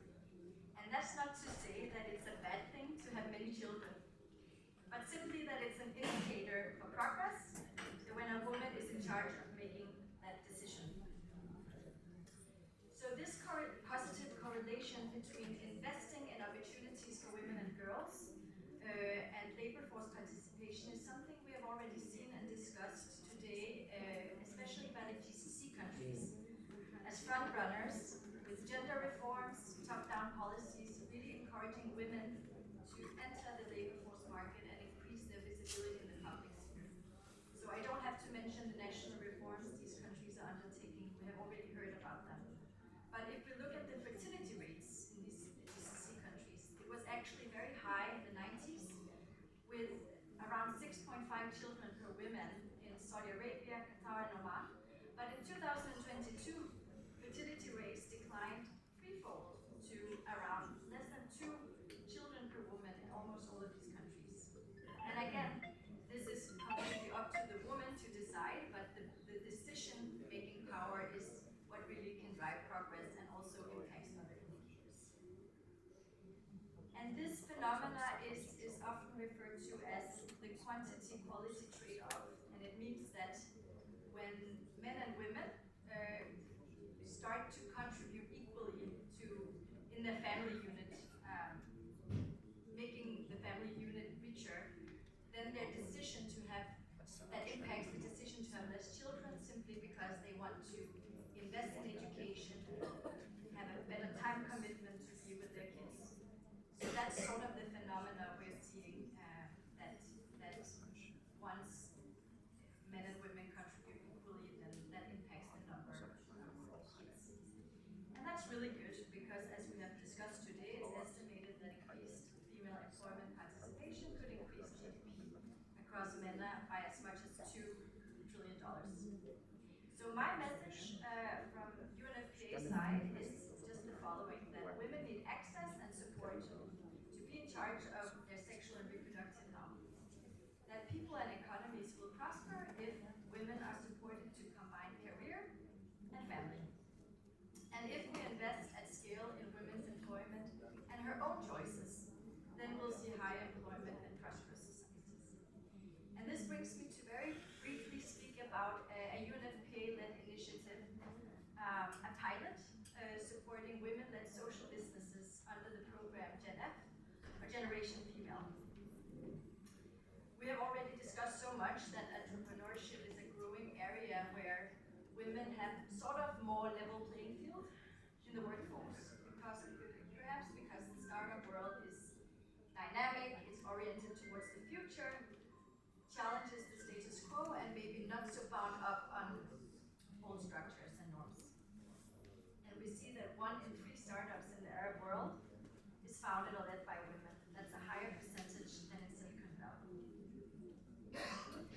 So I wanted to show you a picture of a woman called Noor Jaber. She's 33 years old and she was part of GenF, our women-led social business initiative. She has raised $200,000 from private sector grants and funders for her company Nawat Health, which offers reproductive health online courses and virtual care for women and girls in Lebanon and the Gulf. This is to say that women tend to, as we heard, to organize businesses around care and support for other women and girls.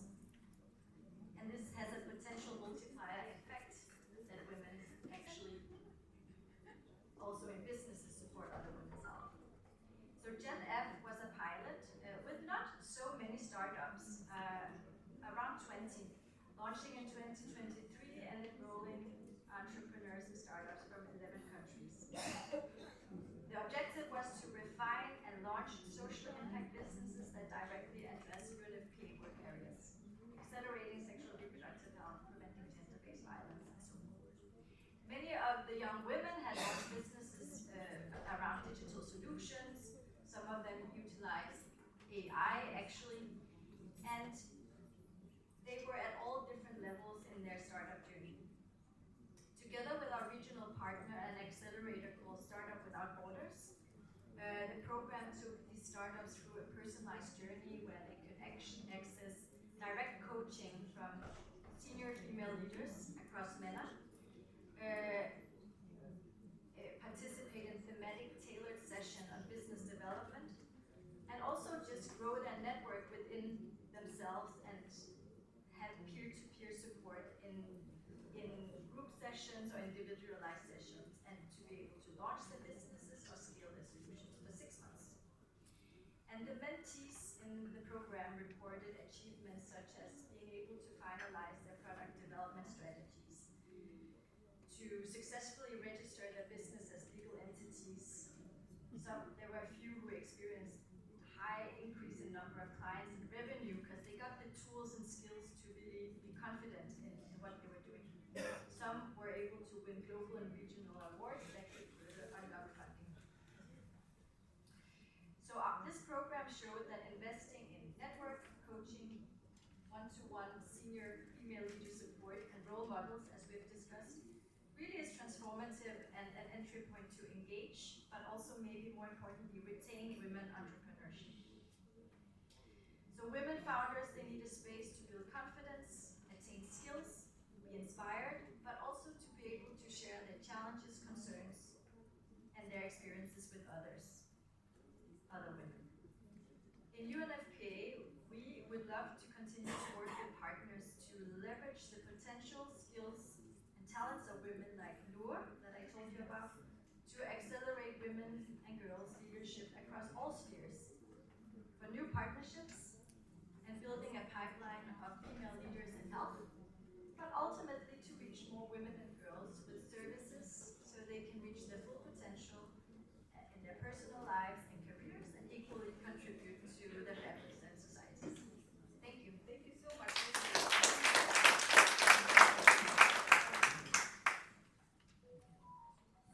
So, friends, we're approaching our last speaker, but I just want to stress some of the points that Lucia alluded to. Is of course that very strong correlation between women economic empowerment and other areas related to women's health, but also the health and well-being of family unit and community overall. Your program is quite inspiring, supporting startups, because I agree with you in this region, and this is also my experience, the entrepreneurship kind of spirit amongst women, and I'm sure that Reem would agree with us, from the Arab States region is remarkable. So anything that can be done to support is of course hugely appreciated. And you alluded to the fact that it's a test, it's a couple of women at this point of time that we want to grow, and that is very exciting. And from that I will actually turn to Egypt and Marwa, because you had also from day one, ya Marwa, in the Tahwisha program, scale as some sort of deliberate objective, right? Thank you, Susanna. Well, I mean, so Tahwisha, which I think colleagues and the audience have heard about from the previous session with the UN Cornelius profile, it's actually a national program that is led by the National Council for Women along with the Central Bank, and it has a very unique and special objective that has a multiplying effect. So the target is financial inclusion for rural women, and it's part of the national financial inclusion strategy that the central bank has rolled out since 2017, and of course it contributes to national strategies, on top of which is the National Strategy for Women's Empowerment. And the whole premise of this program is to actually bring in the rural women into the formal economy, give them the needed skills and tools to be able to, from an informed point of view, be part of the financial sector, and be literate enough to make use of all the different products that are now more catered towards women. And as UN Women, we're very proud to be part and contributing to this program in partnership with the European Union and the government of the Netherlands, where we're actually contributing. So the national target, the initial national target was 1.2 million women, and as UN Women with the EU and the Netherlands, we're looking to support at least 160,000 women in order to do so. And the idea is that we're taking the traditional saving groups model from using a box and a lock and having the manual way of registering who's paid what and who got money from how much, and using a digital tool that is linked directly to the bank where women can use it using their Visa card or their debit card in order to get that money in. So basically we're transforming them into the formal economy while at the same time giving them financial literacy, social empowerment, as well as entrepreneurship skills so that they're able to be prepared once they have enough savings to start to kind of go into the labor market. And for us as young women, and especially in partnership with the European Union, for that component, we combine two other important elements that we felt had to be part of it in order to achieve the maximum we can. One of the biggest issues is that women, and I think that was alluded to in the very beginning of today's event, is that many women don't have national identification cards. So one of the key things we're working on is actually making sure that women have identification cards, which then allows them to access financial services as well as social services and have this, basic autonomy that we're talking about. The other element is violence against women. With the changes in the dynamics in a family, when a woman starts earning money, that could have a negative impact. After that, we're exposing them to the digital aspect, and that comes with a lot of other risks that we also need to inform them about, but also prepare the service provider with enough knowledge and information to be able to support them and provide the right advice. And another element related to violence against women is because of the economic hardships that the country has been going through. We wanted to make sure that when the service provider, which is in this case the Women's Complaints Office, that is affiliated with the National Council of Women, when they receive calls from women related to hardships they're facing or economic problems that they're facing because of anything, they're able to guide them and refer them to the right pathway. So that was also an important aspect for us. But just going back to that digital solution, which really, took us a long time to actually, find through, because the whole point is we wanted a digital solution that it was very, secure. It saves the information of the women. It would allow the 1.2 million women that are in, let's say, 500, 1,000 or 2,000 or 3,000 groups that the money doesn't, commingle on the system, that it has the firewall walls that will allow that, but also that it's simple enough to allow rural women that are very much limited in their literacy and technologically also limited understanding, that they're able to use it and it's safe to deposit their money through. So all of these elements came together, and what we then did also to complement that and make sure that this is something that will take them forward is supporting them in income generation activities. Since they are living in rural communities, we're looking at in the agribusiness and how we can support them through supporting collective projects to be integrated in the value chain. And this component, specifically the income generation, is something that the European Union and the Netherlands are piloting, and the plan is to then expand it and roll it out to the rest of the governorates where this is happening. And just to also add that this project comes from experiences that we've had and practices that we've had with the National Council of Women, the European Union, where we had a really strong partnership which benefited around 18,000 Egyptian women, where we used the traditional model. And we saw that their income actually increased by 3 or 4 times with the traditional model. So definitely with the digital model, we see a lot more potential there. And we're actually currently doing an impact assessment on it, because I think in the panel before us, they did speak about we look at quantitative data but not qualitative. So the whole point of that impact assessment is to actually look at the quality. Did it actually make a difference? Did the intervention, what was the impact of it, and so on. So that's another element of it. But definitely, it's still work in progress. But we do see how much impact it had on women, and we've seen that many of the women who have benefited so far from this digital tool have started their own business. They didn't wait for us to come and support their income generation activities. They've already started that, and they've really benefited from the financial inclusion, the financial literacy component. And as colleagues said, when women, learn something, they don't only benefit themselves; they benefit their entire community. And we've seen that reflected in their children, because usually those saving group sessions, they happen in their own houses. They just meet in, it's around the neighborhood. They meet together and they start discussing. They start looking at what is financial literacy, what do we mean by an essential,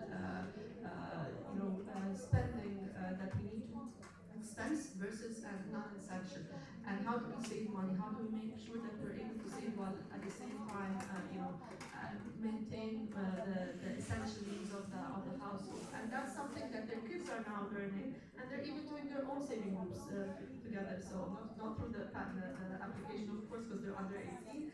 But again, it's work in progress, and it's showing that it's actually having an impact. And I must say, with the efforts of the central bank supported by EBRD, the IFC, and others, the ecosystem has really advanced in supporting women. And even for this specific project, a lot of changes in the ecosystem have to be undertaken by the central bank to actually allow for such a setup to happen. So whether it's changing the regulation when it comes to who can establish a joint bank account, or how do you start with what they call know your client, or how do you register the women, and making sure that it's simplified enough and they can do it only with a national ID card. So there's been a lot of efforts in that aspect. And let me stop.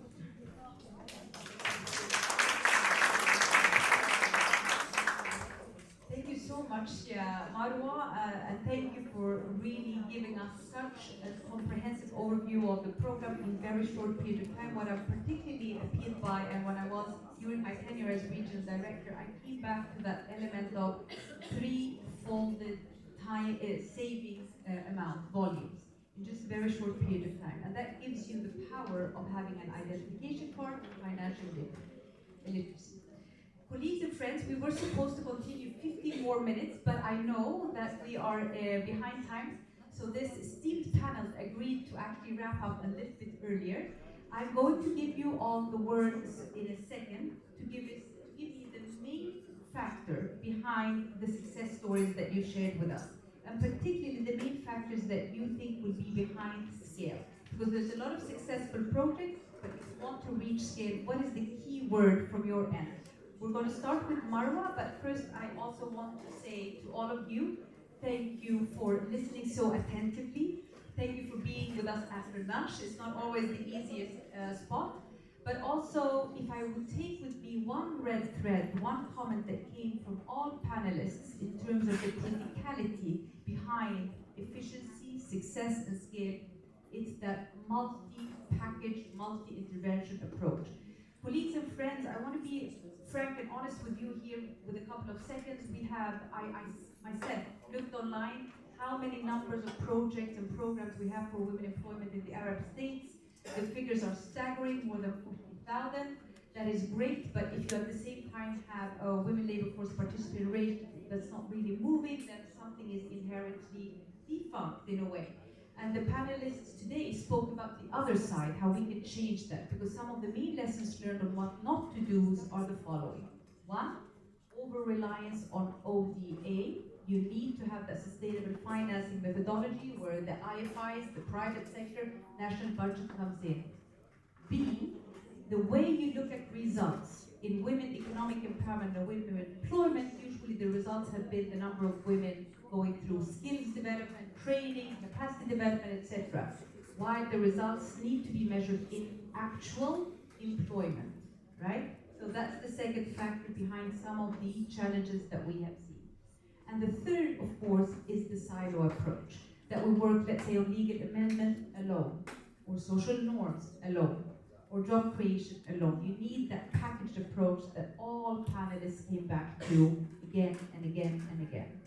I'm going to give you now 1 second each to give me the key factor behind success in women employment and women economic empowerment at scale. Marwa, over to you. Thank you. I would say the key one is the partnerships, having broad partnerships that bring the different players together into really coming up with innovative digital, hopefully, solutions. You can't do it alone, basically. No. Gary, Zachary. Also, to add, the most important key is the leadership. We have need to establish leadership for the implemented programs and also monitoring. I think it's real political will and the follow-up from His Majesty the King, because the government created a dashboard to follow up the implementation of the economic modernization vision, and we report monthly, quarterly, and annually on the achievements of the gender strategy to the Royal Court and the Prime Ministry.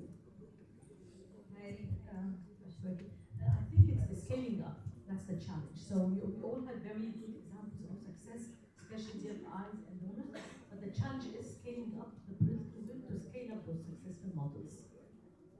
ايه الكي فاكتور اللي هتساعدك بقى السكيل اب؟ فكرة scale up انه you need to have somebody that adopt those successful models.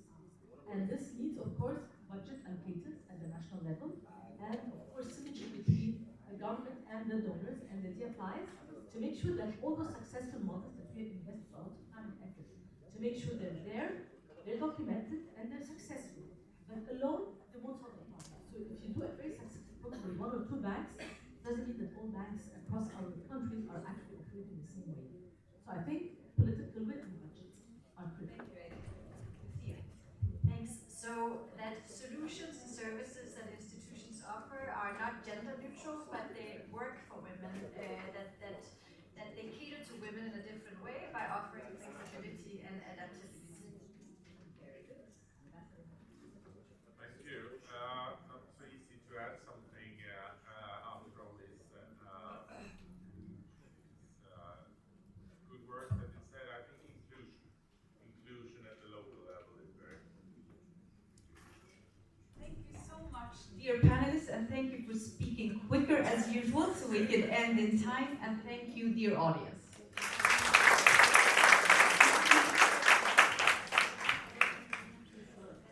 Ladies and gentlemen, we have now reached our final panel of the day. This panel will discuss fostering access to finance for women entrepreneurs.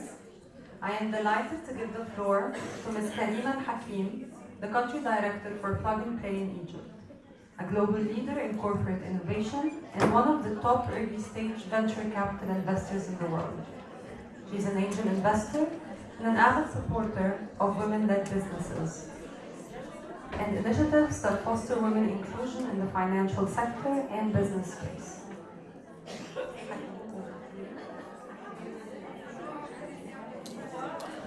Thank you very much. I know it is actually the most difficult spot, not the one after lunch, the last panel of the day. I'm just going to very quickly, when the dust and the noise settles, I'll just ask for the esteemed speakers to join us on stage now. So our esteemed speakers of today are Ms. Nohir Khairi, you're the program manager at GIZ. Ms. Manar Kourayem Zaki, you're the senior operations officer from IFC, leading the financial inclusion side. Mr. Jonathan Potter, you're the head of entrepreneurship policy and analysis unit of OECD. Ms. Thana Khazaoune, you're the CEO of Business and Professional Women Association in Jordan.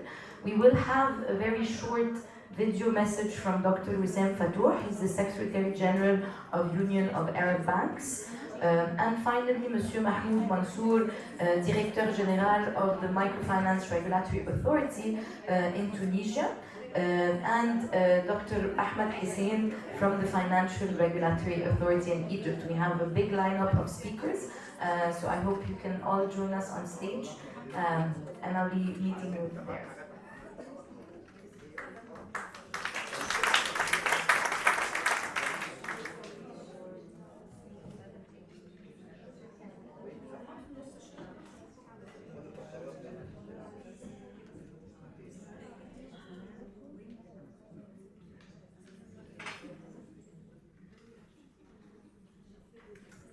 Hello? All right.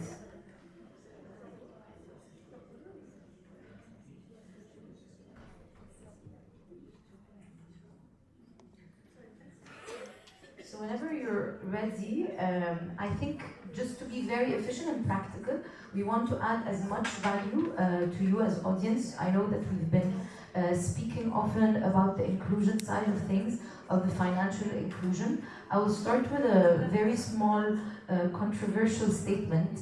As I'm someone that works in venture capital and directly invests in founders into equity, VC representing a global entity, I personally think that I'm underserved as a person. I'm not included as much, I'm not potentially as aware.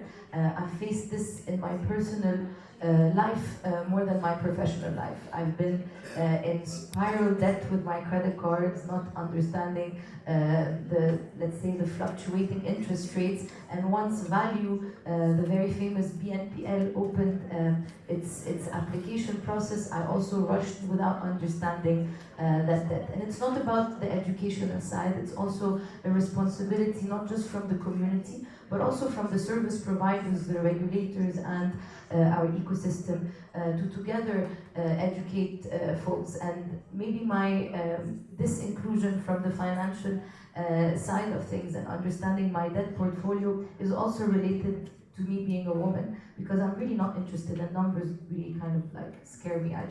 I prefer retail. So without further ado, I think we all agreed as speakers here today that we will do a generous introduction of ourselves as people that also represent why we're sitting here today representing your institutions.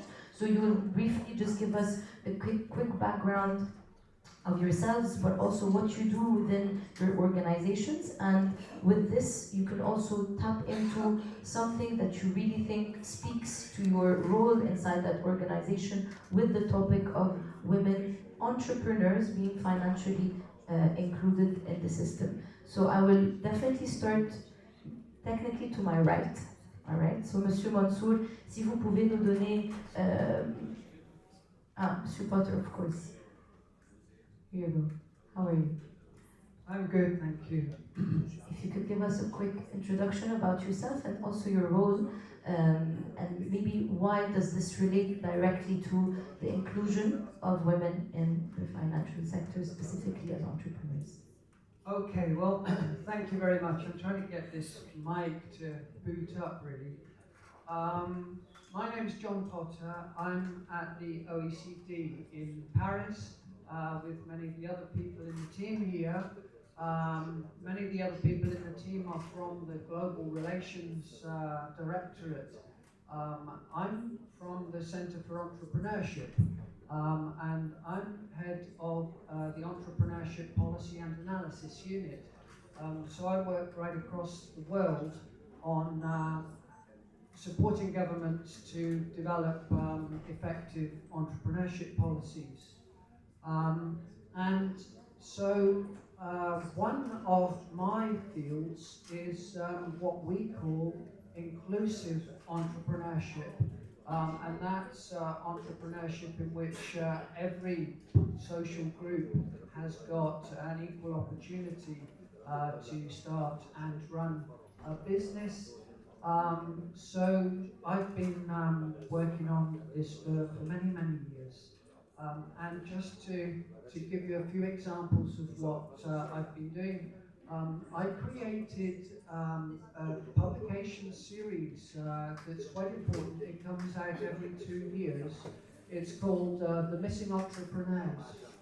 And in that publication, we made the estimate that there are more than 30 million missing entrepreneurs in OECD countries, i.e., what you would get in numbers if those, if every social group got up to the level of men in the age group 29 to 49. And 3/4 of those missing entrepreneurs are women. So if you want to reduce the entrepreneurship gap, it's good to start with women. We produce also policy briefs. We've got a tool, an internet tool that's designed for policymakers to make a self-assessment of their policies for women entrepreneurship. There's a sliding bar, you know, how far do you think that you are, you know, raising awareness, etc.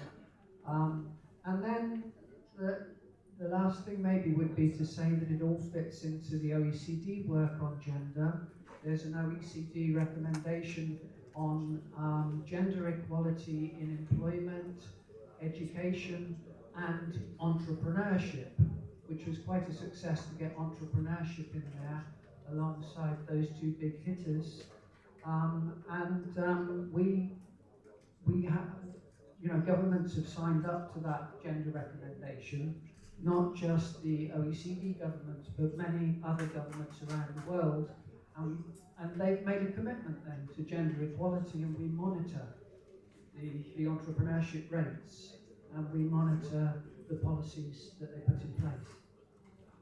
Absolutely, thank you for this generous introduction, and I think as well we're going to dive into, when we come to the second part of this panel, about the specific benchmarks and the policy initiatives that we can drive from learnings and maybe apply to different tier countries or different type of countries. Just for the audience's sake, Mr. Mansour is going to make his statements in French. So in case you don't have your translation live on, so please just note that. Monsieur Mansour, nous sommes ravis d'être avec vous aujourd'hui. Si vous aussi pouvez nous donner une introduction assez généreuse de votre rôle dans votre institution, mais aussi de ce que vous faites et comment vous êtes devenu la base de données du pays en Tunisie sur tout ce qui est microfinance pour les femmes surtout. Bonjour tout le monde, je me présente, je suis Mansour Mahmoud, je suis le directeur général de l'autorité de contrôle de la microfinance. Je suis également son fondateur, ça a été fondé en 2013. Donc j'étais nommé et j'étais chargé de créer cette autorité parce que en Tunisie c'est un exemple singulier à côté de l'Égypte, bien entendu, où la microfinance n'est pas supervisée par la Banque centrale. Donc c'est une autorité indépendante. Donc j'étais chargé de créer en 2013 et qui s'occupe de la microfinance et de la supervision du secteur de la microfinance.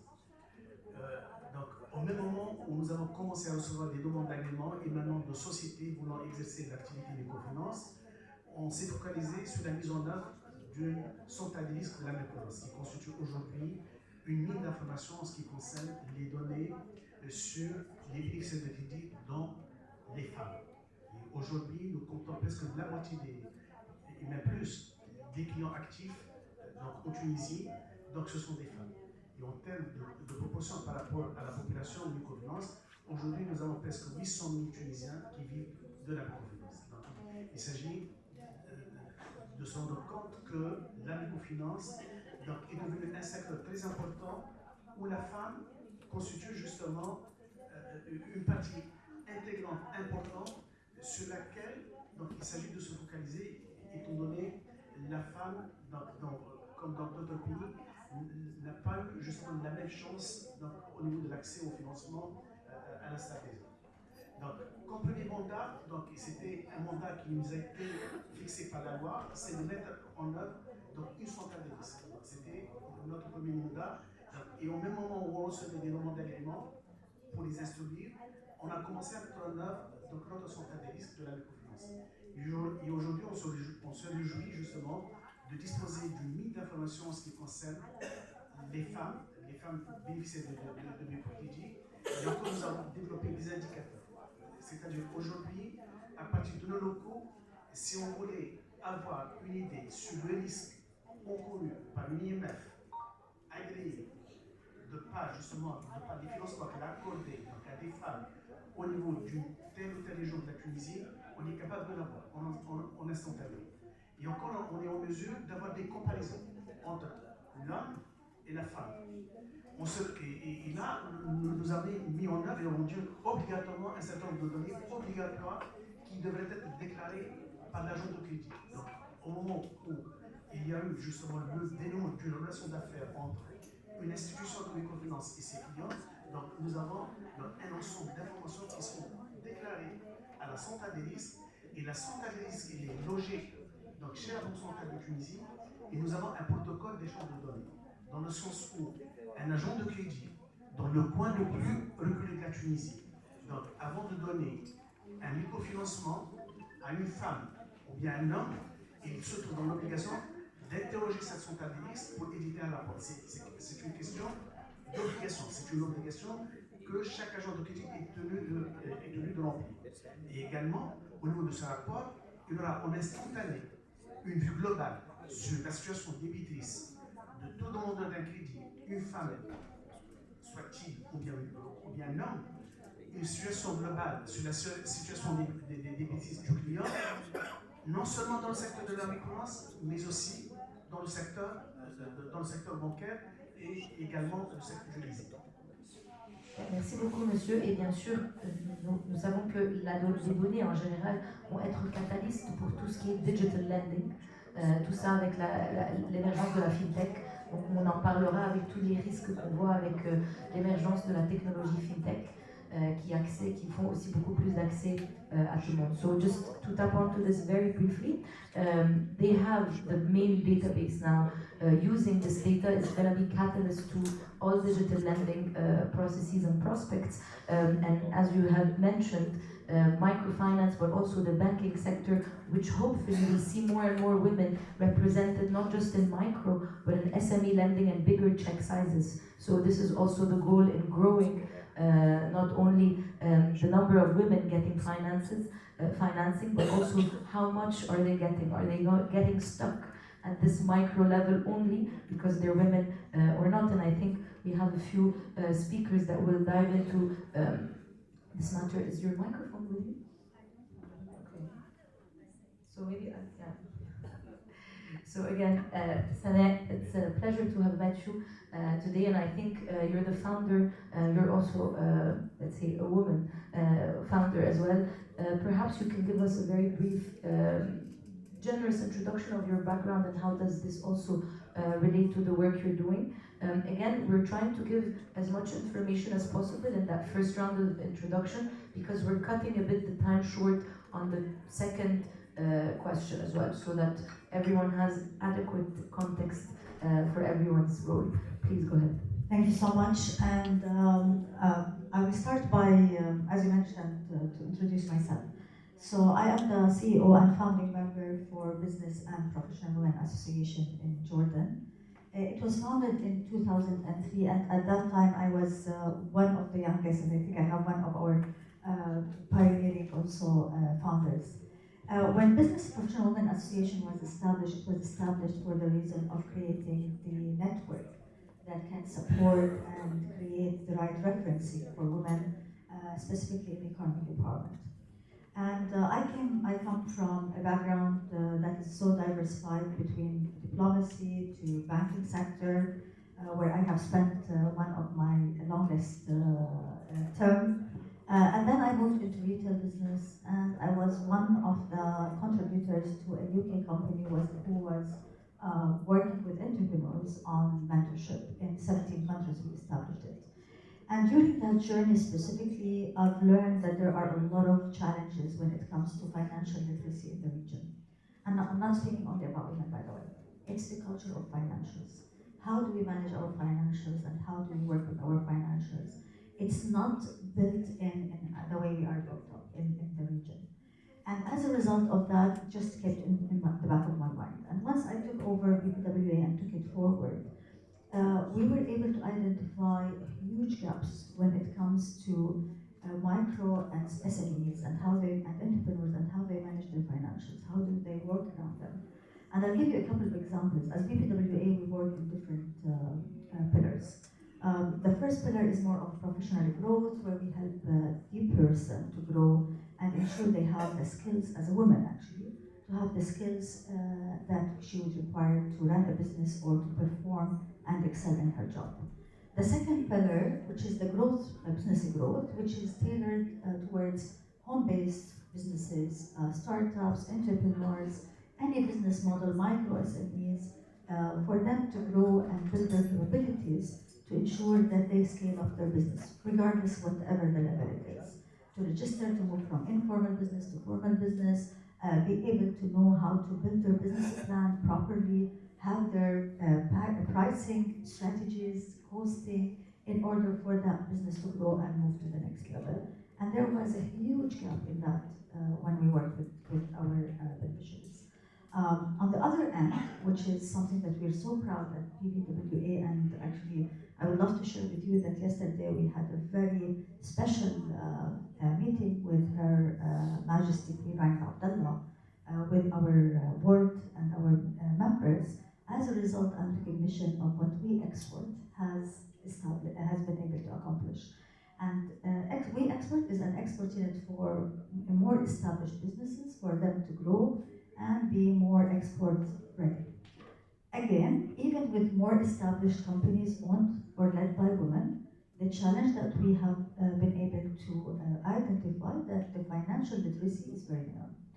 And we're speaking about very, very small things that, because again, the culture is not there. So we have different programs that we build and try to build on it. Last but not least, as a pillar, we work on the transformation. It's the mindset shift for organizations, corporates, private sector, to be more inclusive, women inclusive. And how can we ensure that fairness is being, as the core pillar for the business, ensuring that it is gender equal and equity and diversified in the process of ensuring the policies, it is an enabling environment, it has the right perspectives, that is fair to everybody. And we always emphasize on that. We are not only working for women, we're working for a better workplace for everybody. Because if I am calling for gender diversity and inclusion, I have to make sure that I am fair to everybody, I'm inclusive of everybody.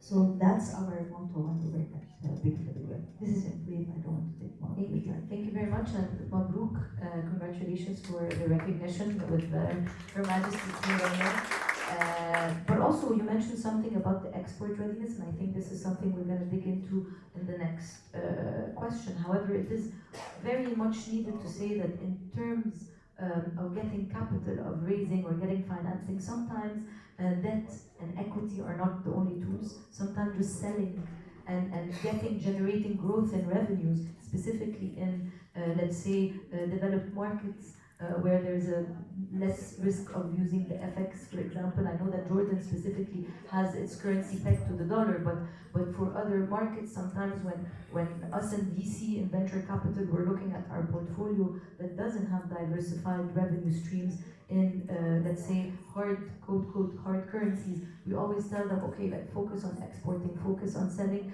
while the venture capital or the other, there's the dryness of capital stops. Like, so it is a cycle, and I assume we're going to look at this as a main motivation for this.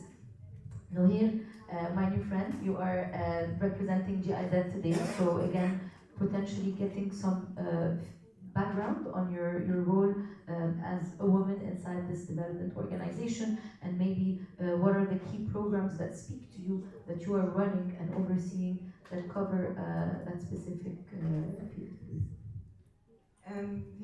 Thank you, Karina. Very nice to be attending such an important session, and good afternoon to the audience and to my fellow panelists.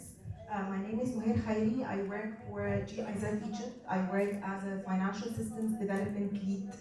My background is in working for financial sector for 15 years. I started with the private sector and then moved to the development cooperation work. I've been working for GIZ for a very much enriching 10 years. I just want to speak about the approach and the programs that we have in GIZ, working on access to finance, working on financial systems development for women and also for the underprivileged, our approach to inclusive finance.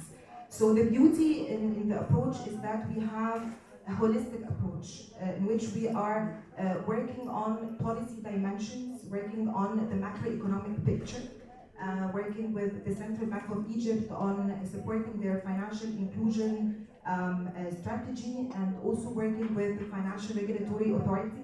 I have to say hi to Dr. Ahmed, We have been partners with the Financial Regulatory Authority over the past 9 years. Of course, for GIZ, gender equality, Sustainable Development Goal number 5, gender equality, and the feminist development policy by the German Ministry for Economic Cooperation and Development are the guiding principles for our programs for GIZ. A big part of my work is actually working with financial institutions, to develop more inclusive products and gender mainstreaming through the financial products that are being offered in the financial sector. A favorite program of mine, a favorite example that I will give, and then maybe later we can deep dive into other initiatives, is that I actually worked with an insurance company which was developing a program for women, for rural women. And the first exercise that we do is that when we are saying women, which women are we speaking about? I mean, throughout the program, throughout today, we were speaking about women economic empowerment. So what kind of women are we speaking about? From the moment she wakes up until the moment she goes to bed. What is she thinking about? What are her priorities? What's keeping her awake? So we did a very small study, and the results was enlightening for me. So we were speaking about health insurance, and we were asking women, after how many days when you're feeling sick do you go to the doctor? So the average for women, for themselves, when they were feeling sick, they waited 12 days. 12 days until they make the official visit to the hospital or to the doctor. However, we asked them, how about your kids? They waited for 3 days. For 3 days for the kids, for themselves, it's 12 days. So the most important risk and the most important consideration that we were taking into consideration while we were designing the program and designing the policy was that if you are going to do something for the woman, then you better include her children with it. Because this is the most important asset that she has, according to the study and the exercise that we did. So, this was just one exercise which was an eye-opener for me, and which was an eye-opener for the financial institution that we were working with, because they didn't expect these results. So, of course, we have some other initiatives, and Karima, thank you so much for the time. طبعا, of course, no, and again, we wanted to make this personal. Again, anything that speaks to you and eye-opening to you will speak to the audience, and I know that it's been like a long day, and we've heard so many, let's say, not redundancy, I would say doubling down on the statements. So it's not a matter of tripling down today, but really giving that personal touch that sometimes one can know only through personal experiences. So Manar, very quickly, again, I know that you specifically have a very diverse background, a background that speaks to you personally, being also in the IFC and leading on inclusion specifically. We know that the ESG components are actually led by your institution. So if you can also give us a quick personal background, and how does this topic speaks to you personally, but also within your role that you are currently in. Thank you so much, Karima, and pleasure to be among the esteemed participants as well as the esteemed panelists. And it would be very difficult to make the introduction of what I do today after Munir spoke, because more or less we're doing the same job. But let me tackle it from a slightly different angle. So I'm Manar Ibrahim, I'm working with the IFC. I lead the Financial Institutions Group Advisory Services to banks to help them develop value propositions that speak to the women needs. So very common goals to achieve. I cover this for the region, for Africa, so I work across different countries in Africa, and previously for Middle East and North Africa, where I had the pleasure of working in Jordan, working in Tunisia and Morocco, and I'm happy, of course, and in Egypt, because we have a lot of partners here. I'll just link my job today to the personal angle, and this is to validate what Mohir was just saying. I started as a banker. I started my career as a banker, and I was working for 10 years as a banker. Now I'm being self-critical, so as a banker, I did not see that banks were discriminating against women. So as a banker, I'm equally serving men and women. But when I came to switch to development, so I've been with the IFC for 18 years now, and I do recall very well my exit interview from the bank where I was working. And one of the main comments that were, why would you go work for development? Development is not a banker's cup of tea. And that became my motto for the 18 years after to land in front of you here today, where how to make the discussion on a development engagement the banker's cup of tea. And the secret to that is quantifying the value that the bank, or the partner bank, can derive from serving women. And more importantly, for me, in my role with IFC, is the value that the bank can deliver to the women markets that they serve. The approach is more or less the same.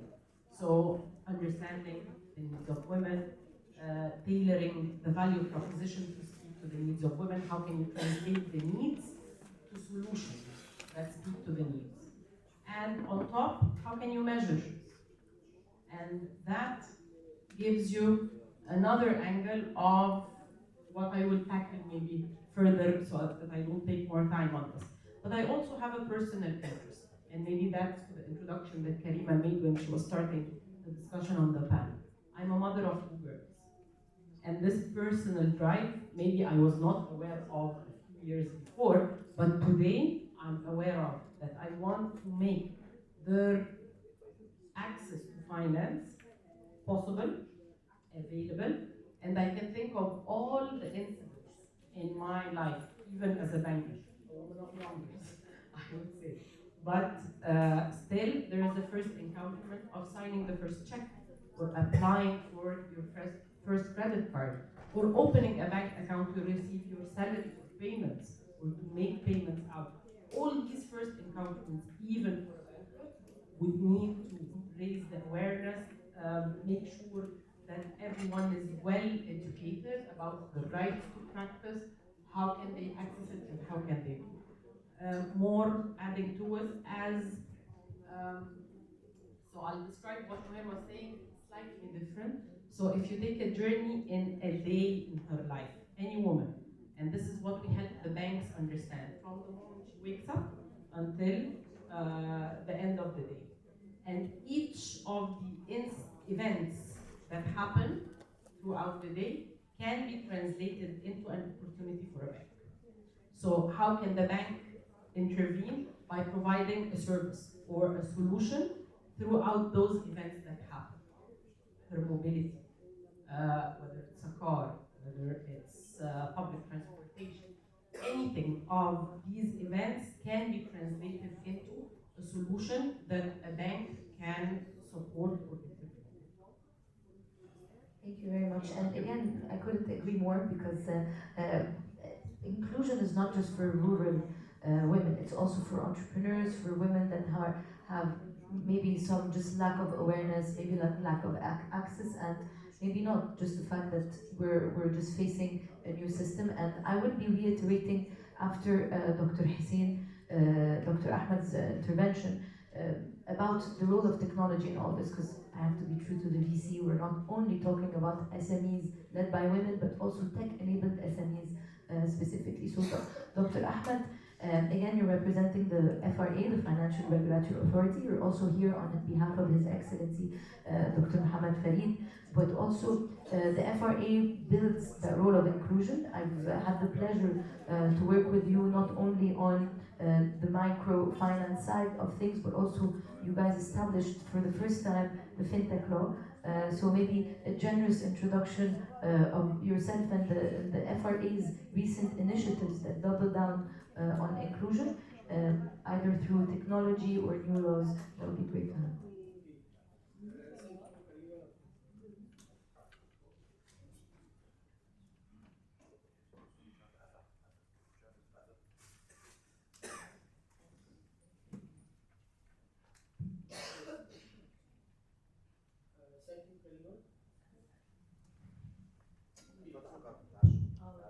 Okay.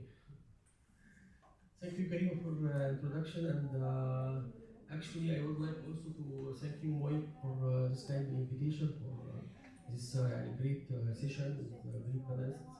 And also, I would like to thank you all our guests, great guests, great audience, actually, for their passion and for patience to listen to us until the end of the day. It's appreciated, actually. My name is Ahmed Hussein. Okay, I'm working as a vice assistant to chairman for FRA, Financial Regulatory Authority, and responsible for supervise non-banking financial institutions, which working under our jurisdictions and our supervisions. Non-banking financial institutions in Egypt, it included factoring, leasing companies, and microfinance, SMEs, financing companies, in addition to mortgage finance companies and consumer finance companies. Okay, and of course, FRA as a financial regulator in the market, it's have several rules for their mission. We can start from issuance license for any NBFIs like to practice any business or under our supervision, in addition to make off-site and on-site supervision in the field, in addition to also drafting the regulations and amending any laws needed to amend for more facility for the business community in the market. And finally, consumer protection rights and development markets, financial markets overall, several sectors as I mentioned. And regarding my background, I am working as banker like Manar, and in non-banking sector. So banking sector more than 15 years, in addition to non-banking sector. But in banking sector, it was as a market player in commercial banks, but in non-banking sector as a regulator. So it is a different rules. Okay. Of course, this background, it was very rich to understanding well the several markets for credit and lending in non-banking fields. So come to what FRA recently or started to do for pushing women empowerment. We can highlight several initiatives in this regard, but I would like to focus on 2 or 3 initiatives. I think it is more important. First of all, it is related to microfinance sector. In microfinance sector, we can see in 2014, for example, when we started to practice microfinance under our jurisdictions, there was only 900,000 clients in the market.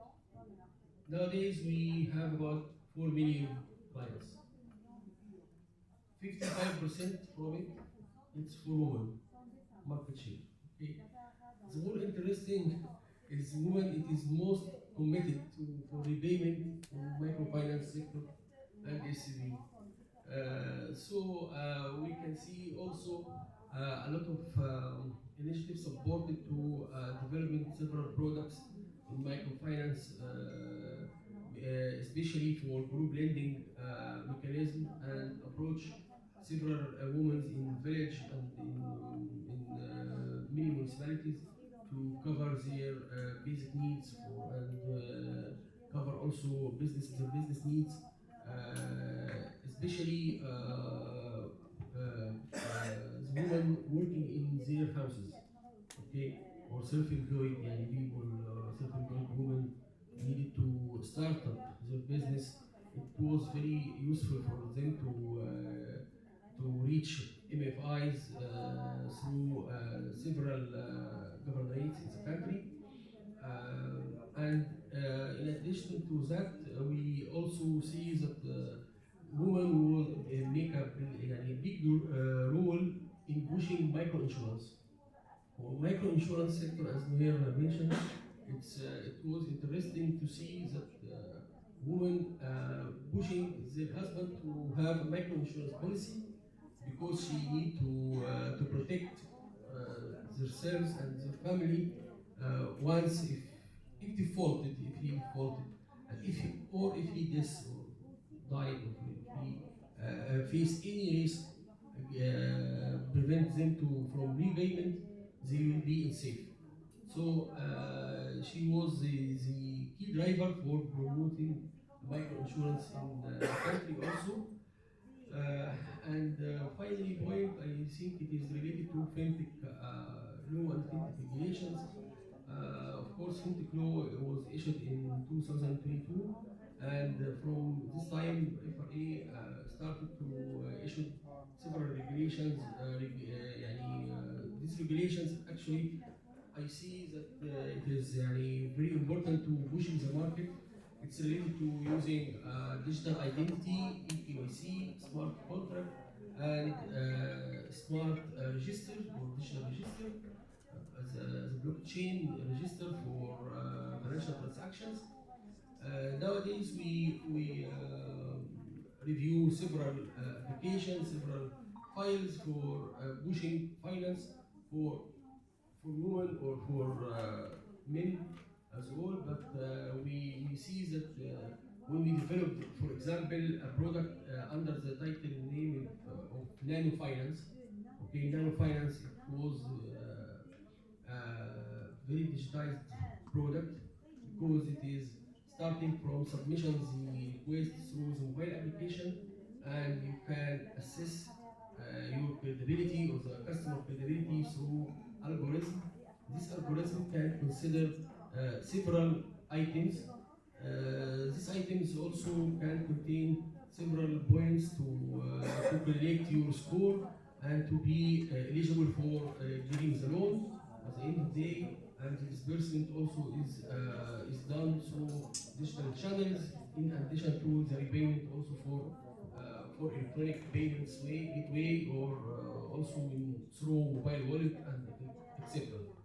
So we see that women also still have 50% at least from the portfolio in digital, okay, digital ecosystem for digital era for microfinance, and there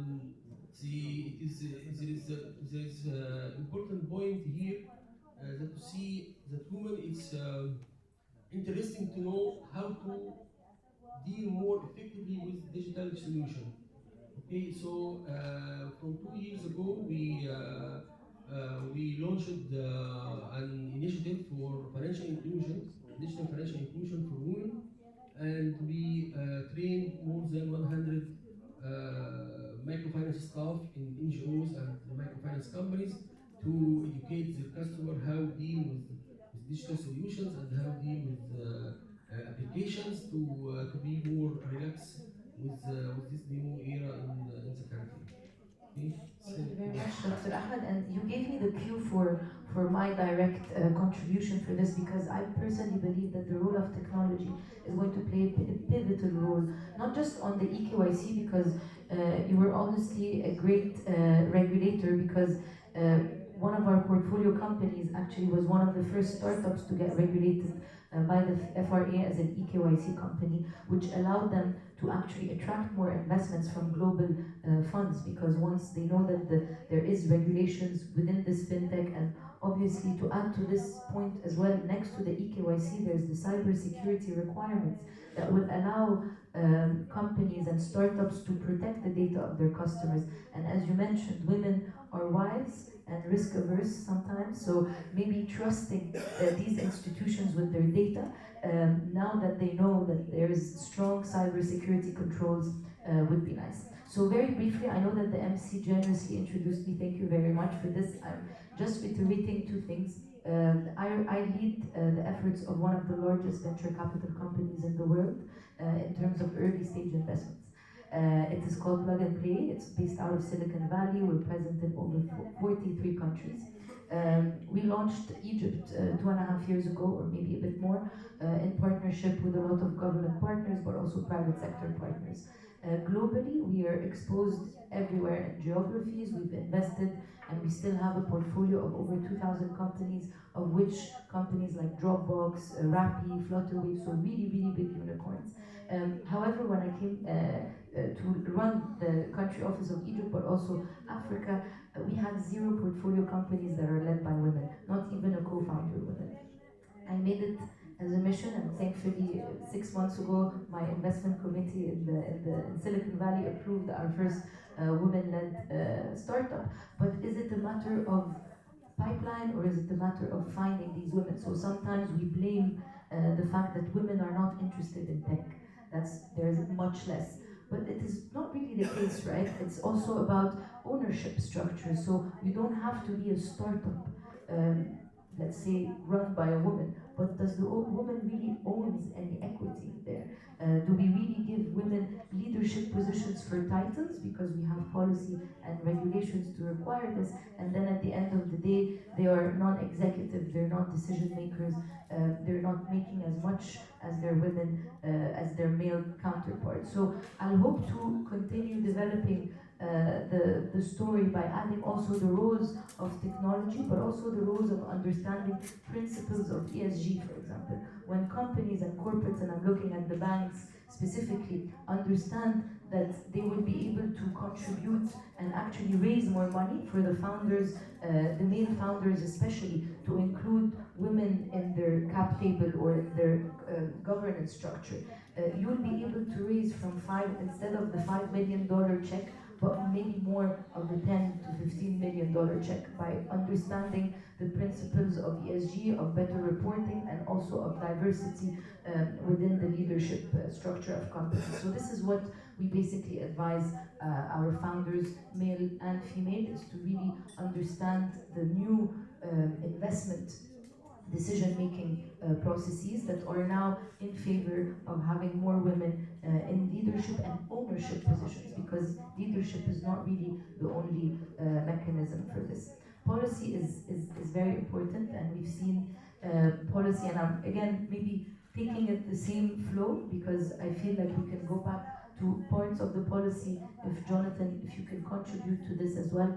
You've worked on global markets and maybe markets and through your examples that you want to talk about. So you have benchmarks of policies that worked globally, and we would love to know how are these, let's say, policies that you've maybe pushed forward or established that serve the end goal of getting more women included in the SME front or as entrepreneurs.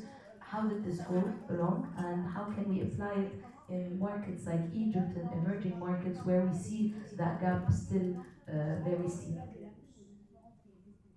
Well, thank you very much again. I think that there are, government has got an important role to play, because government develops a lot of different initiatives for example, for entrepreneurship skills building. That's an example. Or microcredit schemes, that's an example. And we find examples of these types of programs all around the world, in every country. So that's very good. But it is very fragmented.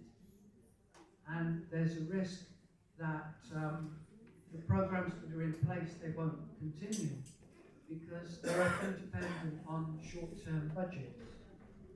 And maybe they're serving only a particular sort of section of the population in a particular region. So fragmentation is, the good side of this is there's many, many good practices to draw on in terms of what works. The bad side of it is that you don't have it all put together in a coherent framework. And a few people have been mentioning that earlier on today. We've got a publication that's out called Entrepreneurship Policy Through a Gender Lens. And one of the things I liked about our publication was that we talked about policies without programs, and we talked about programs without policies. So policies without programs is where you've got the strategic objective and you're not doing anything actually to achieve it. That's not the big issue. The big issue is programs without policies. And so the example I'd like to give is from an OECD country, Canada, and it's one of those countries that has got a women entrepreneurship strategy. And so a strategy like that is very good because it sets out the objectives, the actions, the budget, the key performance indicators, and of course it's a package. It's not looking at just one issue like microfinance, it's looking at everything.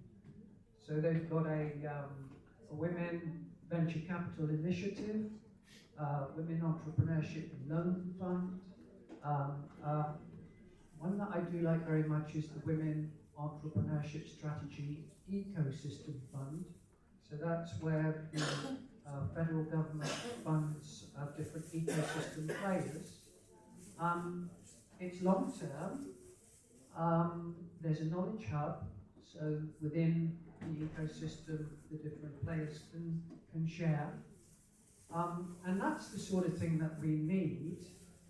And so now you're going to say, do we have the luxury to run this in emerging markets, maybe? Can you do that in the Middle East, in North Africa? So, again, here in Egypt, we're working on an SME strategy, on the SME policy of Egypt, where OECD is doing a report on that. So, and it's been noted this morning, there's the Egypt Vision 2030. I mean, this is doing what we need. It's got women and it's got youth, and their empowerment is weaved into each one of the strategic pillars of the vision. So that's important. And then if you go down to the level of an agency, so you go to the MENA-OECD, the Micro, Small and Medium Enterprise Agency, they have in their strategy also got a set of measures that are seeking to support women entrepreneurship. So, that isn't per se a women entrepreneurship strategy.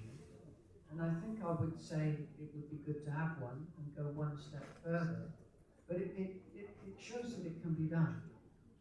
And hopefully we'll get, after relying on donors and DFIs to come in for these programs, specifically for emerging markets, that the private sector will follow, because they will eventually also enable the markets for as customers to these women entrepreneurs. And having also, like, when we say it takes a village, it does take more than a village, more than a policy that is implemented by program developers, by consultants, but also the private sectors and the consumers, who sometimes are now becoming also weary about, maybe this company, we're more conscious shoppers now. So having that said, I will remain on the policy level, but also we do have a special message, and again, we want to put Dr. Wissam's message really to anchor and come after Jonathan's comment here. If we could start playing this out. So Dr. Wissam is also the Union of Arab Banks Secretary General, and we will move forward after to the banks.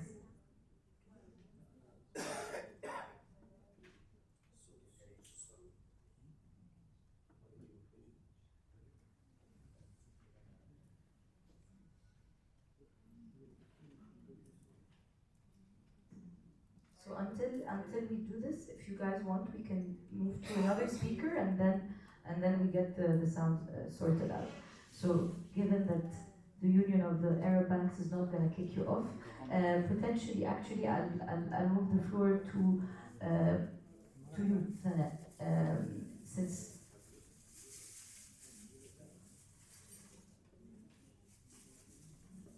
So equity and financing were not the only thing. Export and growth in revenue, and the program you mentioned about the export-ready companies from Jordan that will also really catalyze that space. So can you talk to us more, because we've been really only discussing access to debt and access to financing, but now that you brought this up, it is one of the catalysts specifically to push back on any reservations that culturally we may have on that, for example. So access to finance specifically is one major aspect that we as an association or any service provider should be considering. And when we look into the numbers, we're a data-oriented organization. We always looked at the numbers and how much women own businesses or micro, small businesses have that access to financials. And one of the reasons that we were able to figure out is it was not because of lack of those resources. They are definitely a shortage. There are some discriminatory, as you mentioned. I've reflected to the banking aspect. When I left the bank, I did feel that we were discriminatory in a certain way, because that's what equity is all about. But what happens is basically, unfortunately, it's either the lack of knowledge of how to apply for such financials, or not being able to see the value of including all the documents that are requested. And any banker in this room will understand if they move into the development sector, because in the development sector there's so much at stake. In the banking sector we're so much into the protocols, policies, governance, and all of a sudden you see that there is a big gap between business owners and business people and entrepreneurs and what's really required to be a bankable institution. The second part was basically I would say, the risks that they are not, or the fear of failure and risks that they don't want to take it. The liability of financial access to certain financials would create for them. And another point, which is not related to even the women, and related to the ecosystem of the financial ecosystem in the region and in the world, is the lack of different opportunities that serve women. So today, if we are looking to what are the opportunities from access to finance, it does not take into consideration the challenges and the obstacles that a woman would have. For example, the collateral, and everybody was talking about the collateral. The peer-to-peer support funding. I'll give you an example from Jordan. After she attended a certain program with, under re-export, she figured out that she can start. She did not have the financial required to buy the raw materials to start exporting the end product. And during a session, one of the financial options was, crowdfunding and how to start doing that. And once she went into that option, she was able to crowdfunding from family and friends and take forward her business to the next level. So the lack of knowledge of certain different tools and financial opportunities is lacking in the market. Another example I will give also is basically the questions that are related to assets and liability. So we know that financial is basically to make a profit, cost related, and so on. But CapEx, there isn't enough information about CapEx, how to manage the business, and that's why we see a lot of, let's say, bankruptcies and companies getting out of the market after 2 to 3 years, especially at the entrepreneurs level. Last but not least is basically is how can we really ensure that we are pricing strategically. And I'm speaking about companies from micro level who has been operational for 15 years, but they have been only operational at the same level for the same clientele, same revenues for the past 15 years. And one of the reasons when they went into one of our programs, because their pricing strategy was wrong. It was not taking into consideration how to grow and have a proper margin, cover certain operational costs, how to manage their wallets and their bank accounts. So I guess these are more or less the things that I would like to talk about. And I would like to end kind of my intervention with a couple of things that I would like to talk about is basically how could the banking or the financial ecosystem work on providing innovative tools that takes into mind um, the privacy of women-owned businesses. And we like to have a lot of risk mitigation before we go into and jump into any proposition or whatever. So how can we look into those peer-to-peer lending? We're speaking about maybe more of different innovative models. I have it here. Like angel investment. Do you know in the region we have pretty much very minimum angel investment networks in the region that are specifically that's working from a gender lens. How can we look into a grant and loan hybrids model? And literally combining those grants and loans would serve a little bit more because once you have your money in the pitch, you'll be more responsible. So it's not completely, it's a grant, it's basically more a hybrid model. A trade credit from suppliers. So today, unfortunately, a lot of companies, they come to us, we have a closed deal for exporting, but we don't have the financials for raw materials. No banking institution is willing to give them that, except against collateral. For example, in Jordan, we had a very successful model, which was the industrial fund. It was established by the Ministry of Industry and the Chamber, and Jordan Export and Jetco. And to be honest, when the women were applying for it, it was over 90% not accepted. And again, it was because they did not know how to apply, how to submit the right papers and documentation, and how to take it forward. Intangible barriers. We need to look into the intangible barriers for basically access to information, and that's where service providers and such networks can help us take it forward and look into it. I think this is in brief what I wanted to shed light on, but more or less, it's about being aware that we have a gap in financial literacy for us as people, not only for women, and make sure that we are opening the pathways or the ideas or the doors for people to understand where is the opportunity, how to grab it and how to take it. Sometimes you only need someone to tell you there is an opportunity that you can apply for, this is how you can apply for it, and this is what you need to do.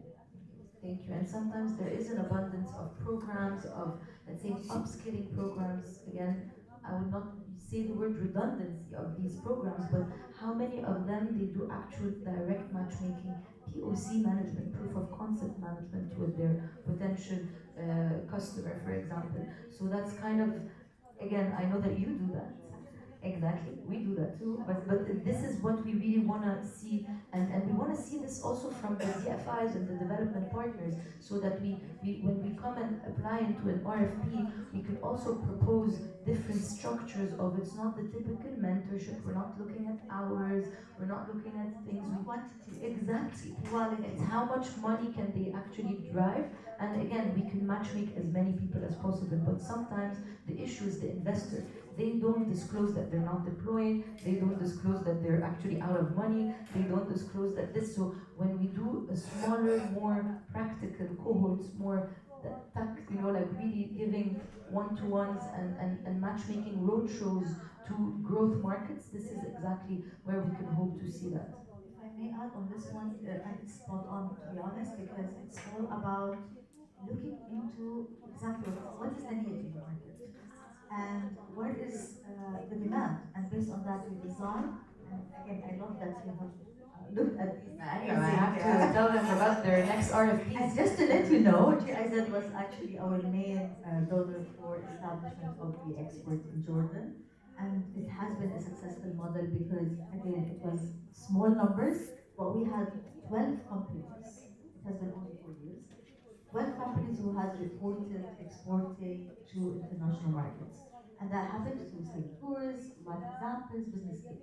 Thank you very much. And we will go to Dr. Wissam Abu Futuh, who is actually now ready to address the audience with his video message. Dr. Wissam, again, the Secretary General of the Union of Arab Banks. Ms. Karim Al-Hakim, Chair of this session, distinguished speakers, ladies and gentlemen, good afternoon. It is my honor to address you today on a matter vital to the economic future of our region. It is unfortunate that I could not adjust my schedule to be with you in person in Cairo today. However, I'm pleased to join you through this recorded message. Small and medium-sized enterprises, or SMEs, are the backbone of economies in the Middle East and North Africa. They drive innovation, create jobs, and build resilience. Within this vibrant sector, women entrepreneurs play a crucial role, bringing fresh ideas and determination. Yet, despite their potential, women entrepreneurs face significant obstacles, especially in accessing the financial resources they need to start and grow their businesses. Recent data highlight these challenges.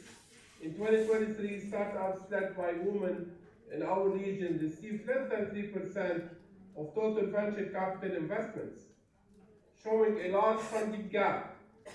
Additionally, women make up less than 15% of decision makers in the venture capital industry, pointing to a need for a greater representation and inclusion.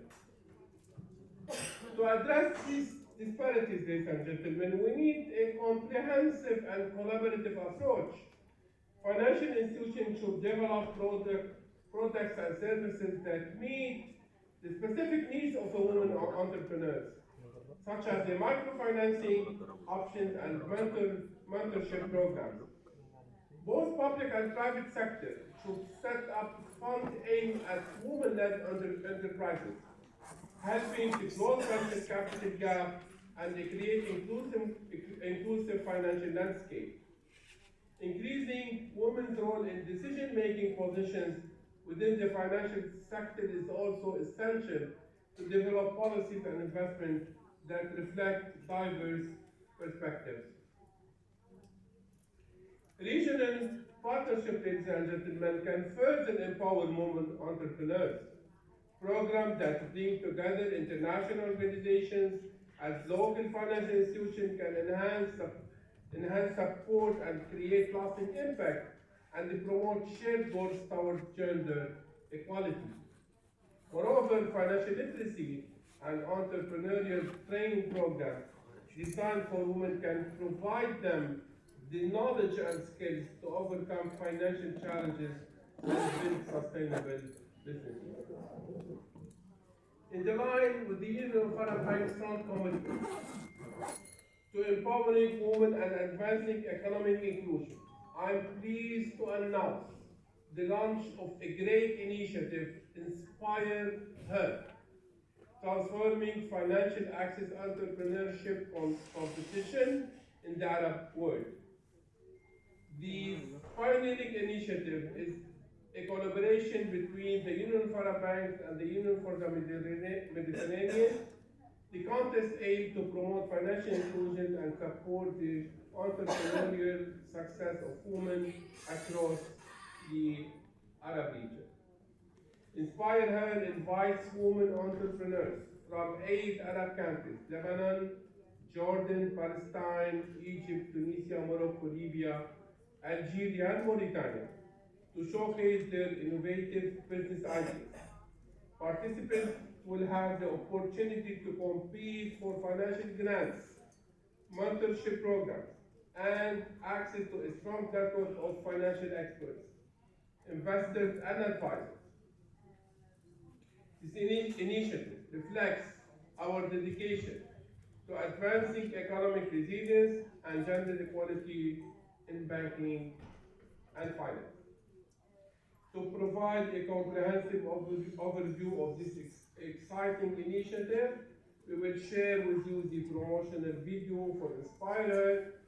This video summarizes our vision and the incredible journey we aim to support for women entrepreneurs throughout the region. Thank you.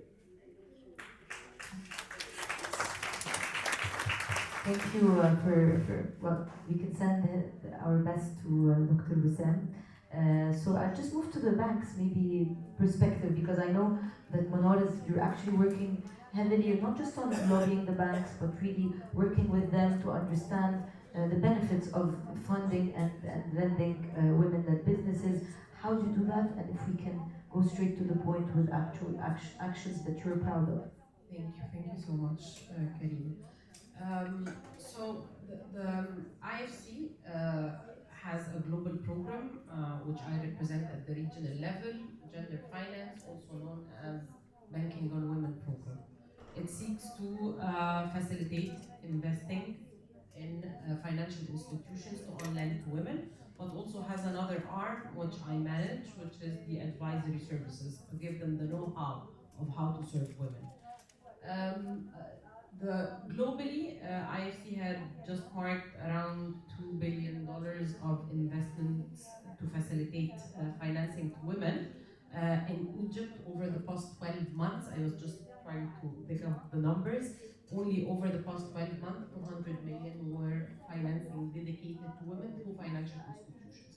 So these are specific lines to specific banks with a target to reach women. That's good.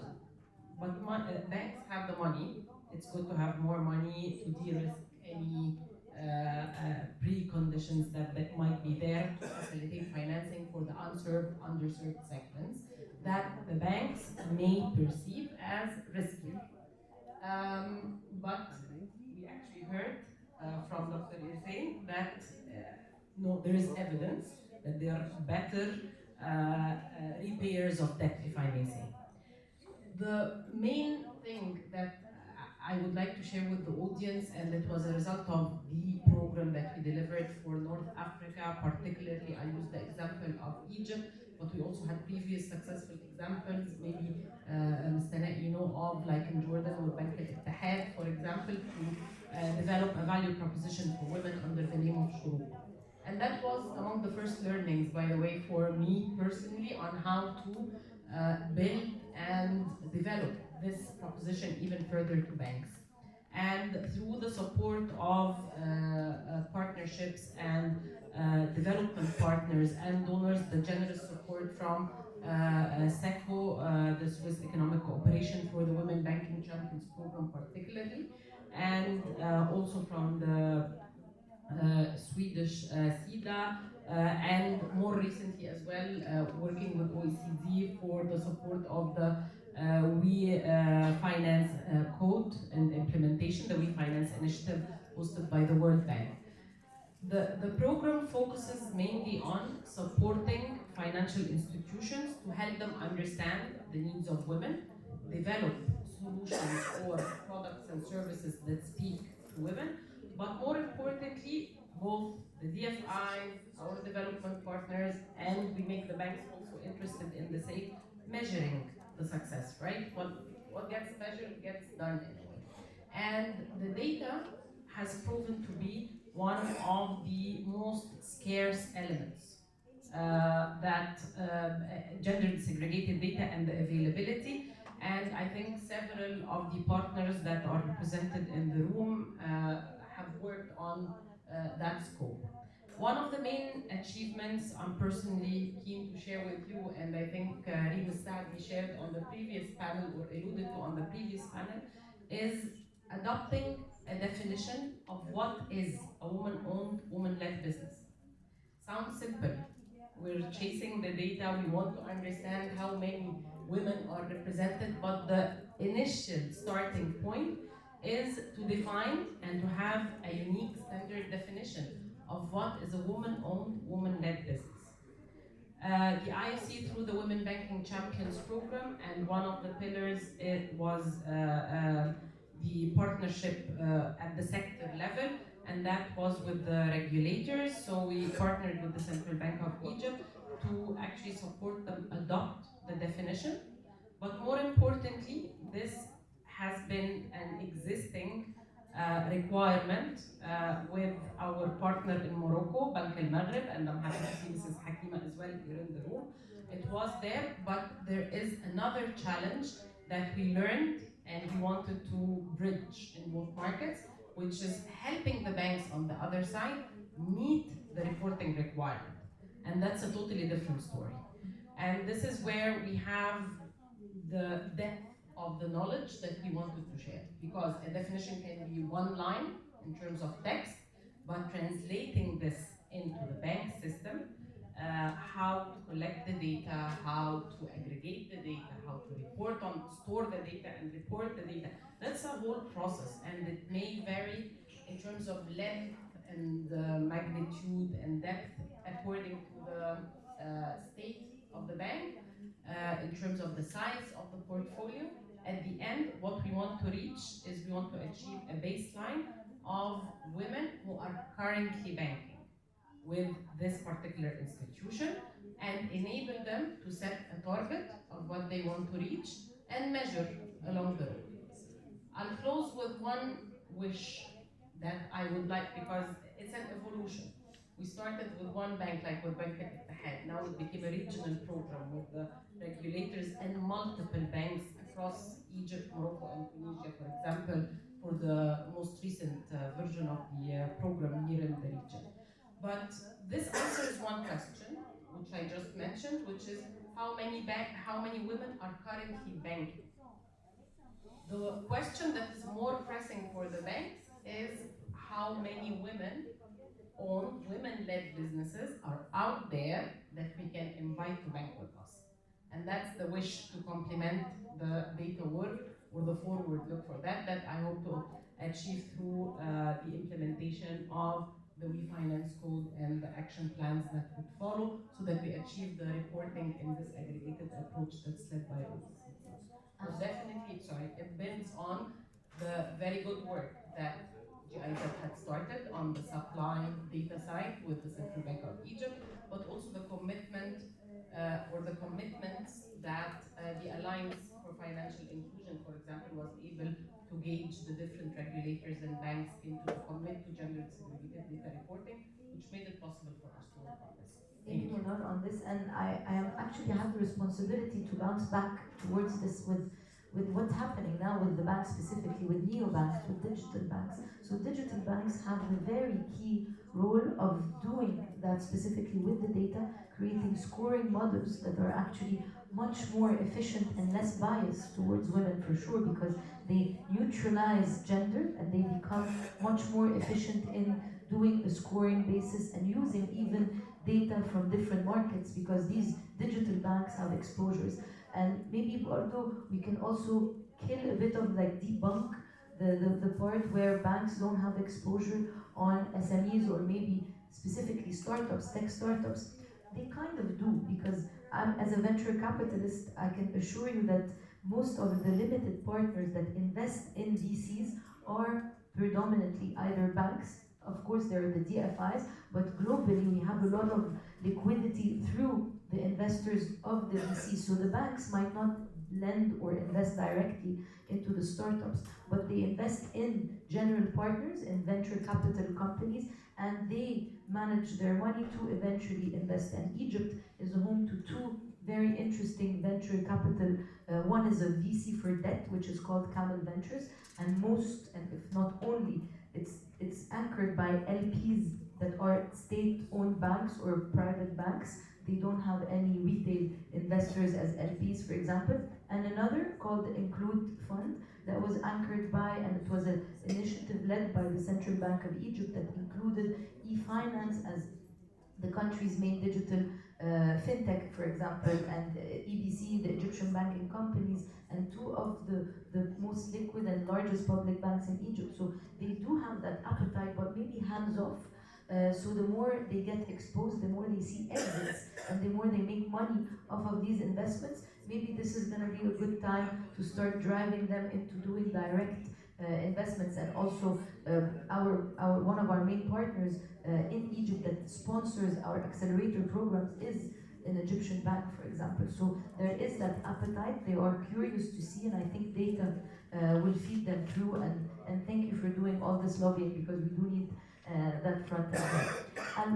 I'll split the next two, let's say, two speaking initiatives. So we have someone to represent us from the technology, let's say, mitigation. Monsieur Mansour, I'll leave the floor to you. Je vais vous poser peut-être une petite question. If we can put the slide of Monsieur Mansour back on. Vous avez parlé beaucoup bien sûr des données et de votre rôle de régulateur avec les microfinances, mais aussi avec la présence de un peu plus de digital microfinance companies, et aussi avec le rôle de la technologie, avec aussi des scale-up internationales qui arrivent en Tunisie pour faire un peu de microfinance qui n'est pas supposé peut-être être en vague avec vos ambitions. Donc comment on peut mitiguer ça? On a une slide pour tout le monde pour voir. Vous avez choisi cette slide pour aussi pouvoir expliquer un peu plus vos idées. Tout à fait. Donc, en tant que régulateur, en tant que régulateur de la microfinance, mais ceci est vrai pour tous les régulateurs, pour les banques centrales également, c'est d'être vraiment très vigilant par rapport justement à l'utilisation de la technologie. En microfinance, donc, depuis que nous avons reçu des demandes d'agrément, nous avons agréé des institutions qui, dès le premier jour de leur activité, donc, ont débloqué des crédits par voie digitale. Et les remboursements se font actuellement par voie digitale. Et en tant que régulateur, au début, on était en train d'observer, de voir comment le marché va se comporter. Par contre, nous avons une institution qui a mis en œuvre, qui a développé un système de scoring qui s'adresse justement à une population déjà financée par l'institution, et le fait qu'il s'agit d'un organisme qui lui permet de recenser les bons clients qui ont un bon historique, et du coup, ces bons clients vont recevoir des SMS leur demandant de venir prendre un deuxième crédit vu qu'ils étaient très solvables, et que selon les critères du modèle de l'algorithme de calcul, donc ils étaient conformes, et que ces clients se sont vus recevoir une invitation de la part de l'institution pour venir obtenir un crédit sans pourtant qu'il y ait un besoin préalable exprimé par eux. Donc, et là, on s'est aperçu en tant que régulateur, dans le cadre d'une mission de contrôle, et encore à travers la centrale des risques dont je vous ai parlé tout à l'heure, que le produit qui a été développé justement était incitatif aux consommateurs, aux clients, et il y en a pas mal de femmes qui sont tombées dans le piège, c'est-à-dire dans le sens où on leur donne un crédit sur 3 mois, donc, et on signe un contrat avec tous les demandeurs, mais nous avons des conditions incitatives en dehors du contrat, en leur disant la chose suivante: si vous remboursez au bout d'un mois, vous aurez systématiquement un droit pour obtenir un autre crédit, mais à une valeur légèrement supérieure. Et donc, on obtient le second crédit et on rembourse, donc, théoriquement sur 3 mois, mais on le rembourse avant l'échéance d'un mois, et on se donne le droit de bénéficier d'un troisième crédit, d'un quatrième crédit, d'un cinquième crédit. D'où on se retrouve dans une spirale d'endettement, et on est systématiquement piégé dans un endettement excessif, et parfois avec un endettement croisé avec d'autres institutions. Donc, le but de cet exemple, c'est de dire la chose suivante: en tant que régulateur, on encourage l'innovation. On aimerait bien que les institutions que nous régulons utilisent justement la technologie, mais pourvu que cette technologie soit utilisée pour effectivement répondre à un besoin exprimé par les demandeurs de crédit, et non pas de proposer quelque chose avec lequel ils vont se trouver piégés par la suite. Donc, pour l'exemple que vous avez au niveau du slide, donc on s'est aperçu qu'au bout de 13 mois, le client en question a bénéficié de 21 crédits. 21 crédits, et nous avons, en tant que régulateur, quantifié le coût. Parce que théoriquement, le microcrédit est accordé à 32%, mais vu le montage avec cette incitation d'un remboursement par anticipation, on a découvert que le coût du financement est supérieur à 200 points de 200%. Donc c'est quelque chose de fondamental, d'inadmissible. Et en tant que régulateur, tout d'abord, nous avons interdit la commercialisation de ce produit et que ce produit, malheureusement, il est commercialisé dans pas mal d'autres pays. Donc, Tunisie, nous l'avons interdit, mais également, nous avons sanctionné financièrement l'institution parce que là, c'est irresponsable, c'est une pratique irresponsable et que tout régulateur doit sanctionner. Donc, l'idée de la chose, c'est que le régulateur doit être vigilant. Donc, vigilant, parce que en Tunisie, avec le système que nous avons mis en place, on est capable de vous donner à quel coût les femmes se financent en comparaison aux hommes. Et là, nous avons des tests. Et heureusement qu'on s'est rendu compte au mois de septembre 2024, les femmes, en moyenne, ont pu être financées par des institutions de microfinance en Tunisie à des conditions tarifaires avec moins 300 points de base par rapport à la moyenne des ans. Donc il s'agit de se poser pourquoi. Parce que les IMF qui bénéficient justement de cette centrale de risque connaissent très bien qu'en termes de risque, les femmes sont moins risquées. En tant que telles, elles sont plus solvables que les hommes. Donc l'idée de la chose, en tant que régulateur, nous devons être très vigilants par rapport à cela et que l'inclusion financière, ou bien le fait de permettre donc, aux femmes d'accéder à un financement, et là, je ne peux pas m'empêcher de vous le dire et de partager justement mes idées, dans le sens où l'inclusion financière ou bien faciliter la voie aux femmes d'accéder à un financement, ce n'est pas une question de chiffres.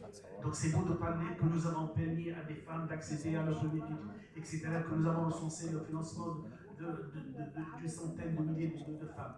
Mais retenez une chose, donc il s'agit de se poser la question sur le bien-être des femmes. Est-ce que, avec le financement, avec les politiques que nous sommes en train de mettre en œuvre, est-ce qu'on a permis aux femmes justement de connaître un nouvel histoire? Est-ce que le bien-être de ces femmes qui sont aujourd'hui dans la microfinance et qui se financent à des conditions plus élevées que dans les banques, est-ce que réellement avec la microfinance, est-ce qu'on a contribué un tant soit peu pour que le bien-être de ces femmes s'est amélioré?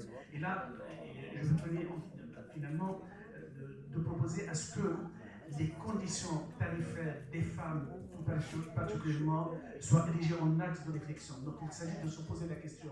Donc il s'agit d'être interpellé sur les conditions de financement de la femme. Si nous voulons réellement atteindre l'objectif de la problématique autour de laquelle on est réunis aujourd'hui et demain, donc il s'agit véritablement d'accorder l'importance qu'il faut aux conditions de financement des femmes, parce que je pense qu'il est insensé de continuer à parler d'autonomisation des femmes et on sait pertinemment que nous avons des conditions de financement qui sont vertigineuses, avec des taux d'intérêt en effectif de 70 ou de 80%.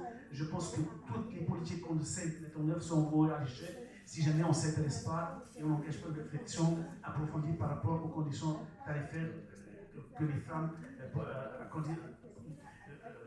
que les IMF ou bien les institutions financières du Nigeria sont en train d'appliquer aux femmes. Merci Monsieur Mansour, il faut vraiment redire ça car je suis en train de championner la technologie, mais aussi la technologie doit être modérée avec une modération grâce à des régulateurs qui sont sains et qui regardent bien le bien-être de votre stakeholders, as we say, the end stakeholders. Merci pour votre intervention.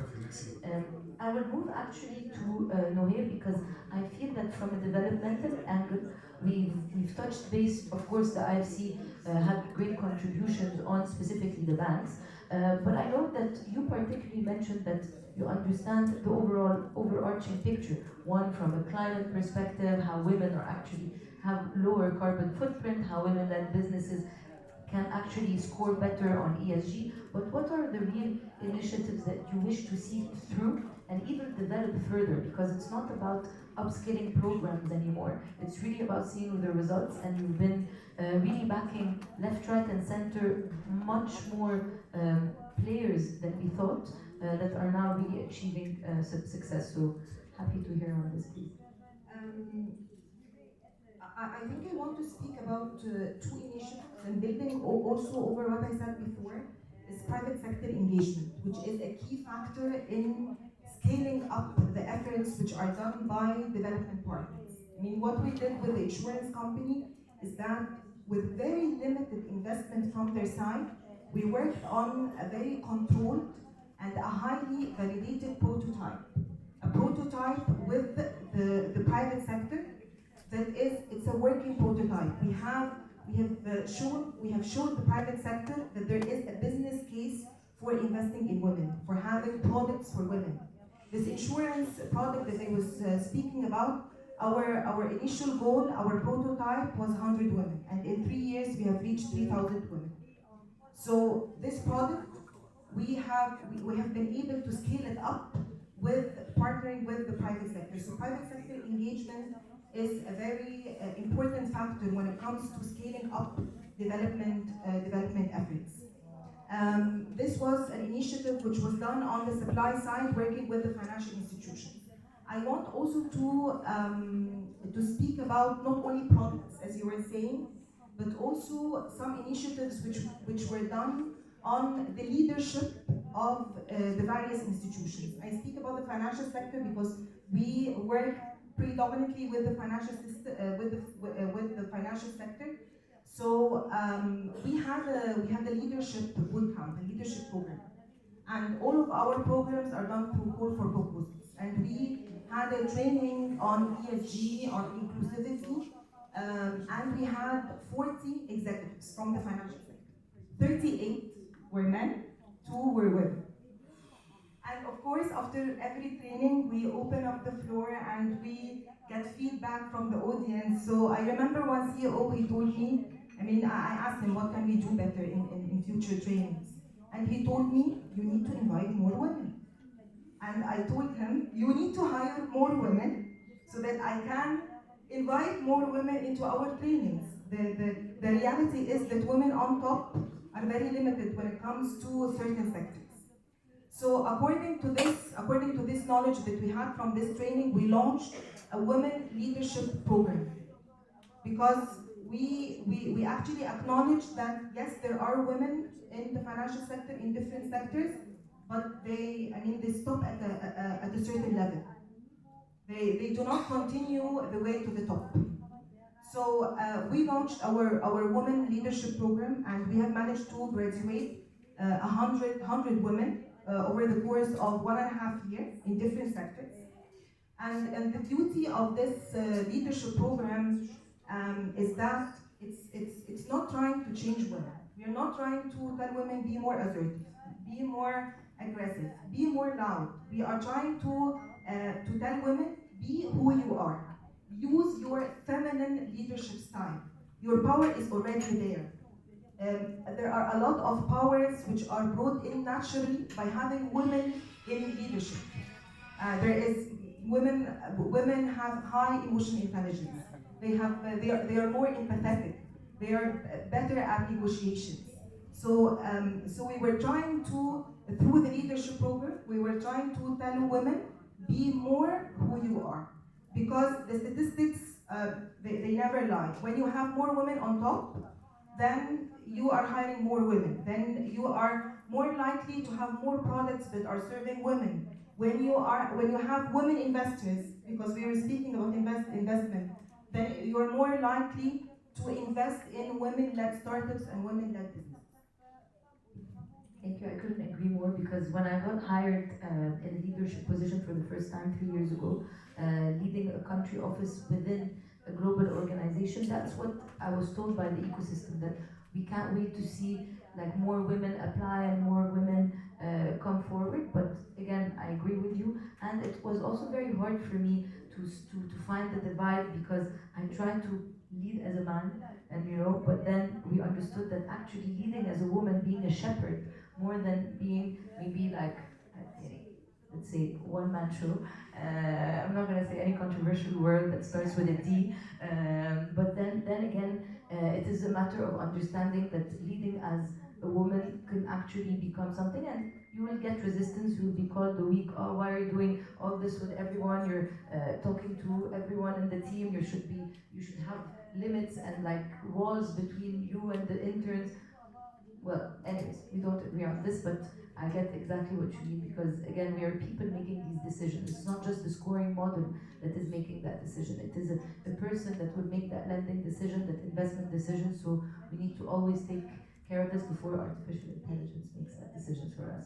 And finally, I would love to close the last part of the questions before we really do like a quick remark from everyone, not even less than a minute, kind of thank you and reach us there. Dr. Ahmed, maybe we could talk about some alternative ways of seeking funds. For example, you as someone in the FRA, there are carbon credits, there are like really you're looking at driving more investments, even having access to the stock market and looking at the inclusion formats with companies like Thunder. So maybe you can just give us your opinion on how you see the financial and investment side being more inclusive, which will end up including more women.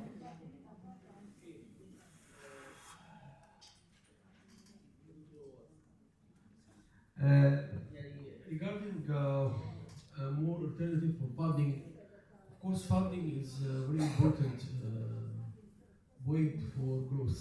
Okay, and we all see this is a big challenge in the non-banking financial services. Okay, so from the beginning, when we started microfinance business, we coordinated with central bank. Okay, to facilitate moving fund from commercial banking to NBFIs. Okay, so from time to time we review the files for NBFIs and approve that they comply with our regulations. So banking sector have trust to lend our NBFIs for refinancing activities. In addition for that, of course, we have also in capital market several initiatives for pushing the fund. One of them it is securitization, and we can consider securitization now is very big market share for funding for NBFIs, especially that we see a lot of several financial institutions looking for underwriting and for needing to participate for building up this portfolio. You can also see Sukuk, for example, as one of the new instruments which implemented in the capital market in Egypt from 1.5 years ago. In addition for sustainable bonds also, and we applied it in microfinance and SMEs finance. In addition to a carbon certificate, you mentioned it's a very newest instrument. FRA launched voluntary carbon markets from 2 months ago, and we now have at least 13 companies working in this field, and we see more than new companies from Africa wanted to participate also in the same in the new markets for change certificates in this regard.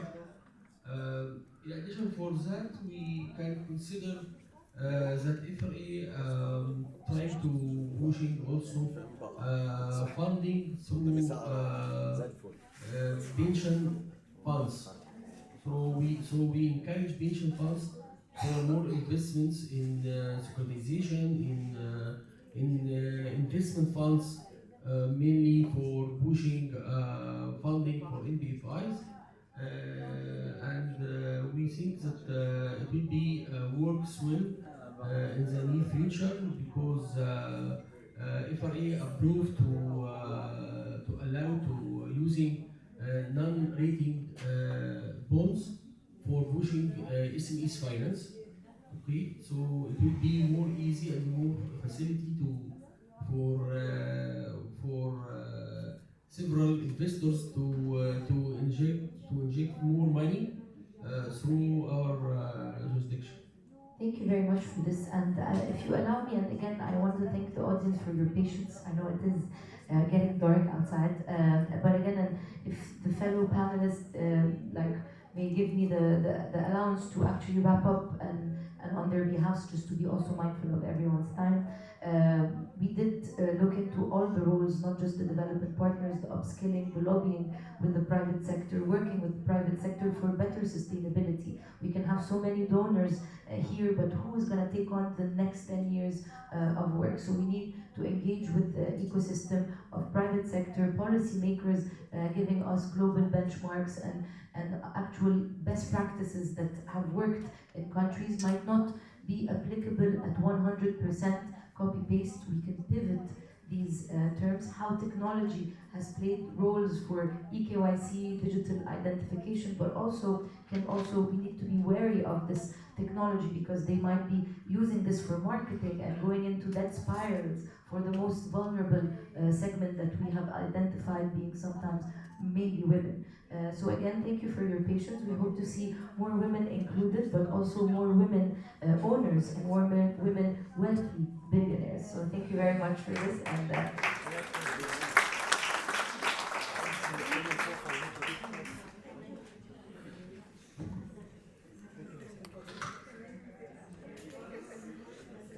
esteemed guests, we have now reached the conclusion of today's very insightful sessions.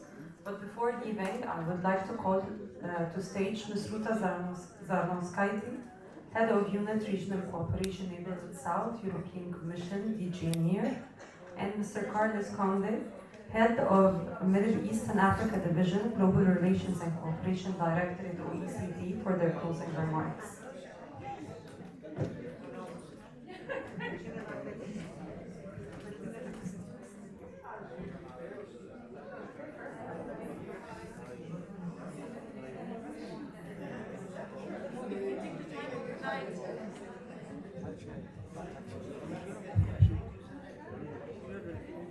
So, totally taking the risk that we will be the only ones in the room in a few minutes. Knowing the fact that we are starting 1 hour later than scheduled, allow me to still close the day on my part and together with Carlos, who will have the last word as the host of this event, to offer a few key takeaways that I at least will take home. And I thought it could summarize very, very, very rich exchanges that we have witnessed.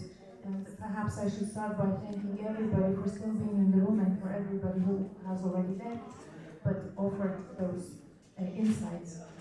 First, what I take is that there is an unparalleled opportunity before us.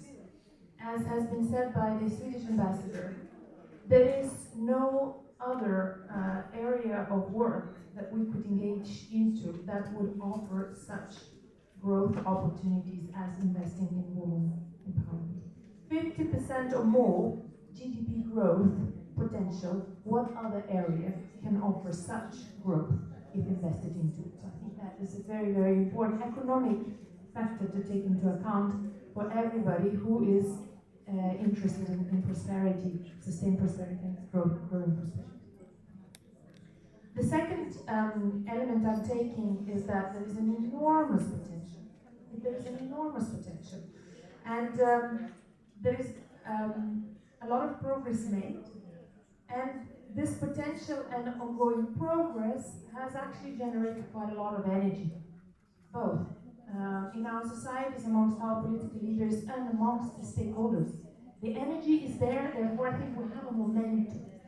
We have a momentum to move on this, and we should grasp this momentum. And I would even put it anecdotally, I think we are in episode 2, if I speak correctly. Episode 1 is the episode where we needed to invest in education. And I think the progress that we see being reported today shows that more women graduate than men. So education is no longer the barrier. Episode 2 is to harvest on that education, harvest on that knowledge, So we are already somewhere in that journey. We're not starting from the beginning. Efforts have paid off. Education is that we have a paradox that was highlighted, the discrepancy between the knowledge that women obtain through education and cultivation and them being participants equally at equal measure on the market. But we are entering, and probably we are already in episode 2, so we need to take it at that next stage. My third takeaway is that it takes everybody to dance this dance, and I think we have discussed extensively about it. It's multidisciplinary and it's multi-stakeholder. We talked about necessity to work with the politicians, regulators, private sector, women organizations, to have a holistic output.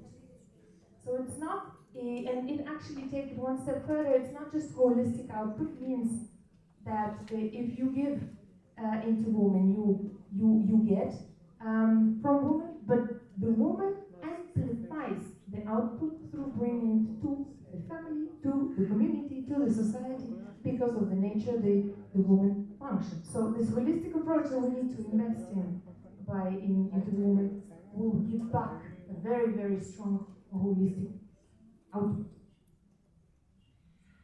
We also said, let's base ourselves on data in order to have evidence-based policy making. So data was emphasized today, and I think more of an unexpected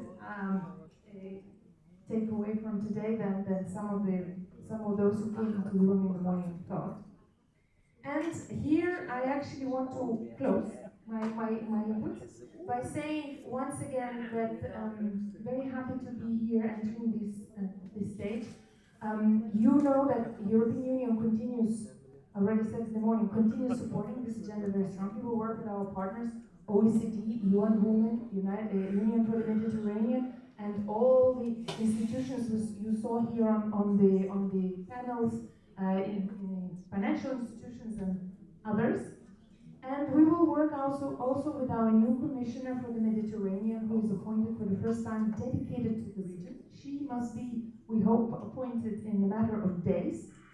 So it's also a new momentum on the EU, on the Commission side, and we will be working together with all stakeholders to create a common vision, including this topic into our work strands for the future. We will be working on the Pact of the Mediterranean partners, and I hope women empowerment and economic inclusivity will be a very, very strong component into this. So, after thanking fellows, yourself also personally for having invested so much in organizing this very, very important milestone, I just wanted to say, it was said the journey has to continue. I already said we are in the middle of the journey, and we were told don't stop in this journey.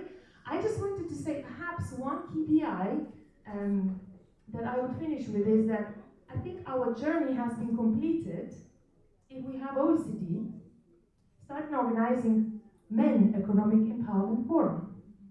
Then we know our journey on Women Economic Empowerment Forum has probably resulted in a very successful outcome. Thank you. Great idea. Thank you so much, Ruta. Very excellent wrap-up. It is very little to add, but I really want to say how glad I am, how impressed by the discussion. We know that for 20 years we have been working in this MENA-OECD initiatives and space for dialogue and exchange between countries, and today I think it was at its best.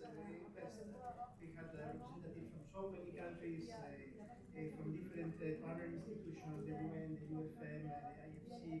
Really, I think it's a very representative meeting of what the collaboration in the region can bring into the transformation, the economic, the social transformation. I think the discussions of today matter very much because we were lucky convening a group of extremely representative and legitimate people to talk about this from different angles, from different perspectives, and in a manner that has been very constructive. Sometimes a problem when you are meeting together with people that come from very different backgrounds, sometimes you face this issue of isolation. People have sometimes things that they are working alone, from government, from the private sector, from the NGOs, from the private sector. And I think these occasions are a good opportunity, of course, to learn from each other, these parcels. And I will not avoid saying something. We were, a lot of us were saying something. But there has been a nice spirit that was also in the morning.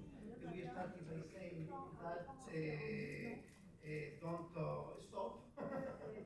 It was also the reference to Michael Jackson. What was the song that you mentioned? It was Man in the Mirror, of course.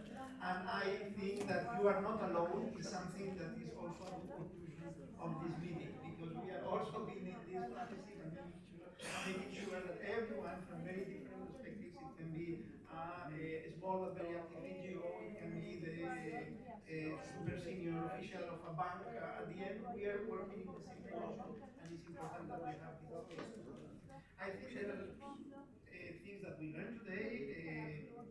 In the morning, it was very clear there is very strong political commitment. We have ministers from different countries. We have many ambassadors expressing very eloquently that this is very high on the agendas, that really there is a will to modify the reality in a very progressive manner. So this is very good. This is not sufficient. We also know, and this is a very clear also message, that the private sector has to be engaged with the public sector, and this is not always easy.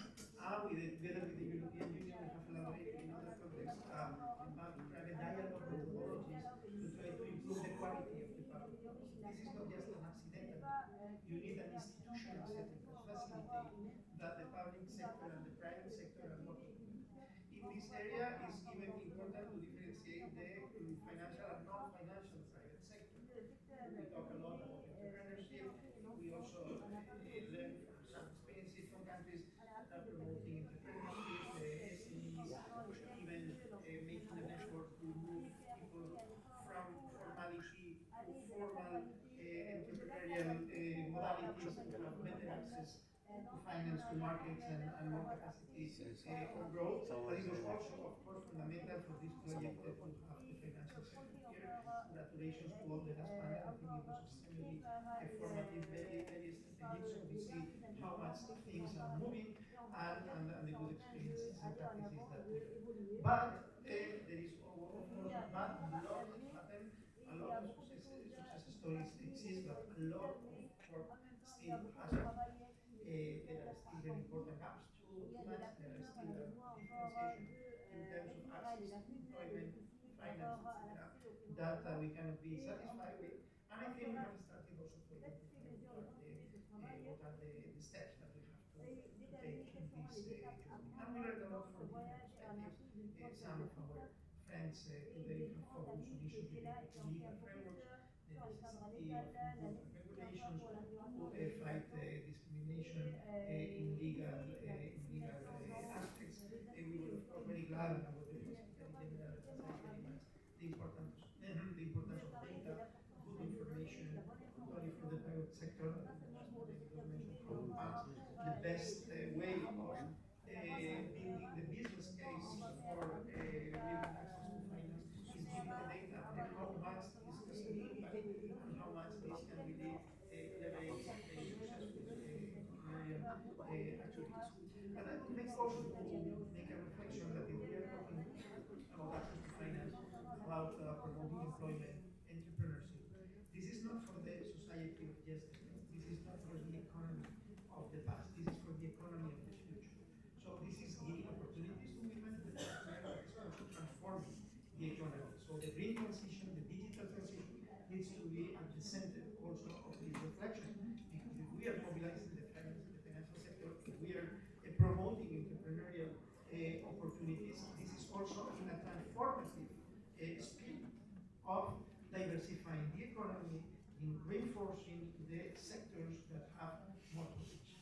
And it was also a very nice message how the big progress in education, the skills that women are bringing into this society, this is something that really we cannot lose. It is a necessary input for this economic transformation.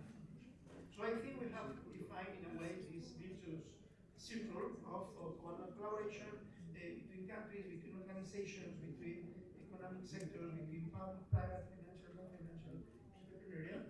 And the beautiful thing is that now we are starting with the implementation. So we are very glad with the great support we have received from the countries and the governments that have engaged with us. Of course, very grateful to the on this very closely. And in this project is also, in a way, an innovation methodologically. We have identified these champions at the national level. It's new in our way of working, and we are very grateful to them. It was a very beautiful group of people this morning here, of men and women, not women than men. That is also good that there is a kind of a balance there. So again, we are all together, so there is nobody alone here, quoting again Michael Jackson.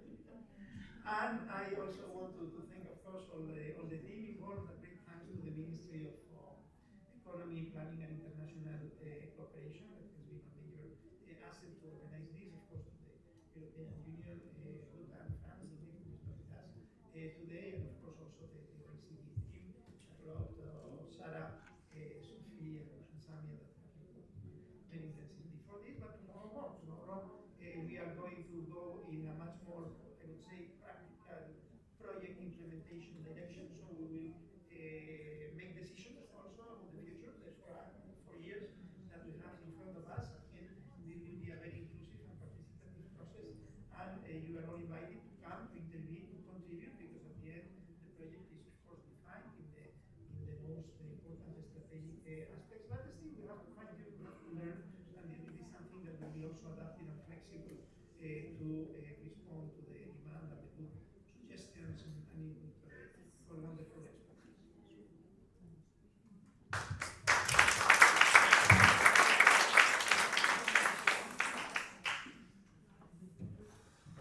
Thank you so much, ladies and gentlemen, for your close attention and for being so patient with us today. And hopefully we'll see you again tomorrow.